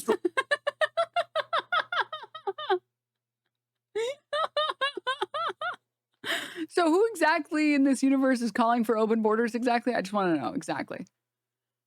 Who is it exactly? Well, I'm just saying, like, I'm just gonna shadow box. If that's cool, can we do a little shadow box? Dizzle, thank you for the 5 gift subs. straw man. So you're just saying a straw man. No, I'm saying You're that wasting if you- time with a straw man. No one's calling for open borders. I No, didn't but- call for open well, borders. you wasted I said time. immigrants who. You sorry? wasted time trying to cause division between me and the. No, he wants to understand why the fuck you're a far-right conservative and associating with people that literally want you to leave as an immigrant. I mean, this is that one, I think his name is Adam comic, where it's like the gay person against trans people. And then at one point he goes like, who are we going after next? Now that we got rid of all the trans people, who are we going after next? And then the MAGA hat guy just says like, nothing. He just looks at him like, and he's like, who are we going after next? You should look at the people on your side and realize that they don't fucking like you and they don't support your rights. And the second you collectively, you and them, get what you guys want, which is getting rid of the bad immigrants, you're next, idiot.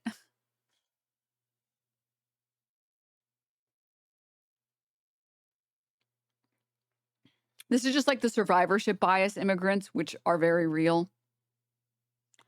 Very real, unfortunately. Mao, thank you for the 10 gift subs. Fine, thanks. How are you? Thank you for the prime. I'm Division. He wants you to leave the country. That's a pretty big deal. I mean, you can ignore Like it, you but that's said- your side, my friend. Like I said, You you were made the your one bed. that tried to derail this argument. Derail? By bringing that. It's Even literally though we're core to my trying argument. I'm saying immigrants are good to America. People on your side I are asked saying you, what we type should of- leave. Not me, And me and I you. asked you, what type of immigrants are we talking about? Are we Immigrants talking about overall. Overall. Overall. So I mean, so we're not gonna. So you, you want to get me believe? to, you want me to get into like particular communities? I'm not playing that So game. you believe that people that come here without Overall, any help respect, the society. without any respect to our laws, and our This comic, yes. We did it. We finally outlawed all the trans people and drag queens. Thanks for the help. And it's like a guy holding a gays against drag queens sign. Happy to be of service. So who are we going after next? And the red cap guy just says nothing. I said, who's next? Who? That's you, buddy. That's you. We got rid of all the evil immigrants. So who's next? You. You are next. You're next. And also, when you say immigrants overall, you're saying the good that immigrants bring is far greater than the bad that immigrants bring. No one is under some delusion that there's never been a single immigrant that's ever committed one crime ever. That's fucking delusional. It's that immigrants pay in way more into the system, which benefits us at their expense, that they commit way less crime than we do. And it is generally in their communities. So it's, again, at their expense. And they do jobs that we don't want to do, that Americans overwhelmingly do not want to do. And if they didn't do them, we would have labor shortages, which is what we've experienced when we have outlawed it in certain states like Georgia, Florida, Alabama. Our border, are going to be good for this country. No, of course not. So you can't say that all immigrants overall. I never said all immigrants. Well, I said immigrants overall. Immigrants overall doesn't mean all immigrants. Sorry to break that to you. All right, so we have to make sure that the people who are coming here have the good intent of this country in mind. Agreed? Yes. All right. Okay, you know what? This is the only guy that gets to not know English well. Okay? And at least it's his second language. All right? It's his second language. So he's allowed to. It's the fucking Chets in here that are like, well, I don't think you should be here. It's like, you only know one language, bitch. Learn it well. Come on, dude. All right? You're not even ESL. Oh, fucking Christ. That's my claim, but when you have undocumented immigration going on, you can't vet that. You can't make sure about that. Let me real quick, talk about, my background. There is no American embassy in Iran. So in order to come here, you have to stay in line for 4 years, and you have to go through some serious vetting procedure to get here. But I made it. And that process has to be in place because, you don't want terrorists to fill this country. I made it too. I'm an American citizen. I went through lots of vetting. I took my test. And that's how the guy it over should there be. wants us to leave. But he wants us to leave. When people don't really care about vetting, do they? Then how are you disagreeing with the premise? You're just saying I want there to be immigration policies, which there already are. And Democrats have no interest in removing them. So what the fuck are you fighting exactly? But it's not really about vetting, is it, my friend? People should not have You're in denial. People should not have the right to ignore our borders and our laws. What about those of us who don't ignore the borders? Should we get to stay? Of course. But he says we shouldn't. Well, I'm not debating him. You kind of are because you're all together on this. No, I'm debating you. Okay. And I'm pointing out to you that your argument is in bad faith because these guys are actually speaking the truth and you're in denial about who's on your side. He read him so hard that they start agreeing with him. Bro, this happens to me. Take me out back, man. Fucking of mice and men me, man. Fuck. You're gone. I never claimed that I'm on their side or they're on my side. I'm here to debate you. All right, pause. You've been voted out by the majority. Please return to your seat. Nice to meet you. They actually just voted him out because they got tired of hearing a brown man speak. Hey, they were like, we wanted to vote him out and also deport him. Can we call ICE? Is that okay? Because I already called ICE. All right, I did. They are going to show up. They're actually on their way now. Eddie. Edwin, nice to meet you. The question is, immigration is good for America, right? Overall, if you look at the net positives to things like our society, our culture, our food, our economy, our general diversity. I know the D word is a bad word. Dude, laughing as a white guy when he says our food, our culture. It's like, there's no laughing there. There should only be agreeing. Okay, there should really only be agreeing. In places like this, I think immigrants have been a net positive. I think if you look at your everyday lives, we all benefit from immigration. And what kind of conservatiors disagree with that? Some of the guys who told me to leave this place and go back to, I'm not a citizen. Do you think all conservatives? No. Oh, okay. No, in fact, Ronald Reagan, who's a president I wasn't a big fan of until Donald Trump came along. Now people like Reagan look good in comparison. Reagan said in 1986, our country is a nation of immigrants. Our immigrant heritage is our strength. He gave an amnesty to 3 million undocumented migrants. He understood the value of immigration. So I'm with Reagan. Yeah, although this guy's putting his thumb down there. So Reagan's not popular in right-wing crowds these days. Yeah. Well, he's popular with me. Good to hear. I'm a deferred action of childhood arrivals. I was an illegal immigrant myself. I came here when I was 10. I'm what you would call a legal alien now. I didn't have any say on my parents' choices. Yes. Do I think that they were well-meaning by... Bro, like they're actually just raising the flag because I think they think that the flag calls ICE. Wanting to bring me over for a better future? Absolutely. I believe that. Yeah. Did they break the law? The Marlboros are yes. fucking gone Do I people. agree They're fucking gone. They're fucking gone. with people breaking the law? Not necessarily. Do I think that there's ever a situation where you can break the law for the better or the greater? Okay, chat, I'm going to be honest. Like, you should never get on Jubilee just in general unless you're going to do what Mehdi Hasan does. But or what that one guy did that clocked the shit out of Jordan Peterson. But you definitely shouldn't get on and say that you are like DACA, like a dreamer under this administration. You absolutely should not do that. Like, I'm not joking when I say that I totally believe that these people would call ICE afterward. You're good. Immigration is it's an interesting issue because I do agree with you that good to hear. Everyone is an immigrant in the sense like him just saying basic facts, which is every single person in America outside of the indigenous people were immigrants, is making them raise the flag. Can you tell me a little bit more about your journey? I've been here 10 years. I'm a proud American citizen. I'm a dual national. I'm British. I'm American.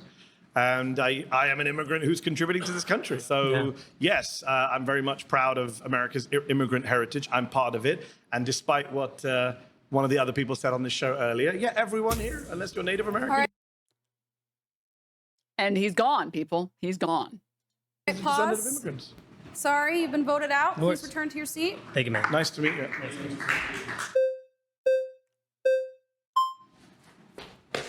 How's it going? Hey, how's it going? Actually a fan. I see you a lot on Piers Morgan. Okay, thank you for watching. Yeah. So my argument,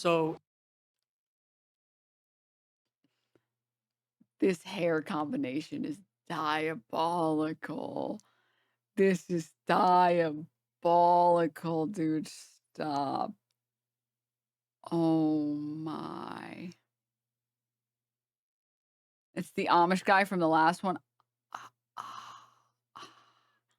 I think he'd look better bald. He looks like a chia pet. Oh no. is that Americans are what is a nation? A nation is a geographical location full of people who have some things in common.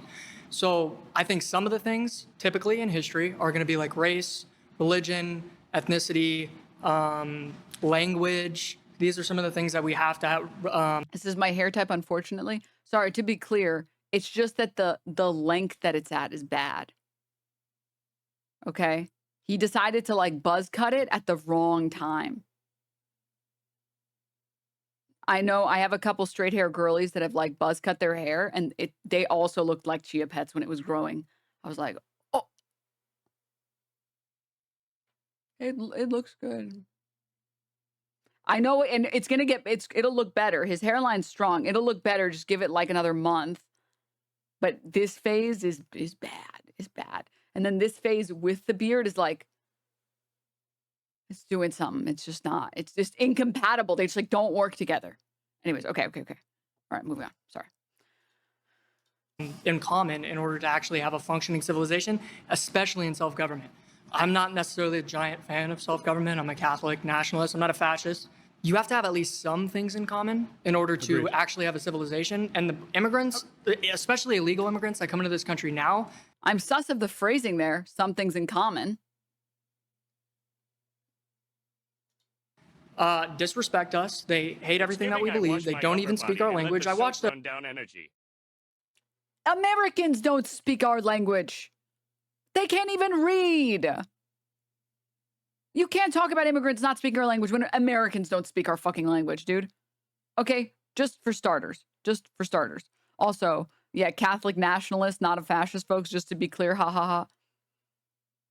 After Trump got elected, I watched an interview of an illegal alien woman crying and about getting deported, and the entire interview was in Spanish. That is a spit in the face. It's disrespect. They don't care about us. They abuse our system. So you've gone from a teleological argument into just a bunch of series of wild, unsubstantiated claims. Well, I'm asking you, what is I don't accept any of those claims. That they hate everything we stand for, and I don't accept. Well, I'm not going to deal with the. Someone speaking Spanish in America is spitting in your face, huh?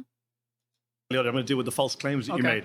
There's no what's your basis for saying that all immigrants or all undocumented immigrants hate everything we stand for? It's funny that you said you're a Catholic nationalist. How did most Catholics get to America? Irish Catholics, Italian Catholics, immigration. Much of the people coming across the southern border are Catholics. Yeah, I know. I don't. So it's really funny that you say you're a Catholic. That's not what you don't approve. You don't approve of how you guys got there. Nationalists, but Catholics came to America via immigration. Yeah, so there's... So immigration is good for America. You and I can agree. Otherwise, people of your faith wouldn't be here. No. Well, we were here on this side of the world, in this continent, from conquest. We came over here and But the big surges of numbers, as you well know, because you're a smart guy, Italian, Irish immigration wave. Okay, so like, let me get this straight. So if like Mexican people came and just like slaughtered Americans, that would be okay in your book, and then they conquested us, then that would be fine. Chad, hand me the cinder block. Hand me. It's Catholic immigration waves. Okay, yeah, and I'm not even claiming... Are you against those? I'm not even Were claiming... you against those if you were alive I'm then? not even claiming that 'Cause immigration a lot of people is were bad. against those. I'm not claiming immigration is bad in all cases at all times. What is your claim? My claim is that immigration, especially now, and especially for foreign people that have nothing in common with us, it's funny that you say it's especially a negative now. thing. Chat, you guys know what happened to this guy? You know what his villain arc was on this?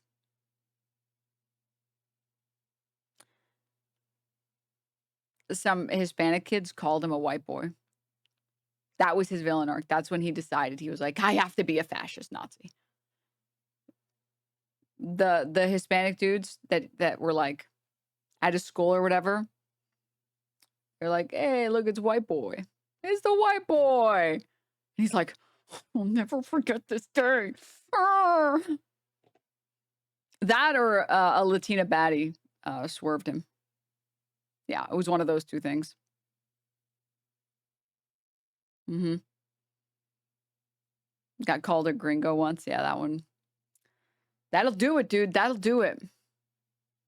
Mm-hmm. It'll do it. I've forgotten your name. My apologies. Brian. Brian. Yeah, how many in every era there has been a Brian who says, I'm not against immigration, just immigration now. Okay. This is what people said about Italians, it's what people said That's about Irish unfortunate, folks, sorry. said about Russians, Poles, and now we're saying Yeah, about I like how he's not capable of engaging with what Mehdi Hasan is saying. He's like, that's unfortunate. It's like, no, you fucking idiot. He's saying that you can't just say like, well, I just don't like it now. If it wasn't the way that it was now, that's just an appeal to like, I don't even know exactly what. Modernity. It's nonsense. You have to explain exactly what about the immigration that's happening now is bad. across the southern border, because you're not being you're being a little disingenuous saying I'm only against immigrants now. This is a trope. How's that disingenuous? This is because it's a trope that's been used by nativists throughout American history, and every wave of immigrants has come in and faced the same hate and animus and bigotry and lazy tropes, and every wave of immigration is ultimately assimilated, integrated, benefited the country. In fact, assimilation right now, according to Jacob Victor from the University of Washington. One chatter says they called me a cracker when I was in school. I never took offense. Well, that's probably because you either had bitches or you had friends. Or you just happen to be normal.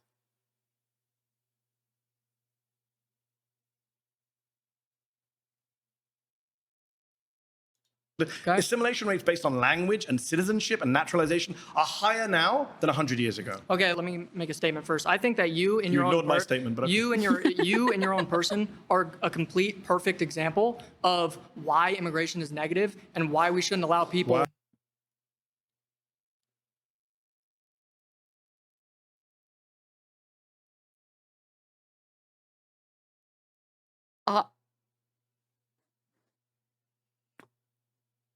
I thought he was going to say, well, you're one of the good ones. I was so sure. I was like, oh, he's going to say, who's one of the good ones? And then Mehdi Hasan can like dunk on and be like, well, it's not just about the good ones, about blah, blah. And then he didn't say that. And then he said the opposite of that. And then he said not that. Oh, didn't you start this saying he was a fan? Yeah. Make a statement first. I think that you in your own ignored my statement, but okay. you in your own person are a complete perfect example of why immigration is negative and why we shouldn't allow people who don't have anything in common with us. You're pro-abortion, you're pro-euthanasia, you're pro. I'm pro-euthanasia. Yeah, you went. Yeah, I've seen your stuff. You've defended euthanasia. Someone said he's a fan the way that we call Drake a fan. Euthanasia? Yeah, on Piers Morgan. No, I've never discussed euthanasia.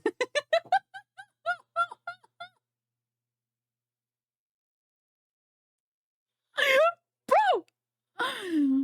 Well, Piers Morgan in my life. Okay, so my point is that you don't agree Actually, with I'm the guy founders of here. this country. If anyone watching at home, I'm the only guy here who actually supports American values, democracy, free speech, the Constitution. I've got folks here telling me they don't Look at him believe shaking in his head. He's like, no. democracy. Why should that they're nationalists. why should we care about that? By the way, Isn't that what America stands for? What does America stand for? Why? So you hate what America stands for, not No, me. I'm not even And in saying- fact, all the studies show that immigrants actually are more patriotic So the only reason, than native-born Americans. the only reason why, that's the Mexicans in LA right now burning it down, waving Mexican flags. Okay. They burned down some Waymos. Okay. And that was it. Burning it down. Burning it down is crazy. Being burned Please, down? please don't send us back to the country that we're waving the flag of. I've been in LA for a few Ooh. days. I didn't see anything burned down. Yeah, I know the Where? riots have ended. That's because Trump sent. But if in it's the burned down, military. where's it all burned down? I haven't seen They it. I've firebombed traveled around all of cars. LA. They You said firebombed LA was Waymos. burned down. LA Yeah, is it's 500 a figure square miles. It's not a figure of speech, actually. It's another false they're claim burning, of yours. No, they're burning I support buildings. euthanasia. LA's burned to the ground. Bro, just Immigrants listen, hate what we stand relax. for. Okay, so I'm super so relaxed. you're pro-abortion. But you're just saying one false thing after another. So you're pro-abortion, And I'm right? standing by my position. Immigrants are good for You're me. pro-abortion. You're an immigrant. I'm Where's pro the- Roe v. Wade. Yeah, Personally, I'm not pro-abortion. If you knew anything about me, you know. Roe v. Wade is. All right, pause. You've been voted out. He actually just like got totally bodied. Like there was nothing there. The like he took it. I don't even know why they voted him out. You would think that they would like the fascist. Like I don't even know why they didn't like him. Maybe it's because he was getting so mogged, dude. They were like, dude, you're losing. We're taking you out of your misery. We're taking you out of your misery. No. Out. I was going to say nice to meet you, Brian, but I guess not.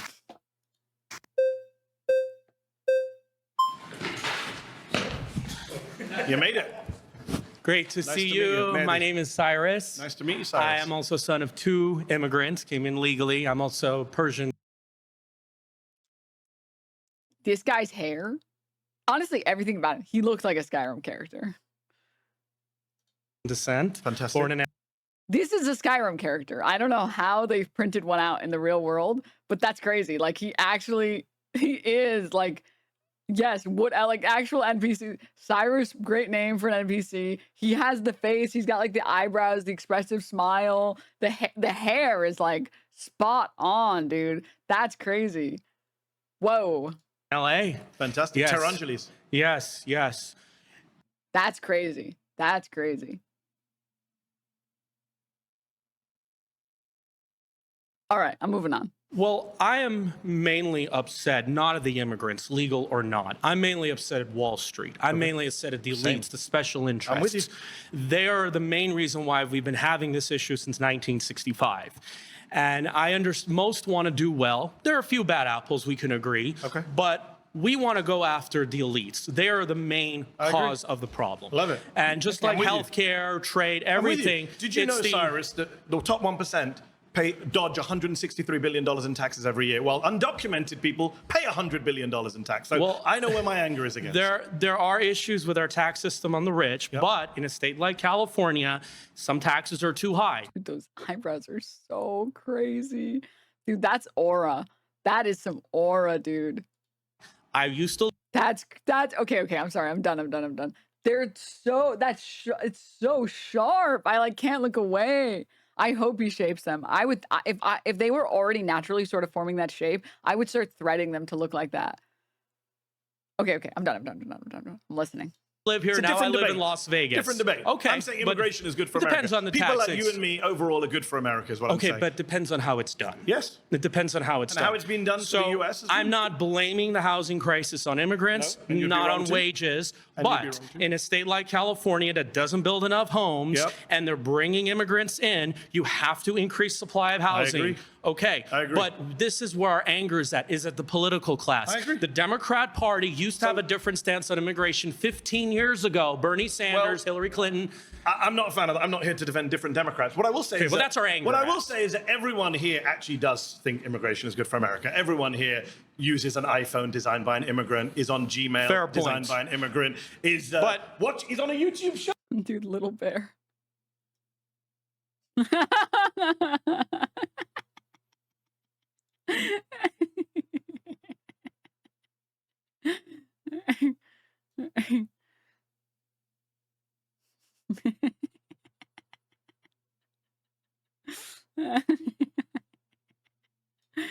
Yeah, punishment for taking 3 days off. Turn sound on. Sorry.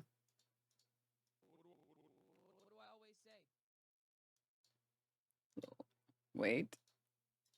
What do I always say? What do I always say?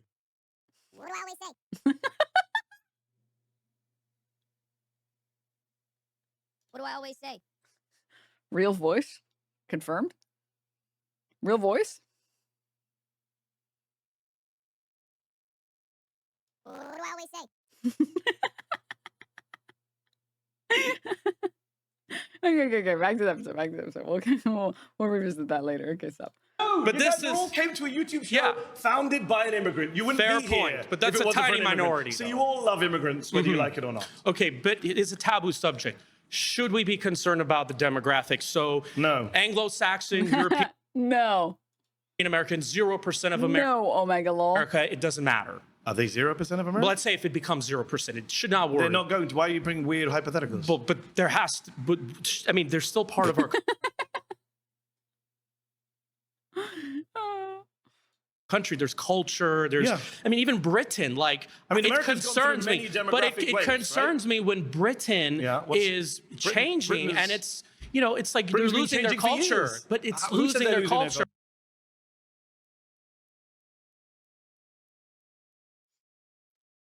Okay. Let me just say something really quickly. We're talking about America here. This is about immigrants overall are good for America. Just really quickly, we're talking about America. That's in the, America is in the prompt. It is in the prompt, people. So I don't know why we're talking about Britain. Okay. Second, culture is crazy. Culture is crazy. Third, bro, you are not on the team. How many times do we have to go over this? You're not on the team. Are they? Are they going to try to? I'm what from are the they UK. gonna- I'm telling you, no one's losing their culture in the UK. London is going to be very little British in Who one says day. so? What's the plan? That's what we want to know. What's the You plan? just made that up. Have you been But to London? how do we know? Cyrus, have you been to London?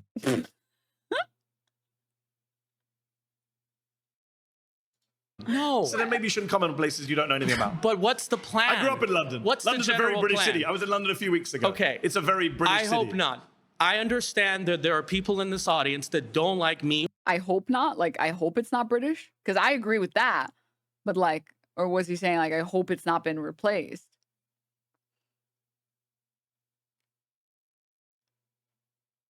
Or you in this Yeah, country. they want And us I to leave. respect that. There's some that don't even want me to date a blonde woman. They want to keep to their own, or ginger or whatever. I respect that. But there has to be a deal made. There's Idaho, there's Montana. They can go live in a homogeneous society. I don't believe in force, okay? And I believe that there has to be a deal made. And I think there's upsides and downsides to There is a diversity. deal made. People have elections. They vote for elections. And right now, there's Donald Trump in the White House. Not someone I support, but people voted for him. Well, why did he get in, man?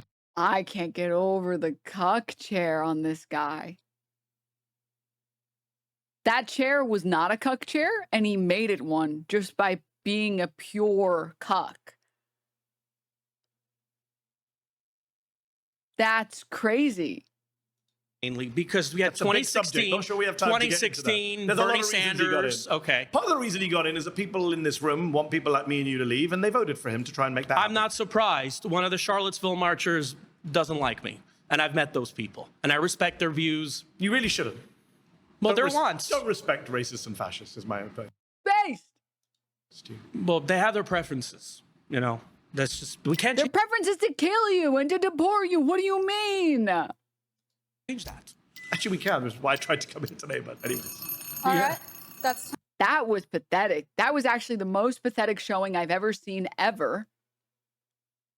Like literally ever on a Jubilee. That was crazy. That was like, holy cuck. Well, they want to, you know, keep us browns out of everything, and they don't want blonde women dating us browns, and I support that. And I know neo-Nazis, and they don't like me, and I support that. Bro! time. Please return to your seat. Thank you. Nice to meet you, Great Cyrus. pleasure. Good. That was crazy. My final claim is that Donald Trump's plan for Gaza is ethnic cleansing. Hey, how are you? Nice to meet you. This woman. Of course, she gets on the most difficult question. Oh, not this woman. Oh, this is going to be bad. I know this is going to be bad. She was struggling with Sam Cedar on simple questions. This is way too difficult. Me too. So why do you say this is Donald Trump's plan? Why do you think that? I mean, he says it's his plan. Have you seen his plan? When Have you did heard he his plan? say it? He said it standing next to Benjamin Netanyahu in January, February. He said it on Fox News in an interview on Fox. He said it on Air Force One when he was chatting to reporters. Word for word, what's an example of what he said? Word for word, he said, for example, we're going to clean out the Gaza Strip. He said they're going to leave. We're going to take control of it. He says, we'll own it. I would own it. He says, I'm not sure under international law how he can own a foreign piece of land. And when he was asked on Fox News, the people, the Palestinians who are being forced to leave, would they be able to come back? He said, no, they wouldn't. That is the literal definition of ethnic cleansing, according to a UN definition of ethnic cleansing. Why do you think that Trump is saying this? Do you think that he has some personal interest in cleansing Gaza, or do you think there might be some special interest group or perhaps religious or ethnic group that's, you know, that maybe he received money from them and that's the whole reason why? Okay. Got it. She was like, listen, I know I had a great Nazi showing last time, but I want to start early this time. I want to go full Nazi as quickly as possible. Like any percentage anti-Semitism speed run, that's what she's on. Got it. Okay. Wants to cleanse Gaza, or why do you think that is? I don't do Donald Trump's motivations. I really don't care. My claim is that what he's doing is ethnic cleansing. Well, do you agree with that? I would actually, probably agree, but I'm just... You agree that it's ethnic cleansing? You agree with doing ethnic cleansing? No, I don't agree with it, but I agree that's probably his plan. But I'm trying to figure out, like, why do you think that is? Because Donald Trump's a white man. He identifies as Christian. I'm not sure if he really is. But like, what interest does he have in preserving a Jewish ethno-state? Like, why would he have that? It's a good question. You'd have to ask Donald Trump that question. I've got multiple views. I'm sure you have many views. I'm not sure I like where you're going with your views, but... We are all Mehdi Hasan. I don't know that I like where this one's going. I don't like it. I think Donald Trump is definitely someone who's got financial interests in ethnic cleansing. He's got political interests. He loves the evangelical voters he gets. A lot of Christian evangelicals like to support Israel because they think Jesus will come back if all the Jews are gathered in one place with no Palestinians. I think he's going to make money, he thinks, from beachfront property with Jared Kushner. He said something similar in the past. You think that's the real reason? I think there's multiple reasons, yeah. I think financial, geopolitical, ideological, evangelical. I don't really care. My claim is that what he's doing is ethnic cleansing. Ethnic cleansing is a war crime according to the Fourth Geneva Convention. Yeah, I agree. It's against international law under the Rome Statute. So we shouldn't be part of that. The United States should not be supporting Donald Trump's plan for ethnic cleansing. I agree. Good. What do you think? What do you think should be done instead with the Israel-Gaza situation? I'm not sure what your stance is on this. I would like to see a ceasefire in Gaza. Two-state solution. I don't really get into debates about what solutions. I would like to see an end to the killing. I would like to see Gazans have freedom. I would like to see the Palestinians in Gaza somehow get their land back. 80% of Gaza right now is under Israeli military control or displacement. I would like to see freedom for the Palestinian people. I'm an American. To go back to the core of this show, I support American values. One person, one vote, free speech. It really is a religious and ethnic battle. It is not a religious battle. Well, yes. It's not a religious battle. That is what it's obviously between Jews and Muslims. Nope. It's marketed as one. It is absolutely not one. No, it's not. Control of the Holy Land. No, it's not. No. Yes, They literally bombed I think one of the last churches in Gaza a couple days ago, and it was one of the locations that the Pope Francis would visit. And that guy was injured. Yep. They've killed countless and displaced countless Christian Palestinians, Christian Gazans. They've destroyed countless churches. No. Holy moly, you know that douchebag in the background specifically given that spot for his over-the-top reactions to pretty much everything? Yep. It is absolutely absurd to claim that you are falling completely and entirely for like propaganda into believing that this is a Muslim versus Jewish thing, and it's not a people with more control and power and money are taking other people's land by ethnically cleansing them. Who the people are don't matter at all. It could be Muslims doing it to Muslims. It could be Christians doing it to Christians. It could be any group of people doing it to any other group of people. And it's still, guess what? Bad. The only distinction that's actually relevant right now is that the people that are being bombed are brown, so Americans don't care. No, it's not. What else? What other? Actually, the founders of Israel were secular. They were not religious, actually. And I think some religious Jews, like Bezalel Smotrich, who's the Israeli government minister, it doesn't really matter. is a religious fanatic. My point is, the core of the conflict is over land. It's colonial. It's historic. It is not about religion. Colonialism is for a reason. The like, people who want to steal the land want everyone to believe it's religious. My point is, why are we sitting here? Why are we sitting here? It's like a false dichotomy where we have to argue, like, do Jews get Israel? Do Muslims get Israel? Why are, like, we... I've never brought up anyone's religion. Huh? I'm sorry. No one here is talking about whether the Jews or the Muslims get Israel. Everyone here has always been talking about the fact that the people whose homes were taken away, they should be given those homes back. The genocide should stop. The killing should stop. And proper representation and, like, one person, one vote should exist at the very least, like, in whatever remains, whether it's a one state or a two-state solution or, like, whatever becomes of the conflict.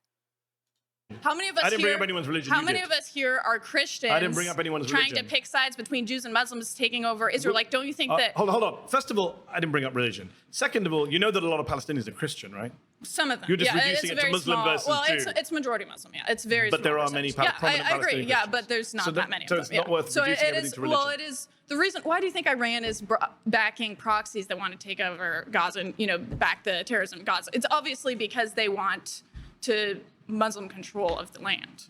You don't think that's why? No, I don't think it's about religion. I've been following this conflict for decades. It's not about religion. People who say it's about religion, it's a distraction. Well, it's a big part of it, I think. I think it's become a big part of it. It's been weaponized by bad faith actors, sure. But I don't think that's the core. The core is that one group of people are dominating another group of people. What group of it is people apartheid. is it? But what group of people is dominating another group of people? One ethnic group is dominating another ethnic group. What ethnic group? Jewish people. Yes, dominating. Arabs. Yes. But I didn't say anything about Christian, Muslim, Jew in a religious sense. Okay, Jews defined as religion and ethnicity. You know that, right? Well, why do you think that Muslims want control of the Holy You Land? keep saying Muslims. I don't bring up Muslims. Well, they're Muslim states. Like, what do you think? Like, Iran wants to do with the I didn't Holy bring up Land? Iran. But that's part of the conversation. What do you mean? No, it's not. The conversation is Donald Trump is doing ethnic cleansing, and you agree with me. So I'm not sure why you're still here, to be honest. It's part of the larger context. It's a weird of the debate when you actually agree with me. What I was trying to say is we kind of have this false dichotomy here where we're trying to take the side of the Gazans, which mostly it's a Muslim majority, or the side of the human Jews beings who are suffering. to try. Her point is, I don't like siding with the dirty Muslims. To try to decide who gets control over Israel. I didn't say anything about control. I said don't ethnically cleanse. America is a majority Christian country. Should we be deciding Christians should have control of the Holy agree. Donald Land? Trump should not, nothing to do with religion. Donald Trump should not be deciding what happens to Gaza. That's my claim. If you agree with me, great. Let's shake hands. Give the seat to someone who disagrees with me. So are you saying, do you think that America should just cut ties with Israel altogether? What's your definition of cut ties? Like stop funding them, stop being their military arm? Yes, okay, I'm on record saying okay. That was an easier debate.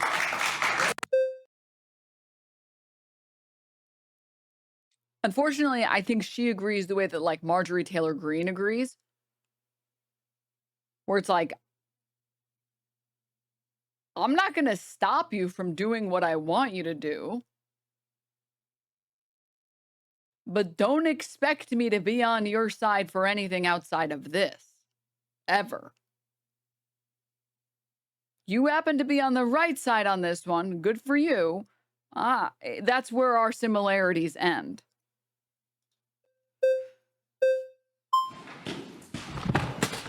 Whoa. Welcome back, Richie. You really want to be here? First of all, I really thought that obviously where we started, where it ended up, there's a lot of aggression. I can see in your eyes. Oh, God. Dude, fucking with this guy's probably so funny. Dude, you could rage bait the fuck out of this guy. I'm sorry. I know that that's toxic, but, like, I feel like you could rage bait the shit out of this guy. This is like, you could run into him at, like, a 4th of July, like, event or whatever, and you could easily rage bait the shit out of him. He would get so mad, like, the veins on his forehead would start bulging if you just said the right words in the right order. He would maul so hard. Oh, my God, dude. I bet this guy hates dating apps. Okay, sorry. There's a level of exhaustion from being here. This is where my empathy comes in. Where it doesn't is, when you have a room full of people that do agree with you, we have this opportunity to come together.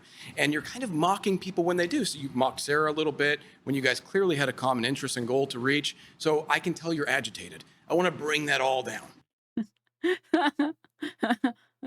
Me when I play Mantis once.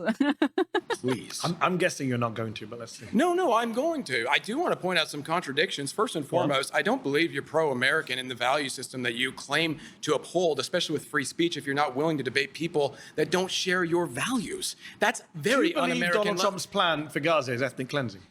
I don't believe it's ethnic cleansing, Why but not? Besides the fact that it's in fact not. References are insane. I've been playing a lot of Marvel. Besides the fact that this is in fact not the prompt, whatever the fuck he's talking about, give him a Nobel Peace Prize. Yeah. You can't debate fascists. It doesn't work. You can only shame fascists. You mock them and you shame them. You can't. If someone has cracked the code on how to give a fascist Nazi that thinks, you know, like all of the people that aren't white Christian people are bad, if someone has found a way to cure those people, please let me know the secret string of words. Unfortunately, when you're at that point where you are incapable of empathy for other human beings, you are not worth debating, because people aren't worth debating. Policies are worth debating. People are not worth debating. But because it's not his plan. It is his plan. He said it's my plan. No, he's Benjamin Netanyahu called it his plan. He is obeying someone else's plan. Okay. Who is he obeying? He is obeying Israel's plan. Okay. For the Greater Israel Project, of which this is one of those things that we can agree on. Why is he doing We're it? not. Why is he doing that? Yeah. I don't know. Maybe they have something on him. Maybe they have something on all But Americans. you think it's a bad thing what he's doing? Absolutely. Okay, Yeah, good. no, Glad that's to why, agree with you. But see, I don't want to shut down I'm the not mocking you, I'm conversation. agreeing with you. Okay, perfect. You know, but I want to take this opportunity, because I don't know if I'm going to get the opportunity again, to say, you're not American. First and foremost, but you're not. Remember when I said the I'm agitation saying- from you is not going to be lower? What I'm saying, You came though- to lower the temperature No, and I then know, make but racist listen, remarks. You know it's- that's a racist remark, It's right? not racist. You tell an American Okay, citizen. But who okay, is, perfect. You just proved your own point. Go on. Wait. Let's go back. Absolutely. Okay, Yeah, good. no, Glad that's to why- agree with you. But see, I don't want to shut down I'm the not mocking you, I'm conversation. agreeing with you. Okay, perfect. You know, but I want to take this opportunity, because I don't know if I'm going to get the opportunity again, to say, you're not American. First and foremost, but you're not.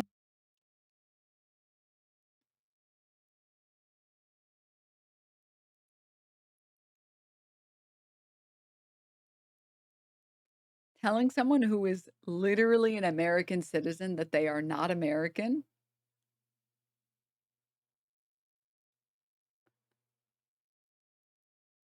This guy is like so sexist.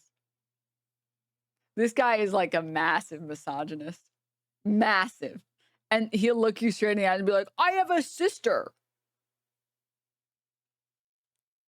When I said the I'm agitation saying- from you is not going to be no, lower. what I'm saying, You came though- to lower the temperature No, and I then know, make but racist listen, remarks. You know that's a racist remark, It's right? not racist. You tell an American okay, citizen. But who okay, is, perfect. You just proved your own point. Go on. You just said that was a racist position. Yes. Earlier, you argued this contention that America has no race. It's a bunch of immigrants that culminate together. Never into said one- America has no race. You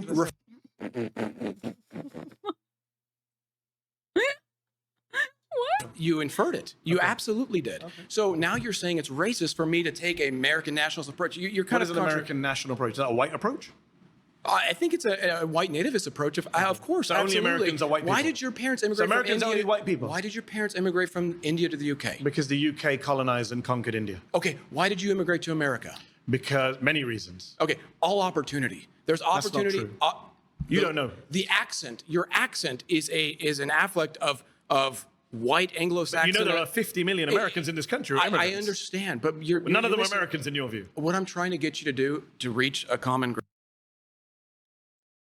Tell someone who is an American they're not an American, says they're not racist for saying it, and now I want to get common ground. Around here. We're not going to is reach a common ground because you said Please I'm not try. American. Please try. I don't think you're American. I'm saying you're I not. don't think you're American. I'm saying you're not I don't think you're American due to American. values. I don't think you're not American on values either. I think you're a little fascisty, a little racisty. See, you're using these words. Okay, first of all, I want to say this. But I'm not just throwing them at you. For You didn't come I sit mean, down. they're literally accurate. They're literally accurate.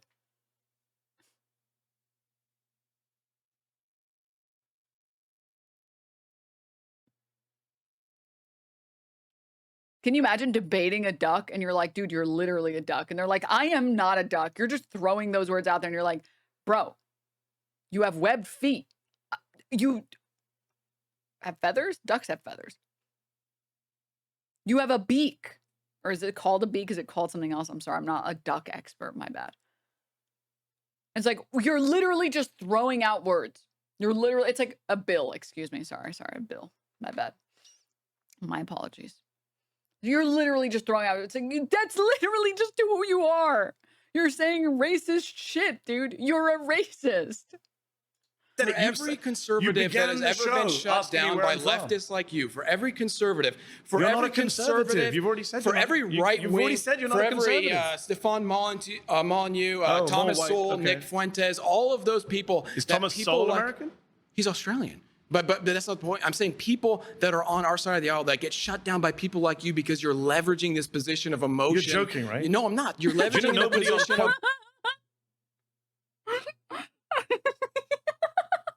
I'm sorry, that you're joking hit so hard. emotion. My side of the aisle is trying to deport you. The only shutting Actually, down yes, is being they're done by trying to. you. They're actually The only trying to shutting down is being genocide my done by entire you. race. So what are you talking Wow. about? What You're are a you white- talking about? You're a white What are you- genocide guy? Are you kidding me? Wow. You know the fact you're I'm Indian. amazed that Jubilee find some of you guys. How did they find you? Do you see Did what they you're email doing? you?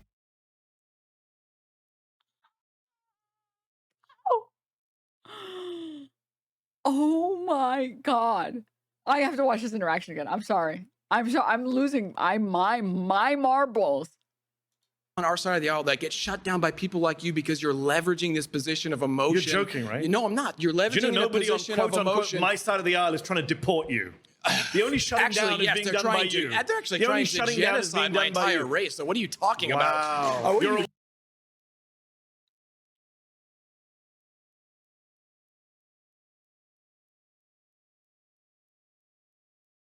This is literally like, can I say this? This is white fragility.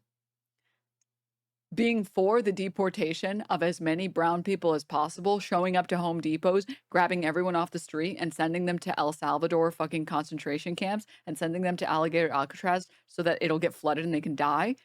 And then saying, you guys are the ones genociding me. Like, that is peak white fragility right here on display right now. That is fucking crazy. That is fucking insane. Holy shit.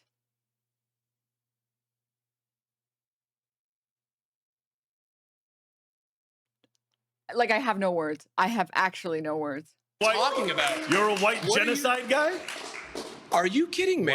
This guy is definitely the type of guy that thinks about like BBC cuck porn way too much. You know those comics that'll sometimes make their way on like the timeline where it's like, this is what all white women are like now, and it always ends with like a black dude for some reason. This is him. Like these are the type of people that make those comics. This is what they look like in the real world. Which, by the way, those people are really weird. What the fuck are you talking about? Sorry. I use Twitter, which means I've been exposed to this brain rot.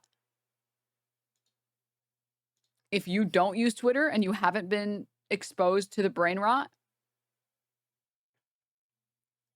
don't. The fact you're I'm Indian. amazed that Jubilee find some of you guys. How did they find you? Do you see Did what they you're email doing? you? Do you have Gmail? Why are you trying to oust me? This Do you is shop such a at cheap Costco? tactic. Do you go to Nordstrom? No, All I'm immigrants. trying Have you to- ever been on eBay? No, but Immigrants. I'm You love agree- immigrants. No, I'm agree- You love immigrants when they're helping you. I'm You just not- don't like the color of it's my not skin. we're having a different All right, conversation. pause. Genocide. We're having a different Pause. conversation. All right. I mean, he read him like a book, dude. He rolled and smoked him. Like, there's nothing left to say.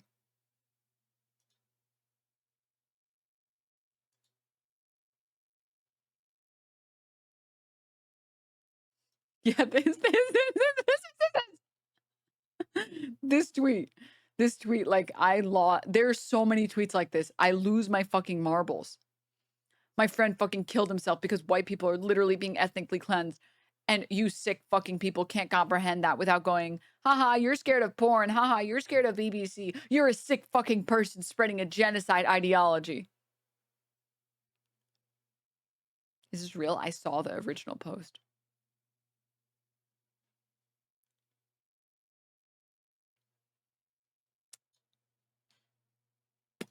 you've been voted out. Please return to your seat. Okay. I really wish we could have got I mean, maybe if you weren't a racist, fascistic fuck, how about you fix that? And then we'll get along just fine, actually. you believe in white genocide, so it's very hard to...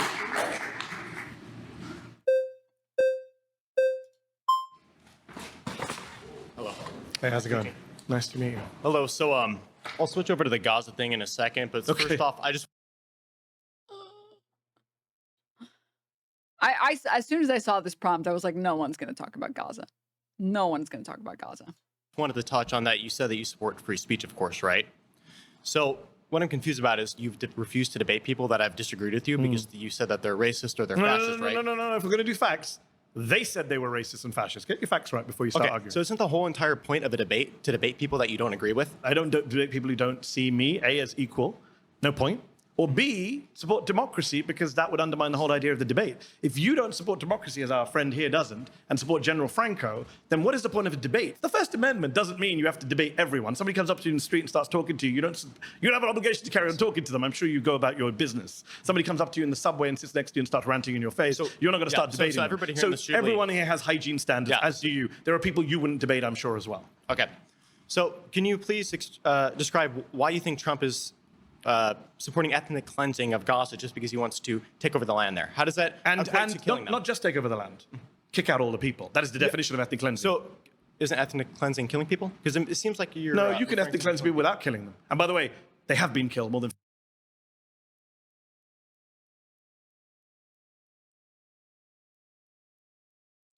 You see what I meant when I said that none of them are going to be able to... None of them are capable of debating this. They don't even know what the definition of ethnic cleansing is, let alone genocide.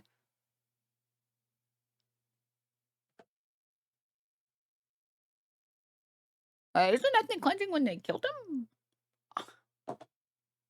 Why did you get up for this topic?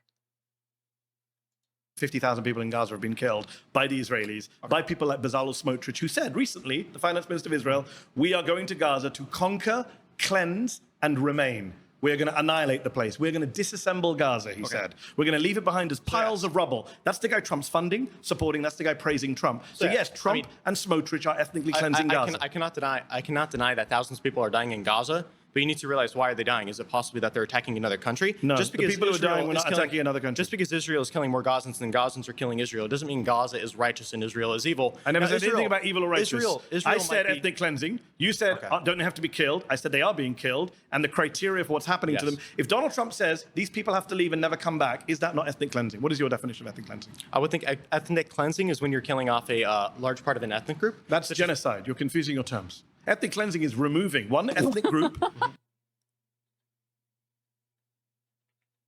Ethnic group? That's genocide. You're confusing your terms. Ethnic cleansing. The way he looks up, he's like, God, help me out here, man.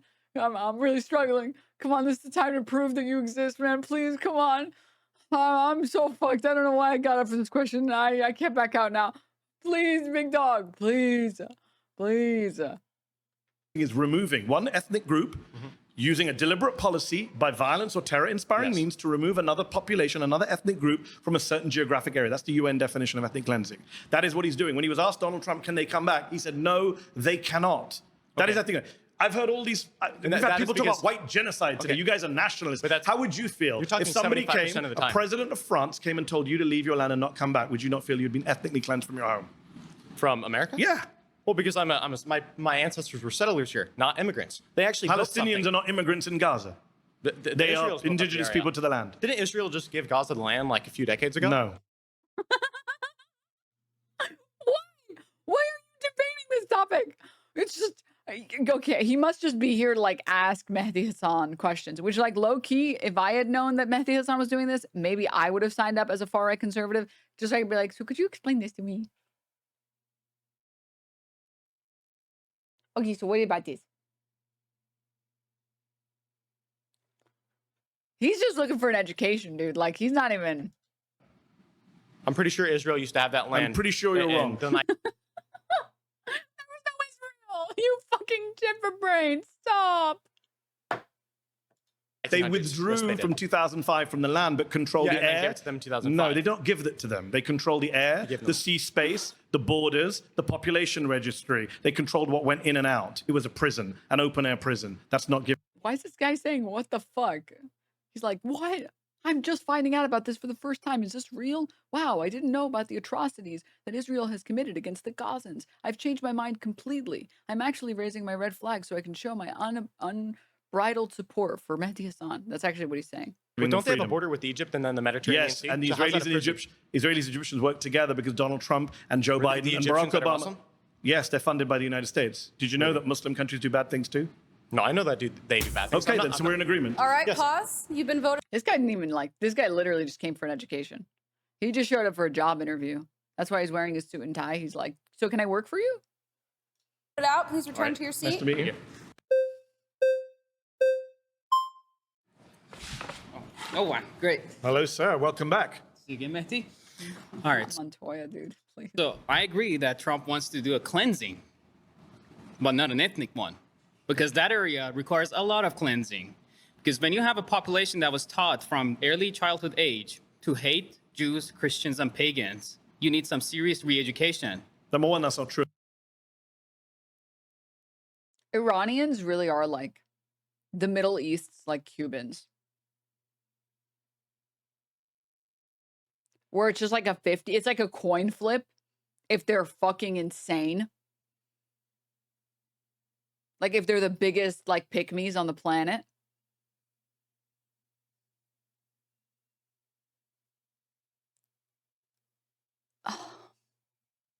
Number two, that's I don't know if I can deal with this. Most Palestinians, by a polling number, do support Hamas. They support resisting Israel. Well, I mean, the thing is, what did they do in the first place that they're in this, what you call open-air prison? Great question. What did they do to deserve being occupied? Well, here's the thing, because the Islamic Republic in Iran is using them as a tool. What has Iran got to do with this? That's not what you said. That's not what you said. As they call open-air prison. Great question. What did they do? First place that they're in this, what you call open-air prison. Great question. What did they do to deserve being occupied? Well, here's the thing, because the Islamic Republic in Iran is using them as a tool. Other countries using the conflict as a tool does not explain why they are being occupied or why they began to be occupied many decades ago, Patrick. What has Iran got to do with this? As a tool for their Islamic expansion. When did the Islamic... Because they don't... Hold on. When did the Islamic Republic of Iran... You're Iranian American, Yes. I believe. Yes, I am. When was the Islamic Republic of Iran founded? 1979. When was Gaza occupied by Israel? Well, the very first 67. time. 67, yes. So, can we do the maths together? 12 years before the Islamic Republic of Iran existed, Israel was oppressing, occupying, dispossessing the people of Gaza. So your argument makes no sense. Were there any terrorist organizations at the time? The PLO was considered a terrorist organization by the entire Western world. All right, so was Hamas there? Hamas did not exist till the 1980s. Exactly. My point is, after the Islamic Republic came, it became chaotic because the Islamic Republic is... Oh, and it's so chaotic, so we have to keep genociding them. Sorry, guys. It's just so chaotic. I don't know what to tell you. This is like the type of shit that like your roommate or your siblings tell you about like why they ate your leftovers. It's like, it's just been such a chaotic week. It's like, I don't care, bitch. Go get your own food. You think my shit hasn't been chaotic? I don't care. Oh, it's just so chaotic. Like, of course Israel is going to genocide them. What else are they going to do? Started to use the so-called innocent Palestinians for their own So-called innocent Palestinians? You don't think Palestinians are innocent? Not all of them. Because but what about the 17,000 children who were killed? They're doing the 17,000 children were killed. Were they not innocent? Were they not innocent? At Denims, ethnic cleansing. Come on. No, I'm using genocide very purposefully. I believe that the Gazans are being genocided. This is about the reason why Mehdi Hasan has put down Donald Trump's plan for Gaza's ethnic cleansing is because Donald Trump wants to forcibly evict all the Gazans from the Gaza Strip. This guy is claiming that the reason why they're being occupied in the first place is because of Iran, which is obviously incorrect. And I'm saying that I believe it to be a genocide because the ICC and the ICJ have ruled it to be a genocide because it is a fucking genocide. That's why there's an arrest warrant out for Bibi Netanyahu. That's why there's an arrest warrant out for Yoav Gallant.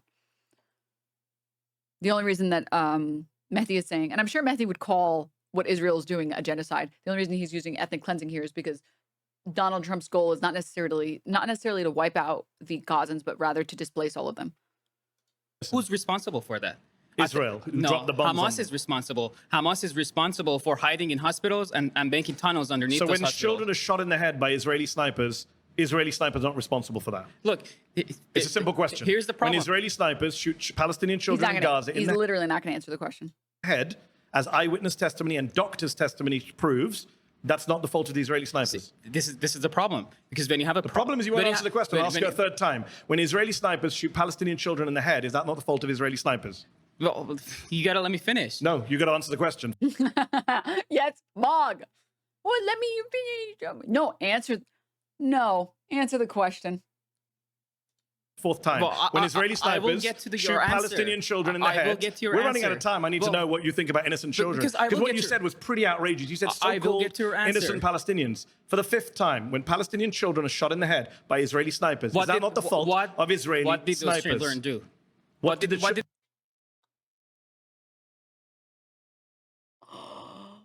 Oh.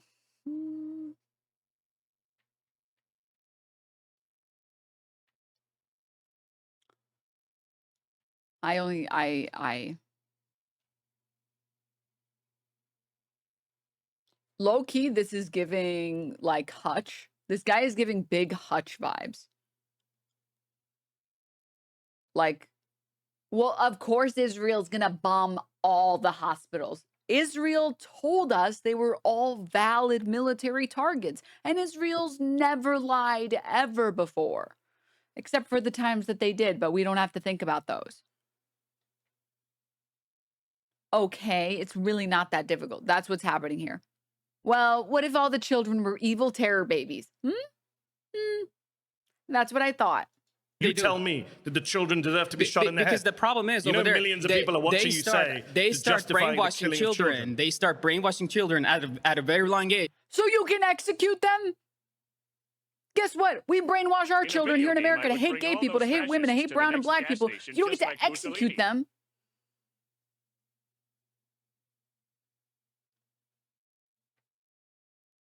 Holy. Cracky, thank you so much for the 8 months. In a video game, I would bring all those fascists to the next gas station. Stop.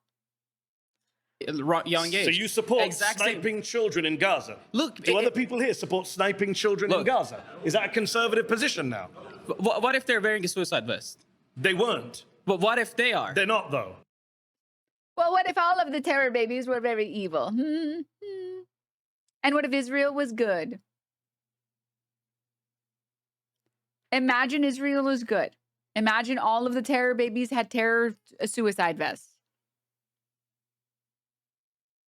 Imagine there was no heaven. Did you? Dozens of children.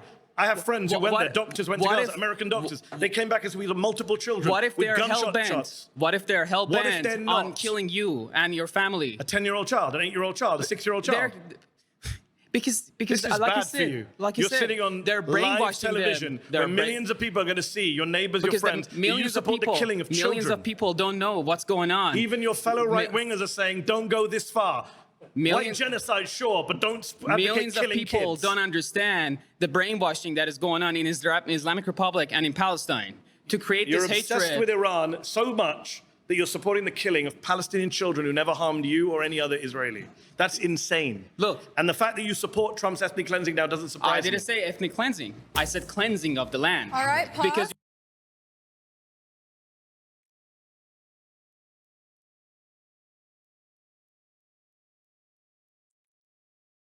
That's crazy.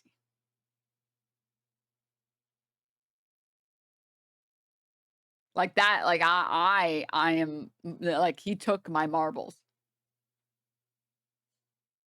we need to cleanse I'm the land sure, from all I'm the sure tunnels. Slobodan Milosevic Pause. said similar stuff. You've been voted out. Please return to your seat.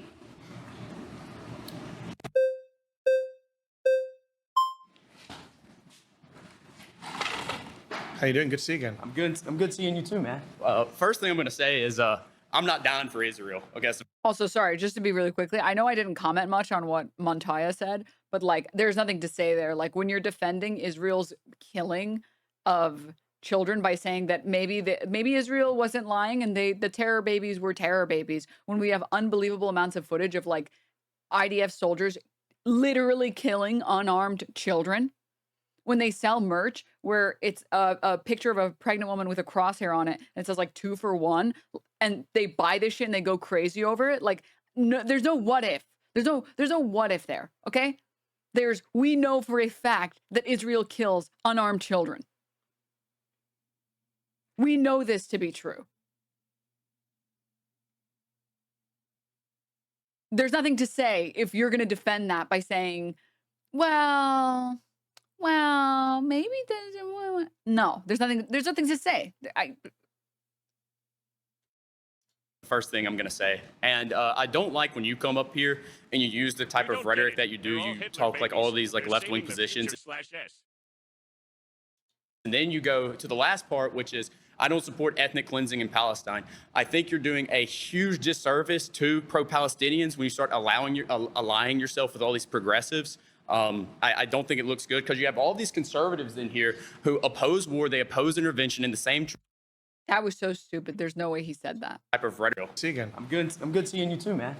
First thing I'm going to say is I'm not down for Israel. Okay, that's the first thing I'm going to say. And Okay. I don't like when you come up here and you use the type of rhetoric that you do. You talk like all these like left-wing positions, and then you go to the last part, which is, I don't support ethnic cleansing in Palestine. I think you're doing a huge disservice to pro-Palestinians when you start allying yourself with all these progressives. I don't think it looks good because you have all these conservatives in here who oppose war. They oppose intervention in the same tradition of Pat Buchanan and all the greats that came Not before Donald him. Trump, though, sadly. Yeah, it is sad. It is sad. I do agree. I mean, he ran on an anti-war ticket. Was that supposed? I was like, maybe he'll elaborate, and then he didn't elaborate. He just was like, I don't like that you're taking these left positions, and then you're saying that they're doing ethnic cleansing. I don't like that. It's like, what the fuck are you talking about? Said he was gonna. I didn't. Because he lies, right? You gonna let me talk, or you Sorry. just want to? Yeah, true. So, I mean, yeah, you keep going back to Trump. I don't think this is part of his plan. I think this is a plan of lobbyists. And this is not just unique to Trump. It's been a thing since the Democrats. It's been a thing since the Republicans before him. It's been like this since Truman.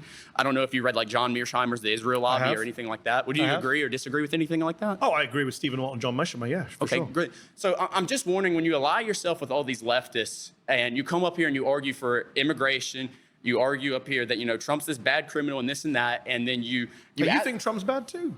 I think he's good on some questions and bad on other things, but let me get to the point here, is you ally yourselves with guys like, Jewish Voices for Peace and all those guys. Great people. Yeah, not really though. Why? Because they're self-interested in it. They're not. By definition, they're not. It says it on their homepage. By definition, they're not self-interested, right? They're going against their own Are you community. going to let me talk? On their homepage, it literally says that we are here to segregate Judaism from Zionism. It's very clear they're doing this in their own interest. That's why it literally says Jewish Voices for Peace. They're going to be the good Jews who say that we don't support Palestine. And then what happens is you take all these progressives, you go out there and LARP in the street, and then everyone here who's conservative, they're going to vote for the pro-war candidate because they don't want to be associated with all the Oh, liberals. so you're forced to vote for pro-war people. Poor It's either that or get replaced. Oh my God, stop. Stop, Mehdi, stop. It's like every time I think that Mehdi's going to like offer any type of like, sorry, let me be more accurate. It's like a 50-50 if Mehdi provides a textbook of information or he just pulls out the gun and shoots the guy. And this was The Marlboros are gone, people. he saw that the marbles were gone and he was like, well, gun, I guess. Gun. It's gun time. Sorry. Contraman, thank you for the 20 gift subs. Thank you. Thank you so much. In my country, what do you want me to do? Oh, you and your replacement bullshit. Yeah, okay, buddy.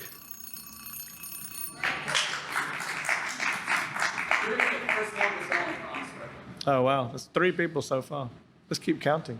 We should be nicer to you, otherwise you'll deport us. What a great argument. This is a free speech debate camp. It's not your country, my friend. It's our country, whether you like it or Damn, yes. Tell those racist, fascistic fucks. Put them in their place.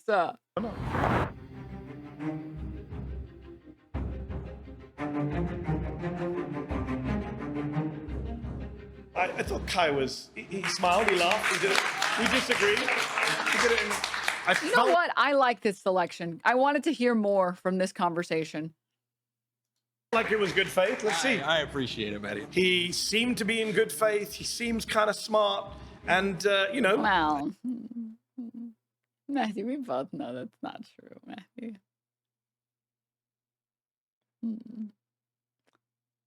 You're being a little sneaky with it, but okay. Well, to be fair, maybe he's saying he seems kind of smart for a conservative, you know? He's one of the few people who doesn't want to deport me. Or maybe not. We're going to find out.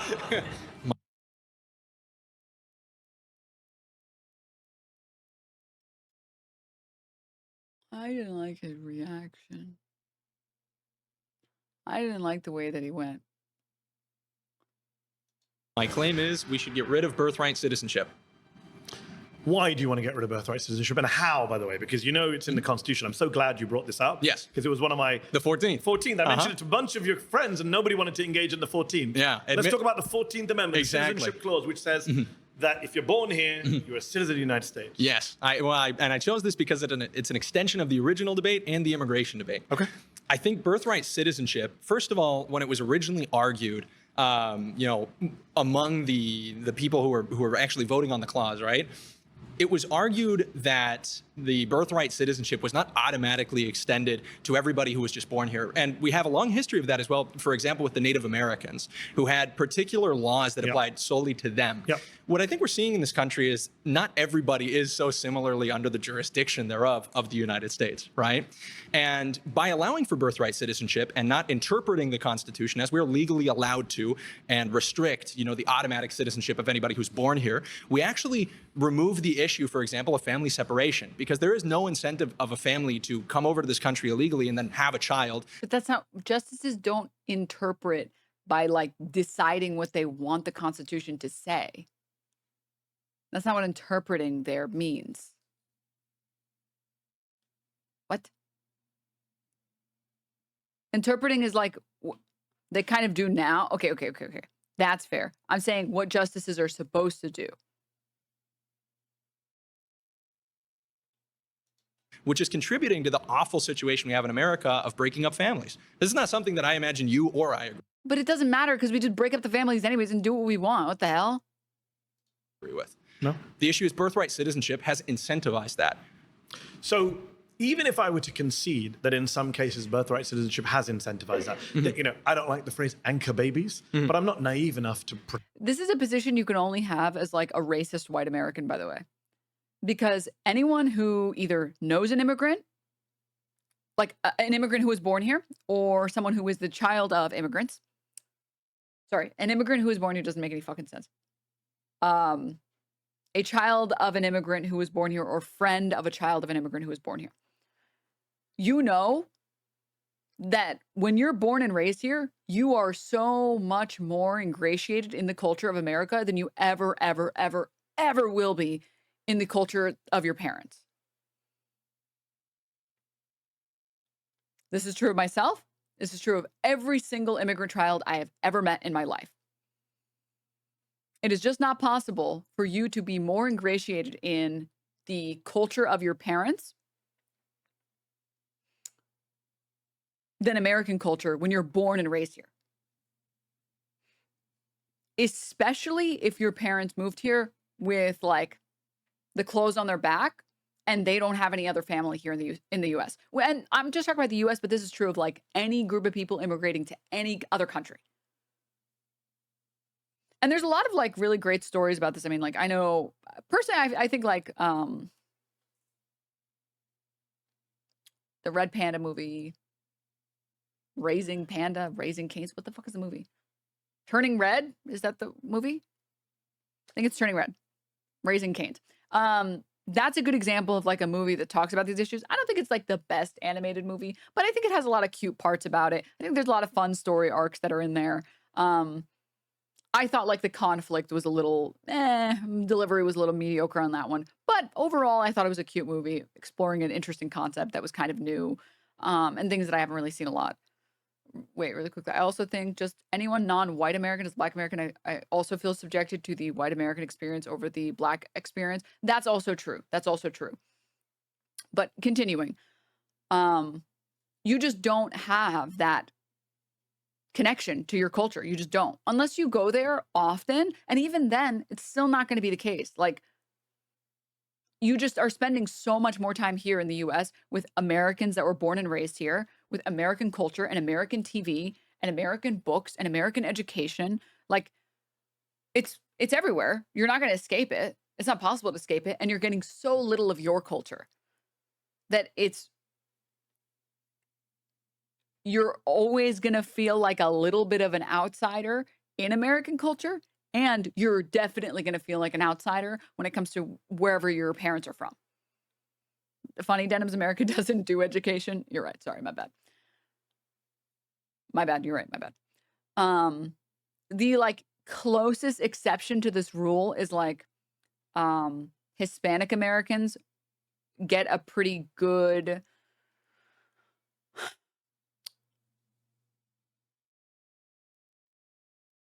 they get an ability to engage with Hispanic culture because there is such a large Hispanic population here. And even then, that's like a very broad generalization because like someone who's coming in from like Brazil or someone who's coming in from like El Salvador or someone who's coming in from like somewhere that isn't Mexico, you're not necessarily getting your culture. You're getting Hispanic culture, which is like, that's very broad. That's way more broad than like exactly your culture, right? You're getting Latino culture. You're getting a second culture, but it might not be as fine-tuned as what your parents got, right?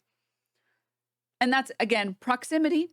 Oh, my voice cracked. That's proximity. There's just, again, a lot of Hispanic people and Latino people that move to the U.S., so there are a lot more pockets of Hispanic communities here in the States.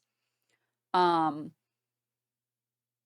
the same way that there's like, if you're born and raised in like Flushing, New York, and you get like a lot of, you live in fundamentally like Chinatown, yeah, you might be able to get that. Sorry, yeah, Brazilians aren't Hispanic. They don't speak Spanish, Latino. Latin America, yeah. But you're also still not technically getting that culture either. Right? Because you're getting this hybridized version of it. So like think about Italians that grow up in America. Italian Americans are not Italians. Italian Americans going to Italy are going to experience a very different community. So they'll have a second community here in the US, but it's also still not the same as where maybe their parents or their grandparents came from. Right? So, yeah, it's like, it's TLDR. There are a couple instances where you can have this like second home here in the US. And I think that second home exists for some groups of Americans. That's how new cultures are born. I mean, I would agree. But being against anchor babies because it's like white genocide and it's going to destroy the culture is such a nonsensical position you can only hold if you are a racist white person. Because if you know any anchor babies, you know they are way more American than they are anything else. They are American first. Way before they're anything else. And again, if you know any immigrants, this you would know this. Or if you are child of an immigrant. That there are not immigrants who come here and time the pregnancy in order to get. Of course, you and I can agree on that. Yeah. But that doesn't mean you then rip up a constitutional principle that goes back centuries, goes back before the 14th Amendment. 14th Amendment came about, I think, in 1868, if memory serves me correctly. But the principle underlying it is actually from my other country, the UK, ancient English common law, right? So this was always the case. The 14th Amendment, as you know, because you seem well read, came along and codified what was already a principle in American and English law, that if you're born in the country, you are a citizen. Now, you mentioned the point about jurisdiction. There is that little bit in there where it says subject to the jurisdiction thereof. That in the debate, if you go back and read the debate that the senators had at the time, they were very explicit that that was to do with foreign ministers and foreign ambassadors, diplomats living in embassies. Their kids shouldn't be citizens. Obviously, they're here on their own. You know, the Argentine embassy in DC is Argentine soil. You know? So we accept all that. Absolutamente, amigo. But when they were Estoy asked about Chinese immigrants, Senator Trumbull, who was I think the chair of the Judiciary Committee back in the 1860s during this debate, he said at the time, Chinese immigrants' children, they're citizens. In fact, 1898, as you well know, we get Wong Kim Ark, Supreme Court case, Wong Kim Ark versus the United States. And the Supreme Court says, yes, even the child of undocumented Chinese immigrants is an American citizen. So this is a principle going back centuries. So while I can agree with you that there are cases that abuse the 14th Amendment, that there are issues of family separation, I'm not going to rip up a constitutional principle that goes back centuries and is backed by a 127-year-old Supreme Court precedent because Donald Trump is looking for ways to cut the number of brown and black people in the United States. If you don't mind me interrupting, this is where I think it's important as well to go back to what we talked about with the Constitution. When we're analyzing, and admittedly, I'm not as interested in the legal argument. There's obviously many ways to interpret the Constitution. But I don't think, especially among conservatives, that it is positive to use the Constitution to dismantle it. When we analyze the original context, like you were saying, in the late 19th century, our immigration law was absolutely different, including, you know, in respect with the Irish and Chinese immigrants that were coming over. It was absolutely different. Why would you start the legal argument just to say, I'm not interested in the legal argument? What?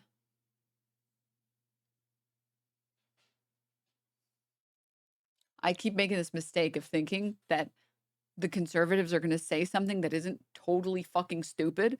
And then I keep forgetting. I keep remembering later that they are so fucking stupid. We had open borders, my friend. Some people in this room would hate it. We had open borders for half of American history. Well, I don't think that's very... You're just going to... What the fuck? You're going to just disagree with, like, reality? Huh? It was a country founded on immigration, bro. I feel like that one, I don't know if anyone even remembers this, Vine of like, the Wicked Witch of the West, bro. That's how I feel right now. America had a mostly free and open immigration in its early days, but started enacting restrictions in the 1880s. That included the Immigration Act. Dennis, have you seen the new Jeep? Clueless. Jeep. Clueless? Oh, nice. What was I saying? Right. That included the Immigration Act of 1882, which levied a tax on all new immigrants and blocked the entry of lunatics, convicts, and persons likely to become a public charge. That's very true. It's 100% true. Well, hold on.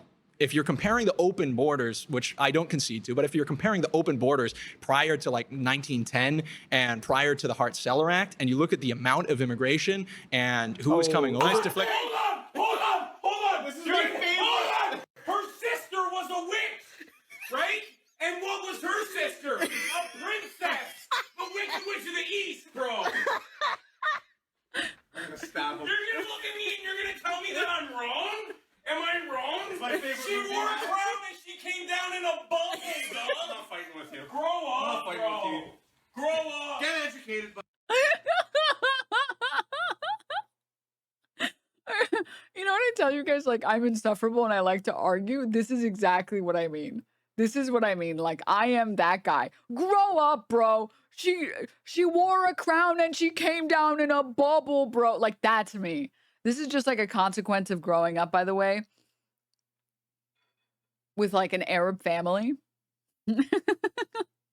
Not that you have to grow up with an Arab family to become like this, but when you spend your childhood arguing the most inane, mundane, stupid bullshit with your siblings, this is what you become.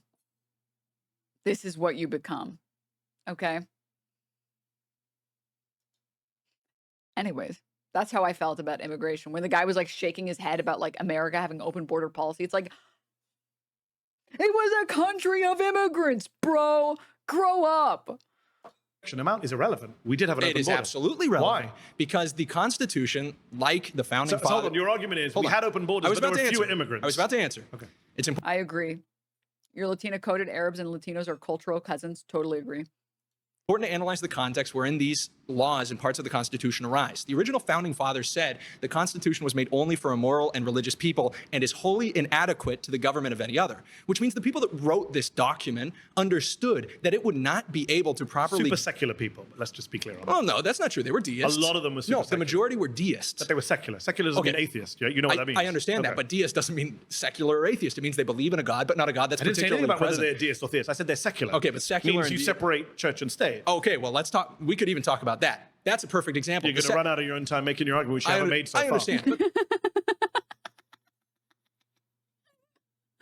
but the separation of church and state is now completely differently understood than originally proposed. Thomas Jefferson, who talks about the wall of separation, which doesn't even exist in the Constitution, understood it in a different way. Supreme Court precedent, as you well know. Yeah, sure. But the precedent of the last 100 years, wherein the country has been completely different from its founding, should not overrule the original intent of the people who wrote the document that you and I are both citing. Okay. Which means... But I'm not locked into what the people who wrote that. We've had amendments to the Constitution. You know that, right? I understand that. Okay. And this is our fundamental disagreement, is that I don't believe... You think you can read the minds of people in the 1770s. That's not true. I'm stuck. I just believe this country ought to be more like the country we originally had, and I don't think that's your opinion. You're entitled to it. I understand that, but there's a factual basis to it. Well, let me try to see what you believe. Okay.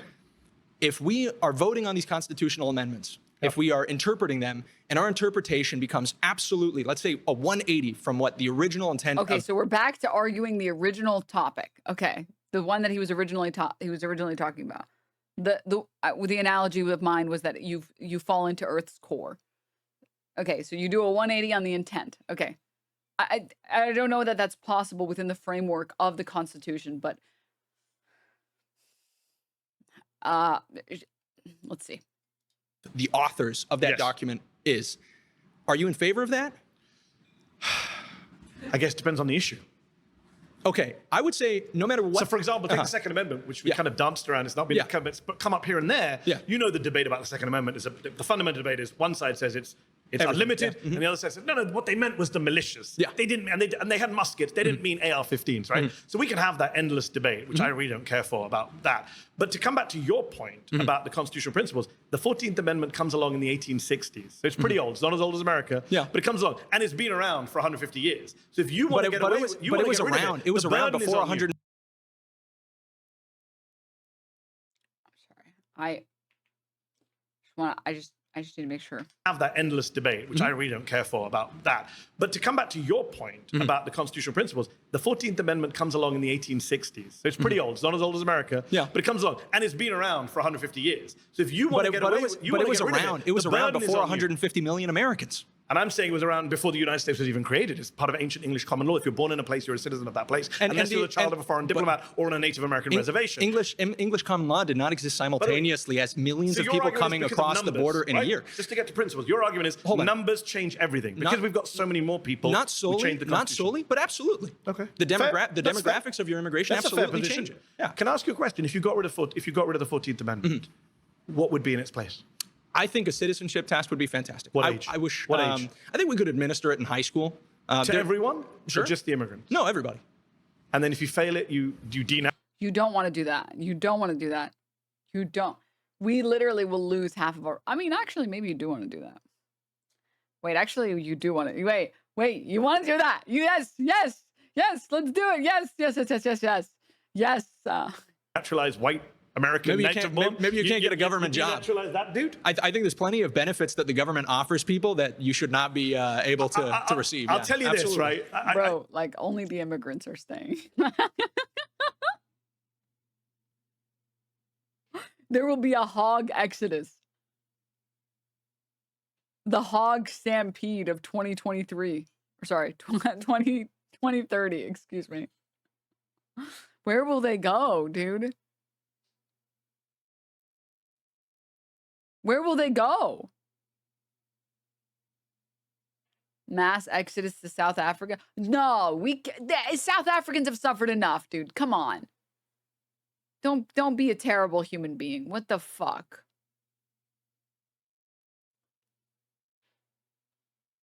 I don't even know where we would send them. No, I don't want to send them to Israel. I think we build a wall around Florida. Or like we set up like we evacuate the zone. We set up like tactical nukes around the Florida border. So we make it like inhospitable. Like you have to cross like this radioactive land to get back to the rest of the US, which is impossible. You know? No, don't worry. The Floridians that pass, you guys can finally get out. And all the rest of the Americans that fail, we're sending them there. So just modern Florida, pretty much, yeah. This might sound bad, and I think you can just set up like a really big gate with like a math problem, like simple trig, and like if you can solve it, you're welcome back in. I think that's a good rule. I think that should be enough. Care for me anyway, so let me say something you might not like. Nobody would pass it. If you have a high school immigration citizenship test for everyone, I think people will take citizenship more seriously. I'm guessing the immigrant kids are going to outperform the white kids, and you might actually end up denaturalizing some of the white kids, and then people here will be really upset. And well, hold on, and I like to be consistent. I mean, this is the basis of the H-1B visa anger, which is, well, we only want the good immigrants. Don't bring in the bad ones. Oh, okay, so we'll immigrate the smart immigrants that can perform in these difficult job forces that we have openings for. Wait, like a meritocracy, but like, no, not like that. But then how am I going to get the job? No, but I want affirmative action. Please. It's like, what? So what do you, wait, you just want... You're just racist, dude. What the hell? About this. That's possible. But what I think it would do is it would give everybody a larger sense of the importance of citizenship. So you would say no one born in this country is a citizen? No one? Automatically, no. Automatically, no. Wow. I think we could extend that. You know, people who have a heritage in the country what of are they until they pass the test? Undocumented? I suppose, yeah. They are not able to receive government benefits. They're not able to receive government benefits. They're not able to apply for these jobs. But their parents are citizens. Okay, well, hold on. We're talking here about the way that we would implement it. Yeah, it's pretty important. If you're trying to get rid of the 14th Amendment, I'm going to ask about the practicalities of it. And we're not, Trump's doing it right now. Hold on. And I'm not going to be able to explain it to you in 10 minutes. But what I can explain to you is that right now in this country, we have a crisis of people. Wait, my earbud died. No. Hold on.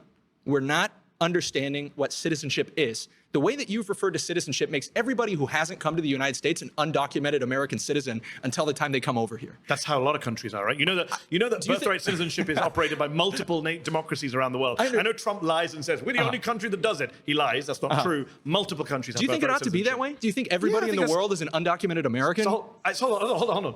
Well, or undocumented Canadian or undocumented Brit, right? Or undocumented. Sure. Well, I'm an American, so I say America. But yeah. But I'm saying, right, the principle is you immigrate. We have free movement of people.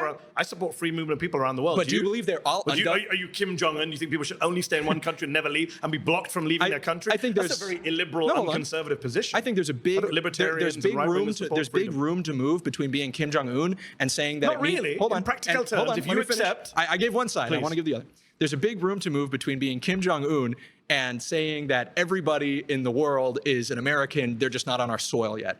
I think being an American that's a ridiculous citizen, statement, right? Because everyone in the world is not heading for the United States of America. Yeah, but in fact, right now, numbers of people coming in are dropping a lot. But the idea that you are supporting is that the moment you come to this soil and that you're born here, you become an American. And I'm not saying at the moment you come to the soil, you become an American. I didn't. I had to do the test. Right? Okay. I had to do the naturalization process, which is guaranteed by the 14th Amendment. But the 14th Amendment also says if you're born here, then you automatically get it. And I'm not saying, I think the problem we have, it's a hill I'm going to die on. The problem we have is we don't appreciate citizenship. The problem is that when you talk about immigration like we did.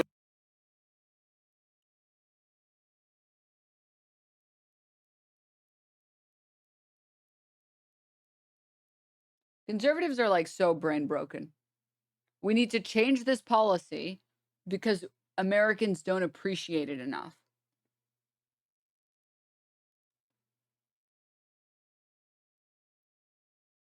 You know the people who don't appreciate it the most? Your group of people. agree on that. When we talked about everything before, what were we talking about? We were talking about products. We weren't talking about practices or perceptions, which is really what immigration is about. Can I agree with you? We don't in this country value citizenship enough. I agree. I think we should encourage people to have more civics lessons in schools, understand American history and Constitution much more. Here's what's the irony is, I'm sitting in a room today where I've met a bunch of people claiming to be Native Americans who hate everything America stood for centuries. I think they stand much closer to the America that we originally had. And I think that's the big... If the founding fathers had to decide who was more American, now admittedly they were slave owners and racists, so pretend like, you know, we can make Mehdi Hasan white right now. And you ask them which one of these two people is more American, there is not a single one of them that would say the guy in the blue shirt is more American.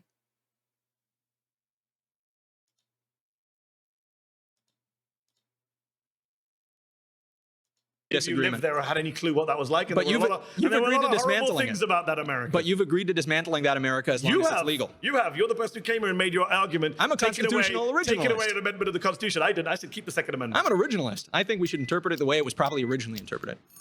All right, guys, that's time. That was terrible. That was he didn't provide a single legal argument. He didn't provide a process by which people would lose their citizenship that was beneficial at all. None of that was good. It was literally just like vibes. It was like, but I don't want to have it anymore. No red flags, crazy. Well, there aren't red flags in the last section. The last section is just like, you get to pick one person and then debate them for 10 minutes. Bro literally said the original is 5 minutes after saying it's our right to interpret the Constitution differently. Conservatives even blame immigrants for not appreciating citizens, or citizenship rather. Thank you very much. Appreciate it. How was the overall the video? You know, it's really hard to rate. I would rate it like I definitely rate it like a 9. No, I'd rate it like a 10 out of 10 on the Hitler scale for sure. I thought it would be an interesting exercise in trying to understand what genuine far-right conservative folks think. And it was kind of disturbing to see that they think what I thought they think, and they were happy to say it out loud. I am disappointed that I had to sit across from people who believe in white genocide, who believe I'm not a citizen. Multiple people here said I should be deported. One of them was even the child of immigrants, which I found bizarre. Obviously, we were way outclassed. Like, we're not professional debaters. I don't think anyone in this room was. Maybe I mean, dog, you didn't even get to say anything because they did. The rest of the people in the room took out their test, which is just, what color foundation do you use? And they found that you didn't pass that test. To people, and clearly Manny, he does this for a living, right? He's a journalist, so he's really good at what he does. Mehdi Hasan was pretty good at, you know, taking cheap shots, trying to, like, you know, derail people. Okay, but to be fair, like, you didn't exactly, you made it a little easy, okay? People like, from their arguments, you know, trying to like pit me against, you know, some of the people that wouldn't like people of my color to be in the United States, which is irrelevant. I think one person said as he walked off, you'll be the first to go, which is ominous and racist. I think that was disheartening and particularly discouraging because it just felt like it was fitting into a stereotype that we're trying to fight against, which is like we actually have arguments, we can provide good reason, and that rhetoric just pushes that far away. I am, I guess, a far-right Republican, but as I learned today, not as far-right as I thought I was. You know, someone gets up and they're just like, yeah, I mean, I guess I just want to have like autocracy forever and a Christian this guy showed up and said, I guess I'm one of the good guys, actually. nationalism, or just being like, yeah, I'm racist. And to me, that's very foreign of a concept. While I didn't, you know, disagree with most of the people in the circle, it did bother me at times, you know, to see them say mean things. There's not really a reason to do that. But it also upset me when Mehdi said, you know, I'm not willing to debate with those people. Free speech doesn't... Of course you think that. You're not the people that they're trying to deport, that they hate, okay? If they said that about you, you would change your mind. Mean you need to give credibility or oxygen or a platform to people who don't agree in human equality. I hear Mehdi's point about not giving them a platform, but the thing is, if you stop giving them a platform, they don't just go away and change their mind. You really want me to take out my Milo Yiannopoulos sign? You really want me to tap the sign again? They do actually.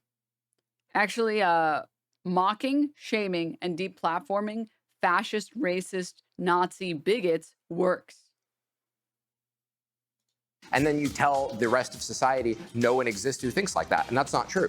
You say no one who exists like that is welcome here in civilized society. Debate people, even people I disagree with. I try and avoid bad faith folks. I think some of the folks today were bad faith. You know, I'm anti-conservative, right? I don't support conservative views on taxation. I don't support conservative views on immigration. But the people here today were way beyond conservatives. This is open authoritarianism.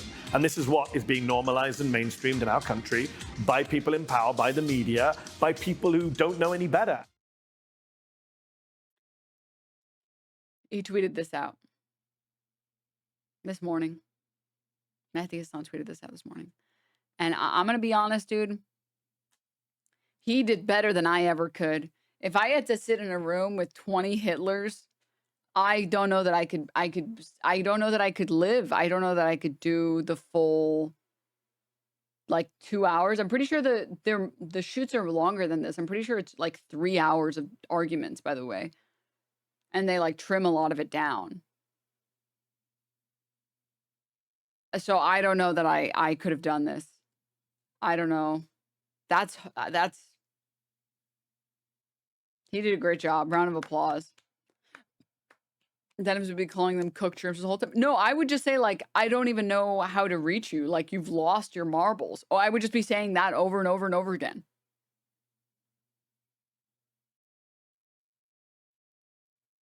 You got to love the delusion. I don't think you have a right to exist. I think we should be able to deport you. I think we're allowed to not want your kind here. Anyways, can we debate? It's like, no. You think my people are genociding your people by immigrating here. That's right. The crime of immigrating into a country, following the legal process to immigrate into this country.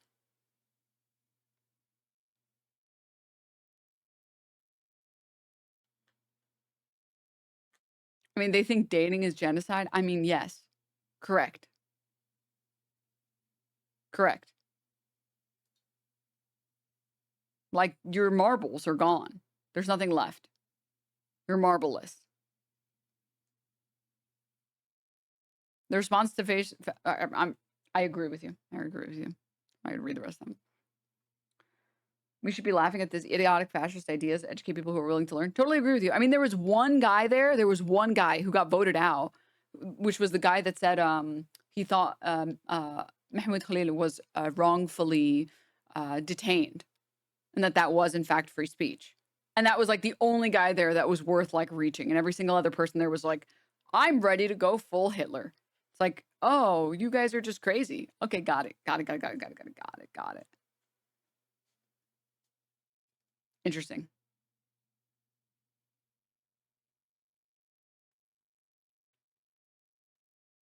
At best, those people don't believe what they're saying, and at worst, they want to kill you. Mm-hmm. That was amazing. That guy just seemed to be misled. I mean, yeah.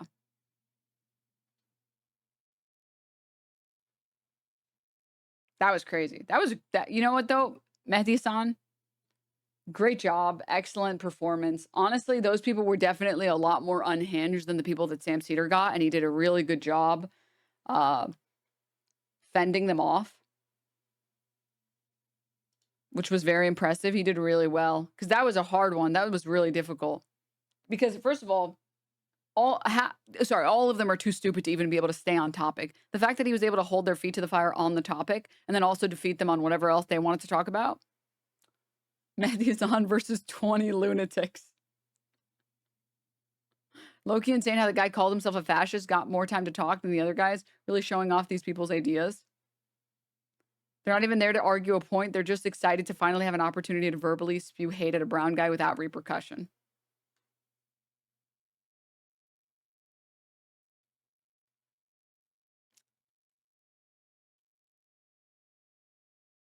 Okay, sorry, this is so disturbing. These people are a danger. This is actually the first episode I haven't found to be funny, instead scary, and to be honest, a little sickening. Mehdi joins a nightmare blunt rotation and still comes out resilient. Yeah, none of these conservatives could pass a citizenship test. Mehdi, my claim is that 1 + 1 = 2. Conservative. So I don't like immigrants.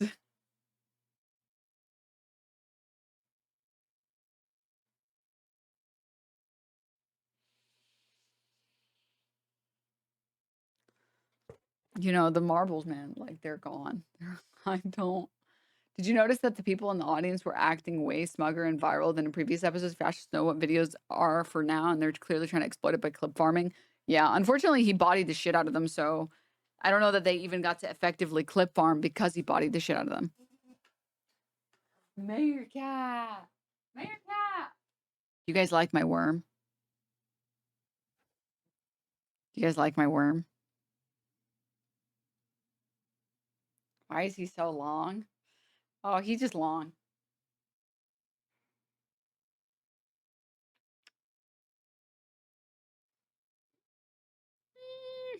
I just want to squeeze you.